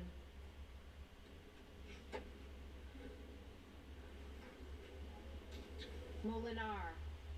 So we just heard Jordan. that there was a sixth vote for Mooney. McHenry, a sixth vote for Jordan. McHenry, and that was from Miller Moore Meeks of Alabama. of Iowa, also Jordan. from the battleground district. Another from Moore New of York Utah. voting for Lee Zeldin, Jordan. which is kind of a micro but very Moore of important issue Wisconsin. for these New York Republicans, Jeffries. which is about state and local taxes. Which Moran. I'm not saying it's not an issue, but that's sort of where they're going there. But the larger point is that they're not voting for Jim Jordan, and they're clearly trying to push back against the really ugly confrontation. It's not even a conversation. Confrontation that happened behind closed doors among House Republicans yesterday when they tried to Mervan. make a deal. Even Jim Jordan was for a time on board with the notion of Mullen. giving Patrick McHenry real powers and electing him Murphy. speaker temporarily. And the Jordan. conservatives, again, do you call them Nadler. conservatives? What do you call the Matt Gaetz Jeffries. coalition? The peanut Napolitano. gallery. They said no, it's not going to happen, and then McHenry himself backed off. And that to me is something that is about this Jeffries. fight. There are some Naboos. people who would prefer, I think, Jeffries. to not have any governing Nails. responsibility at all. They view themselves more as a peanut gallery, as commentators, as bomb throwers. And I was talking to a member who told me it's really difficult if you have built your entire brand in the way Jordan has on being a bomb thrower. Jeffries. It's hard to go from that to statesman. Norcross. And to become Speaker of the House, there is some element of statesmanship. Third line to the Norman. presidency, put together coalitions, you administer a large and raucous body. None of And that's Iowa. just not the brand that he has built. But these people, by the way, that plunged this party, these 8 Republicans, joining with the Democrats to plunge the party into this chaos, Jordan. no remorse, no shame, apparently no regret from what we hear on television. And it tells me they do not want governing responsibility. They don't want gavels. They don't want to pass laws. They simply want this chaos for the sake of it. And that, it doesn't make you part of a party. It makes you your own party. And as you Owen. chime in, Ashley, I just want to note that this is 21 that we're seeing, not for Jordan. Yesterday, was it yesterday, 2 days ago, whatever it was, he 22. So Palmer. it looks like it very well could go Jordan.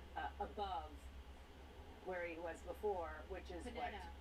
we were hearing. Yeah. Jeffries. Well, I think you're right, Scott. I think there are people Happens. in your party that are in Congress right now that don't want to govern because you had the former Sprout. speaker nominate Jim Jordan today and call people who put their names on bills selfish. Payne. Well, why are you in Congress if you aren't going to put your name on a bill and try and get it passed? That's the whole point of the job. Payne. And he calls folks selfish because Jim Jordan is not a legislator. He cannot Pelosi. even get his When he called him a legislator, there were audible Laughs. laughs on the floor.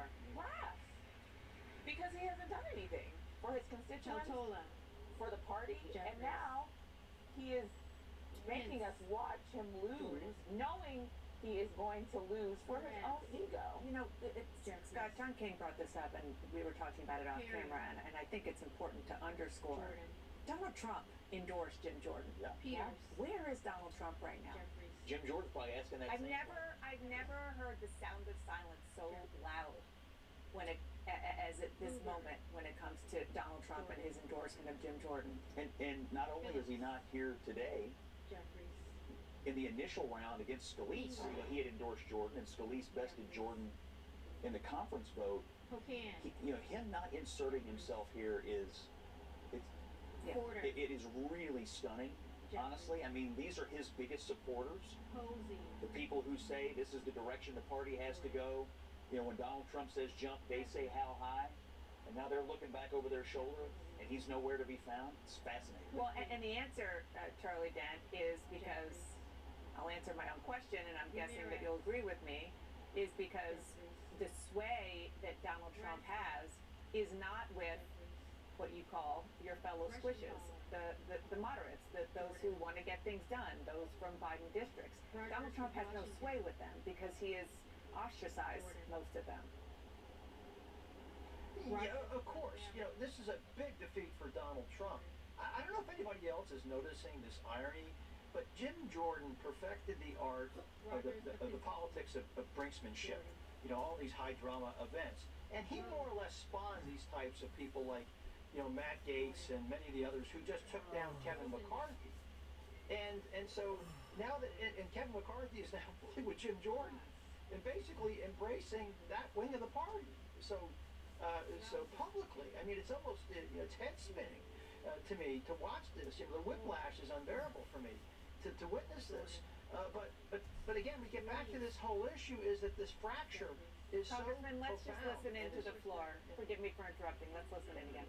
Jeffries, Rutherford, Scalise.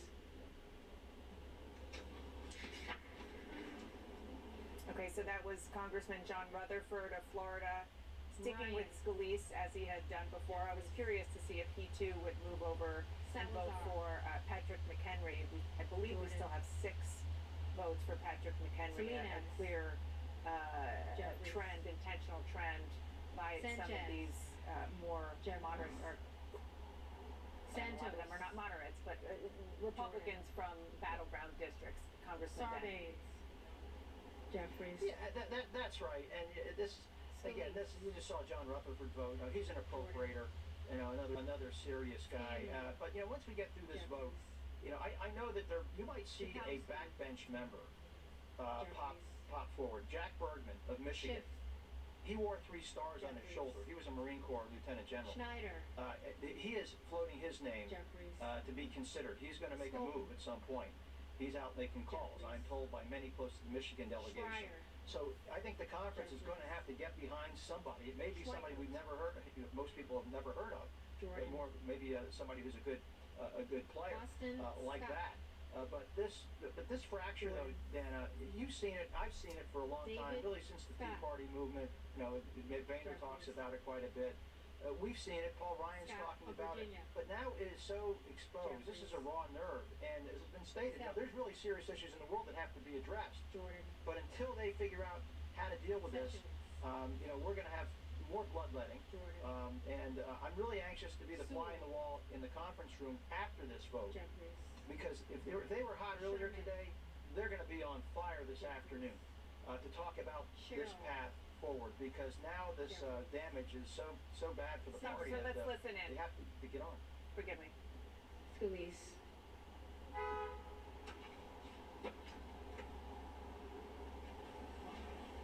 Slotkin. Jeffries. 23. Smith of Missouri. Can I toss it? Jordan. Smith of Nebraska. Jordan. Smith of New Jersey. Did I just say that on the Jordan. air? Smith of Washington. Jeffries. Smucker. Jordan. Sorensen. Jeffries. Soto. Jeffries. So with that vote by Congressman Mike Simpson of Idaho for Steve Scalise against Jim Jordan, Jordan is now officially Jeffries worse off right now, with the roll call not even done, than he was yesterday. He has now 23 votes against him. Yesterday, the roll call, when it ended, he was 22 votes down. And the day before, you might remember, he was 20 votes down.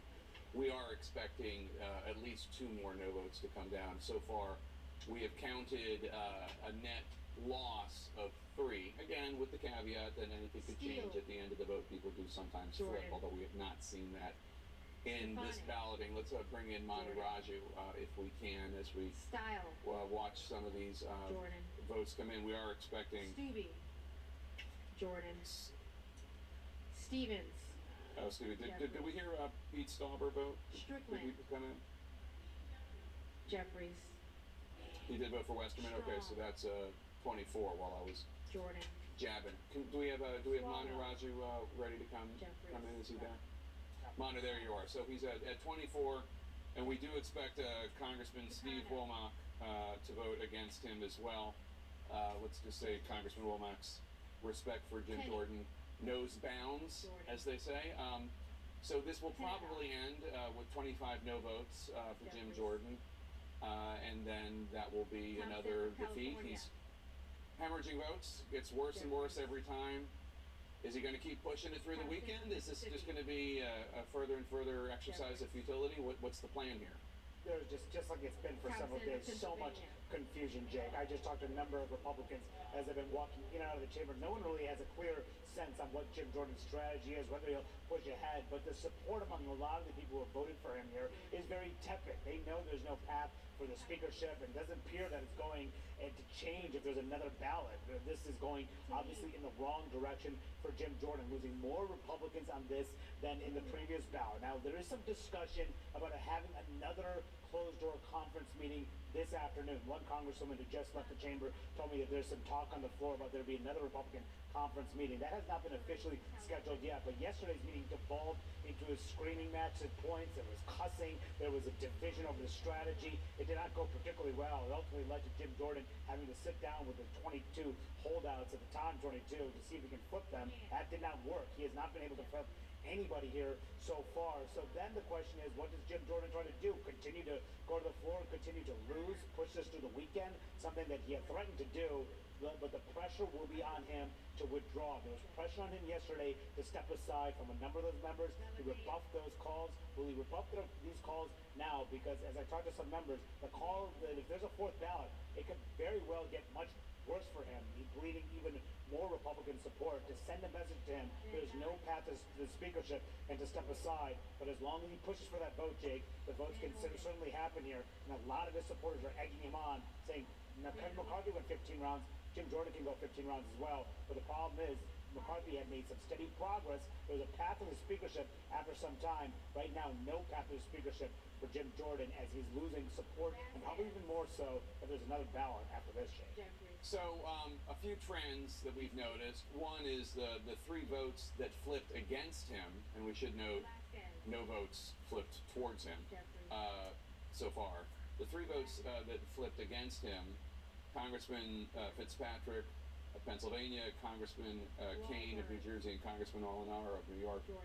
All 3 of those are congressmen from congressional districts that President Biden won, which would suggest that they are reading the tea leaves and thinking, you know what, this probably isn't good for me, this guy, and I've been a team player, but now I got to start thinking about myself.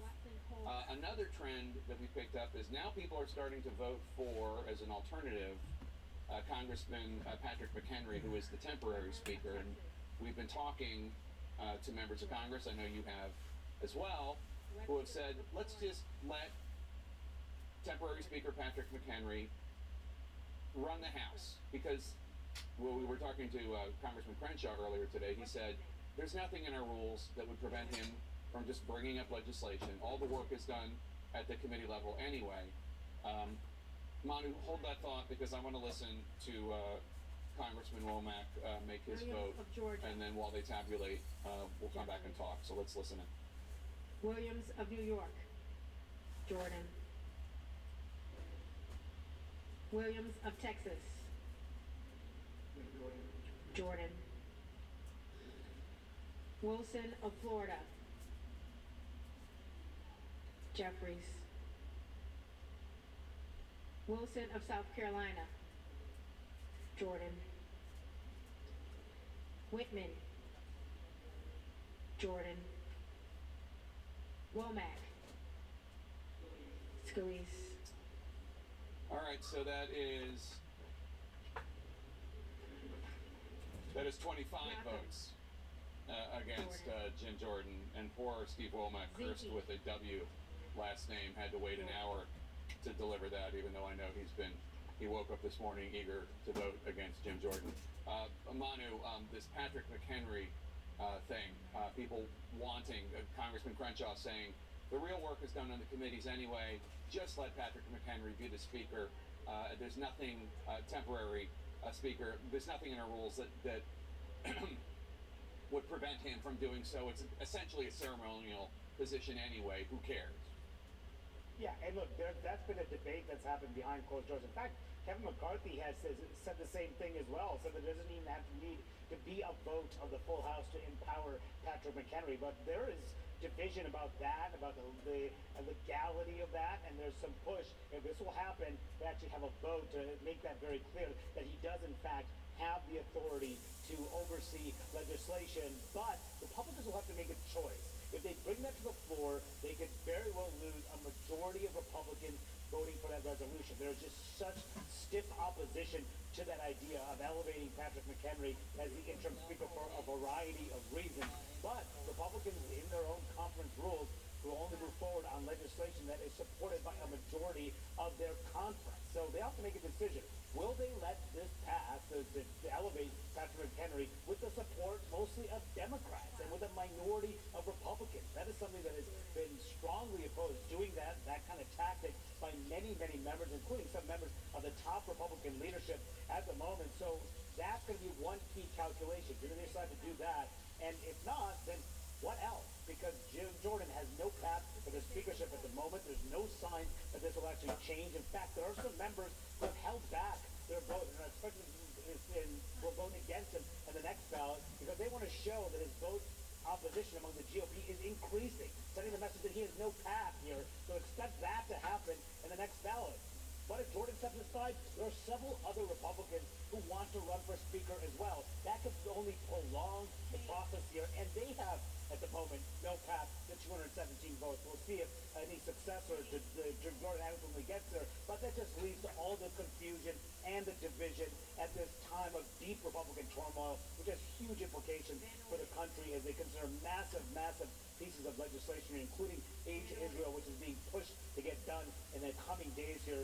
But Jake, the big question is Jim Jordan's next step. What will he do? Will he try to force another vote as his support going in the wrong direction on the Republican side, and many of his own supporters believe it's time for him to withdraw? It's interesting because we hear two contradictory messages from the Republicans. On the one hand, they blame Democrats for joining with the 8 rebels who caused this mess to begin with, who issued the motion to vacate and kicked McCarthy out of the speakership. And at the same time, the very notion of any sort of bipartisan compromise, Hakeem Jeffries, the leader of the Democrats, has said that Patrick McHenry is a reasonable person and a gentleman and not is somebody that they could do business with. And the very notion of any sort of bipartisan compromise or speaker is an anathema to the Republicans. So it's weird. They get blamed for voting against McCarthy, but then also Republicans think the idea of joining with the Republicans and the Democrats is so crazy and hideous that that's a non-starter for them too. And I don't understand. On one hand, being bipartisan is awful. On the other hand, the Democrats. I mean, do you understand what I'm saying here? It doesn't make any sense.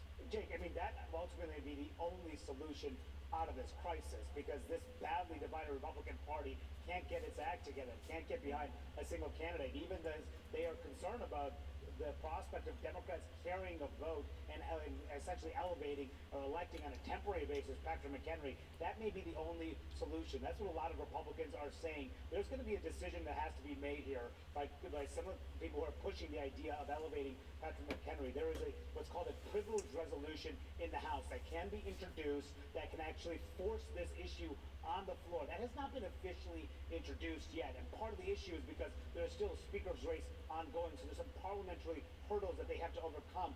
But if that privilege resolution is introduced, that could actually force this issue on the floor and make the members take a position. And I would not be surprised, Jacob, this is where that ultimately is headed, because there is no way out of the situation. No candidate can get 217. Jim Jordan certainly cannot. And a lot of Republicans who are supporting the idea of elevating Patrick McHenry say that ultimately that is where this is going to end up. But Jake, we'll see how long it takes to get there, and if ultimately Republicans relent, seeing that there's no end in sight to the crisis they caused. All right, Manu Raju, thank you so much.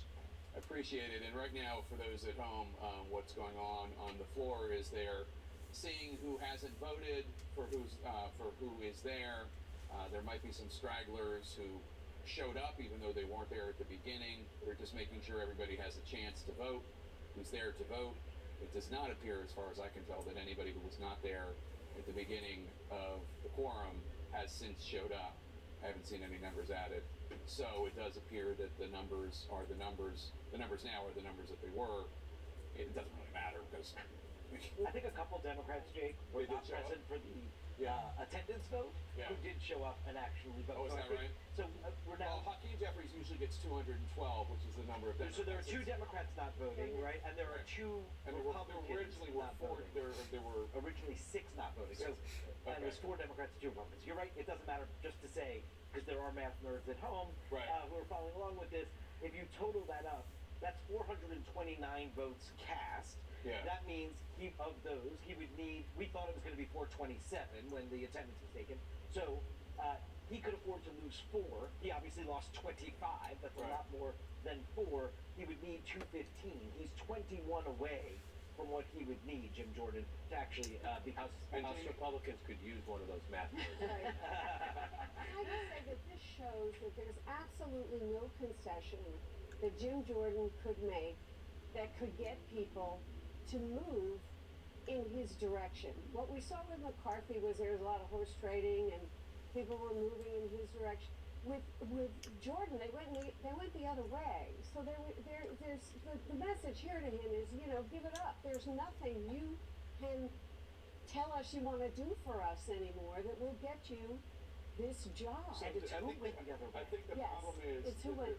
There are 20 that just do not like him for various reasons.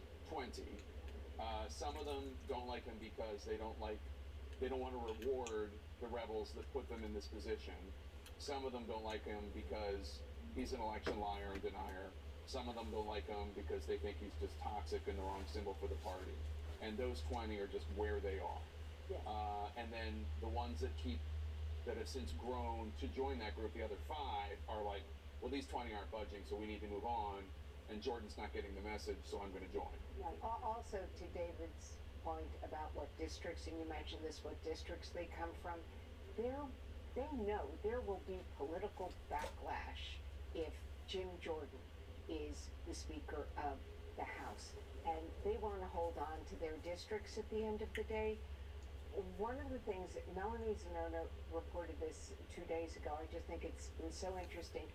The No Jordan bloc has privately been keeping no votes in their back pocket so that every vote that happened, they knew it was going to be going in the wrong direction for Jordan, that there would be more no's. And I think part of her reporting was that actually some of them drew straws because they're scared of him and of Jim Jordan. So like, who's going to be the first one out there with the no? Well, I think that he has proven himself to be a bomb thrower and toxic and controversial, and he will go after them. And most of them, the only thing they have to worry about is the primary. Most of them are in safe Republican districts. The only thing they have to worry about is the primary. And we know from history, if the Freedom Caucus and Donald Trump get against you in a Republican primary, you could have trouble. Which is why I think it's noteworthy that David raised it earlier. You talked about Fitzpatrick from your area, Philadelphia. These are the guys who have to go home to competitive districts. They need to win at least independent votes, if not some Democratic votes, to keep their jobs. And the people in the Philadelphia suburbs don't get to take 17 days off from picking up their kids at school. They have to figure out who's going to get them. And so I think they watch this and they say, what the hell? And the other thing is, Manu said that there's no path for Jordan. It's not just that there's no path. The path is increasingly heading off a cliff, right? It's not just it doesn't exist. It's getting worse and worse and worse. It's also an incredibly difficult job in the sense that Gloria was talking about potential trade-offs, right? The state and local tax thing that the New York Republicans are so high on. If Jordan gave them that, then the Tea Party Freedom Caucus guys would say no, because they are against that. When you have such it's not a fiscally conservative position. Right. When you have such a narrow majority, you can't do horse trading, because anything you give to this side angers this side. You have to go, if you have such a narrow Let's go to Manu Raja right now, who's interviewing members of Congress. Okay, this went in the wrong direction for Jim Jordan. He clearly does not have the votes to be Speaker. He lost more Republican votes. Is it time for him to withdraw? That's a question for him. I think we're going to go to conference here shortly and see which direction we go. But isn't this a problem for your party, for him to continue on without a path to the speakership? I think it's a problem for the party that we're in this place to begin with, and it's 4%, 8 members here, crazy members led by Gates, that put us in a bad situation. We got to get out. But he's still running. I mean, at what point do you cut your losses? You know, that's up to Jim. Jim needs to look at it and see where he wants to go. But I mean, you have an opinion, can't you? What do you? Look, you guys work hard at your job. I understand you work hard. Well, why won't you? But why won't you say what you think? Is that the right strategy for him here? We are in a very bad place right now. Yes. When are you going to conference? I think we conference at 1. I'm not sure.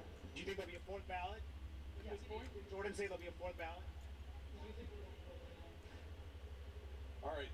Okay, I'm back with you guys. I'm sure you caught most of that.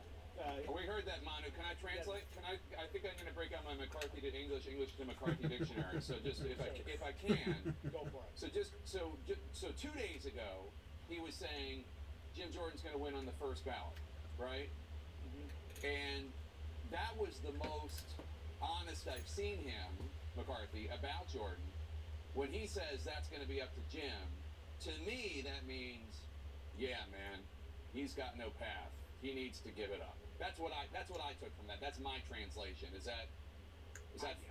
I think that's a fair translation. In fact, that's a much different message than he had going into the chamber. I mean, when I asked him in the chamber, he said, it'll be fine. We'll see how it goes. He knows where the votes are. He knows it's going in the wrong direction. He knows that Jim Jordan cannot become speaker given the direction that this is headed here, but did make some news as we were hearing. There is going to be a Republican meeting this afternoon to try to assess what to do here. And he made very clear they are not in a good place as Republican conference, which of course is an understatement given how bad things have gone within the Republican conference about all of this. He continues to blame the same 8 members, the Republicans who led this effort, voted to oust him here, led by Congressman Matt Gaetz. He calls them the crazy 8s, led by Gaetz. That also shows you that if he wanted any hope to get back in the speakership himself, he would need those votes to come back his side. There's no sign of that happening either. So where do they go from here? It's not clear. You heard McCarthy there saying that it depends on what Jim Jordan decides to do. It's up to Jim to decide about whether or not to step aside here. But acknowledging very clearly here, Republicans are in a very, very bad place. They have to figure things out. They can get it behind closed doors again. They've had so many meetings behind closed doors that have gone absolutely nowhere, that have just led to more and more division, more and more frustration, more and more chaos. And the former speaker himself saying earlier to me today, things are just incredibly chaotic right now, and acknowledging that his Republican House is essentially the crazy 8s led by Gaetz. The crazy 8s led by Gaetz. The crazy 8s led by Gaetz. The crazy 8s led by Gaetz have put the Republican Party in such a position of chaos. The crazy 8s led by Gaetz, yeah. The crazy 8s led by Gaetz. The crazy 8s led by Gaetz. The crazy 8s led by Gaetz. They put the Republican Party in such a chaotic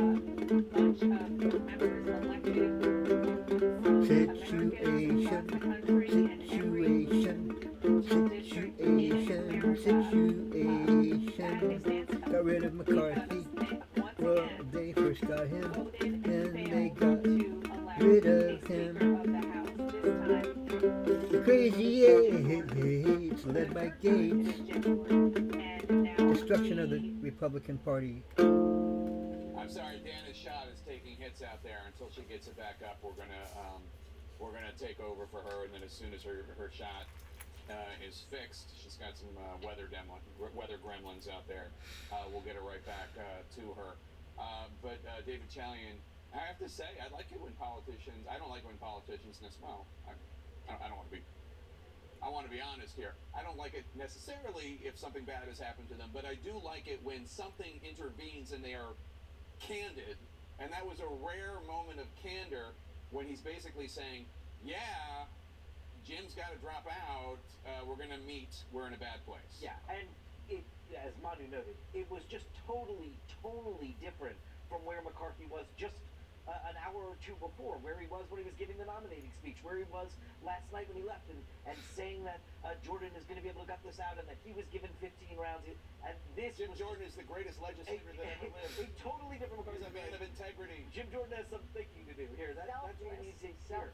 But Kevin McCarthy also is a vote counter. I mean, he was the he was the head of the NRCC back in the day. No, I understand that he didn't have the votes to stay with the vacate, but I'm saying he has experience of understanding where the conference is. By the way, Kevin McCarthy knew when he allowed the government to stay open and do that government funding bill, he knew his job was in jeopardy. It's not that he didn't know where the votes were. Well, that was but the original the point here, though, is Come to order. he too is paying attention to who moved in. Hold on 1 second. Let's listen. 429, of which the Honorable Jim Jordan of the state of Ohio has received 194. The Honorable Hakeem Jeffries of the state of New York has received 210.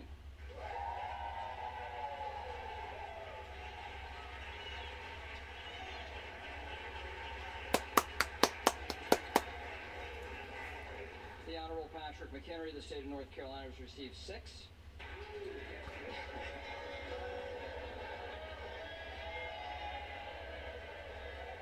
All right, the House will come to order. The House will come to order. The Honorable Byron Donalds of the state of Florida has received 2. The Honorable Tom Emmer of the state of Minnesota has received 1. Lee Zeldin of the state of New York has received 4. The Honorable Steve Scalise of the state of Louisiana has received 8. The Honorable Mike Garcia of the state of California has received 1. The Honorable Kevin McCarthy of the state of California has received 2. The Honorable Bruce Westerman of the state of Arkansas has received 1. No person having received a majority of the whole number of votes cast by surname, a speaker has not been elected. Pursuant to Clause 12A of Rule 1, the chair declares the House in recess, subject to the call of the chair. Okay, so we still don't have a speaker for the first time in American history. What are we on, day 17 now? Day 17, and of course there is a tremendous amount going on in the world, and we need a functioning legislative branch. We still do not have one because House Republicans cannot get their stuff together. They cannot get their stuff in order, and we, for the 17th day in a row, do not have a Speaker of the House, which means we don't have a functioning U.S. House of Representatives, which means we do not have a functioning legislative branch, despite the fact that we have a war in Ukraine and a war in Israel and Gaza. Manu Raju is on Capitol Hill for us to tell us what's going on. Manu? Yeah, Republicans are going to meet behind closed doors at 1 p.m. to discuss their way forward. Now, I am told that there's some discussion about whether there'll be a vote, potentially a vote, behind closed doors to decide whether or not the Republican conference believes that Jim Jordan should still be the candidate for Speaker. They may put this question to a vote. This is what's now being discussed on the floor of the House. They're trying to figure out whether or not to actually put this to a test. And perhaps if a majority of the House Republican Conference votes, then they say they don't think that Jim Jordan should be their candidate anymore, then he will step aside. So this is a very significant development if this ultimately comes to it. But they have planned to meet in just within an hour to try to figure out their way forward. As the former Speaker of the House there saying, we are in a very bad place. Can they get out of that bad place? Unclear, but Jim Jordan's future could be put to a test in this meeting, and then they'll have to decide if they want him out, who's going to be the next candidate. Can they get the candidate who can be elected Speaker, or will this House remain in a state of paralysis, Jake? All right, Manu Raju on Capitol Hill, and we're joined here on my panel by the splendid Casey Hunt. Hello. Casey, coming in third, coming in first was Hakeem Jeffries. Right. Coming in second was Jim Jordan. Coming in third, or second among the Republicans, was Steve Scalise, who at least had the self-awareness to not take his losing campaign to the House floor. To have a series of embarrassing votes about him. Yeah, who read the writing on the wall and decided to not make a spectacle of himself. Coming in after that is McHenry. Yeah. And look, these members clearly got together and decided they were going to make a statement that they wanted to stand for Patrick McHenry. And I think it's notable the 3 Republicans who made their stand against Jordan today, who hadn't in the past, all from districts that Biden won, right? These are people who, need, frankly, their party to seem relatively, at least a little bit appealing to the other side. It may be too far gone for that, but they're going to have to face campaign ads and problems. And collectively, they decided, it seems, that McHenry was going to be the person they were going to throw their weight behind. Now, McHenry was the person in the bow tie who was cheered even by the clerks of the House. He's well-liked across the aisle. He honestly just doesn't want the job. And I've actually been wondering how much of that is playing into this here, because if he were more willing to do it, would we have seen perhaps this play out a little bit differently? I don't know. He's got a young family, and I mean, who would want to sign up to deal with this? I'm sorry. I'm going to throw back to Dana because her gremlins have gone away, and her set's working, and her microphone's working. So Dana Batch, over to you. Gremlin free. Thank you so much. Appreciate it, Jake. And the speaker fight has, as we've been talking about, paralyzed Capitol Hill for more than 2 weeks. 2 weeks in which we have witnessed the horrific Hamas terror attacks inside Israel. The House cannot do anything about aid for Israel or Ukraine until there is a speaker. I want to focus on that for a few minutes and go right to CNN's Clarissa Ward, who is in Cairo, Egypt. Clarissa, there is, of course, dire need for humanitarian aid that you have been talking about constantly to get into Gaza. The hope was that it would come through Egypt at the Rafah gate, but it is still closed. That's right, Dana. We were at the Rafah gate today with the UN Secretary General. The hope was that aid was going to start coming through, and yet what we saw were hundreds of trucks waiting in long lines now for 3 days, and still a paralysis in terms of being able to get that aid to where it is so desperately needed. Now, the 2 main issues at this stage appear to be on the Israeli side. They want to be sure that they can verify those trucks, that they can go through the contents, that they can make sure there are no weapons or anything like that before they go into Rafah and beyond. The issue is, where do you do that, who does it, and how do you do it in a timely manner? The second issue is that the UN doesn't want this to be an isolated incident, one-time thing where 20 trucks go in. They want it to be an established and sustained daily humanitarian corridor. And what they're worried about is that if they can't get that kind of consensus from everyone at the table, that when they would go in with just 20 trucks, that they will be mobbed, that there will be a frenzy. And just to give you some perspective, it used to be, before the violent attacks from Hamas of now almost 2 weeks ago, that over 400 trucks would go into Gaza every single day. So now we're talking about 20 trucks. Relatively speaking, it's a drop in the ocean, and that's why there's this concern that it could be violent or dangerous for UN staff if it isn't agreed upon that this is not going to be a one-off thing and that the aid will start flowing more freely. Now, what was interesting, Dana, is that the UN Secretary General initially, I think, hoped he was going to go there with a good news story, at least hoped he was going to be able to go there and say, we're doing everything we can, and meet with volunteers. Instead, he arrived at a full-blown protest. Hundreds of angry people who, honestly, you could barely hear the Secretary General's remarks.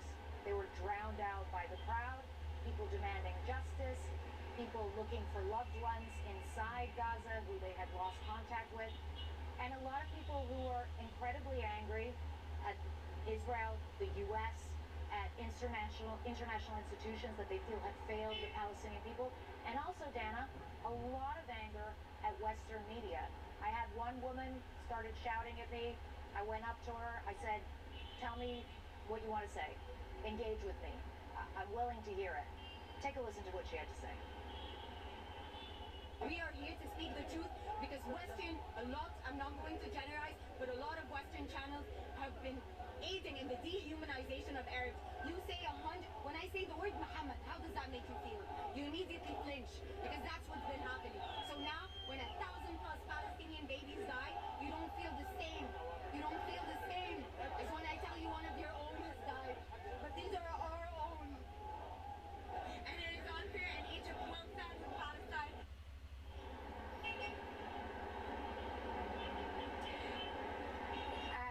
eventually the situation became so charged and the protesters became so exercised that the Secretary of General was quickly whisked away. We were ordered onto buses and also whisked away. People were sort of slamming on the buses as we left. And then the Secretary General at the airport in Arish, just about 30 miles from there, said, you know, listen, because I asked him about the anger. He said, we understand. We're doing everything we can. We're desperate to make it happen as soon as possible. But up until now, Dana, there really isn't a sense yet in any concrete terms of when this aid might start flowing into those people who so desperately need it, Dana. Clarissa, thank you so much for that report. And here with me now is Jonathan Dekochen. His son is believed to have been kidnapped by Hamas. First of all, I am so sorry to hear this, and I know that you have been in anguish for nearly 2 weeks now. Your son, Sagi Dekochen, was last seen at the kibbutz, one of the kibbutzes where there was barbaric torture and also people were taken hostage. And obviously, as we're seeing these demonstrations in the Arab world, this is an important reminder of how this particular war started. And it started with Hamas terrorists coming into Israel and brutally killing many and taking others, including your son, hostage. Yeah, well, thank you for saying that. Obviously, no decent human being can see the suffering of the civilians in Gaza and not feel that pain. But the world simply can't ignore the fact that the series of events that's led up to this is still very much connected to its origin, which is a rampage of about 2,000 heavily armed, well-trained terrorists into civilian cooperative farms and some small towns along the border with Israel, including my own kibbutz Nir Oz, a farming community, no military significance whatsoever. Killing of dozens of our residents, from toddlers to elderly people and everything in between, and the taking of many more dozens of captives from the kibbutz, also from 10 months old to 88-year-old brand news, including 35-year-old sons. So, you know, this is without understanding that, it really, any discussion of the current suffering in Gaza is just totally one-sided. There are hundreds of Israeli civilian captives waiting to at least be acknowledged by Hamas, so we know at the very least if they're living or not. Well, on that note, we learned this morning that the IDF, the Israeli Defense Force, says that a majority of hostages are alive. Tensions on all sides are still being heightened and heightening. About what this could mean for you personally and most importantly, Tensions on all sides of the issue are still heightened.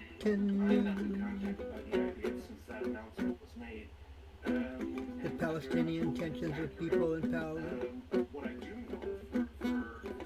Palestine, the Gaza Strip equivalent. They're concerned about where their relatives and loved ones are. Israelis who had sons or daughters or grandparents or babies or friends that were killed by the 2,000-year Hamas fighters who came and took hostages, are still wanting revenge, wanting accountability.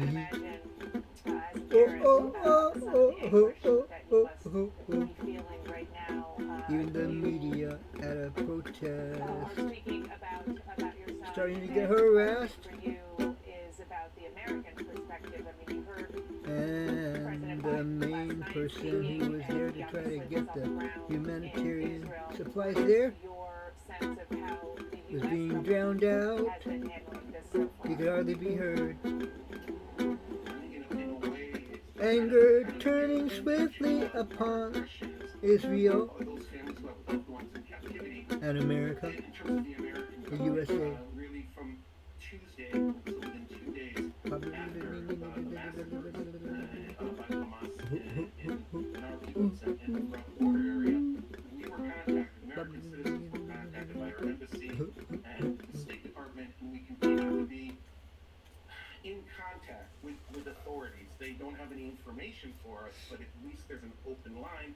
And I have absolute faith after having heard President Biden in his general statements and also having participated in a video conference between him and State Department officials and American citizens whose loved ones are being held by Hamas.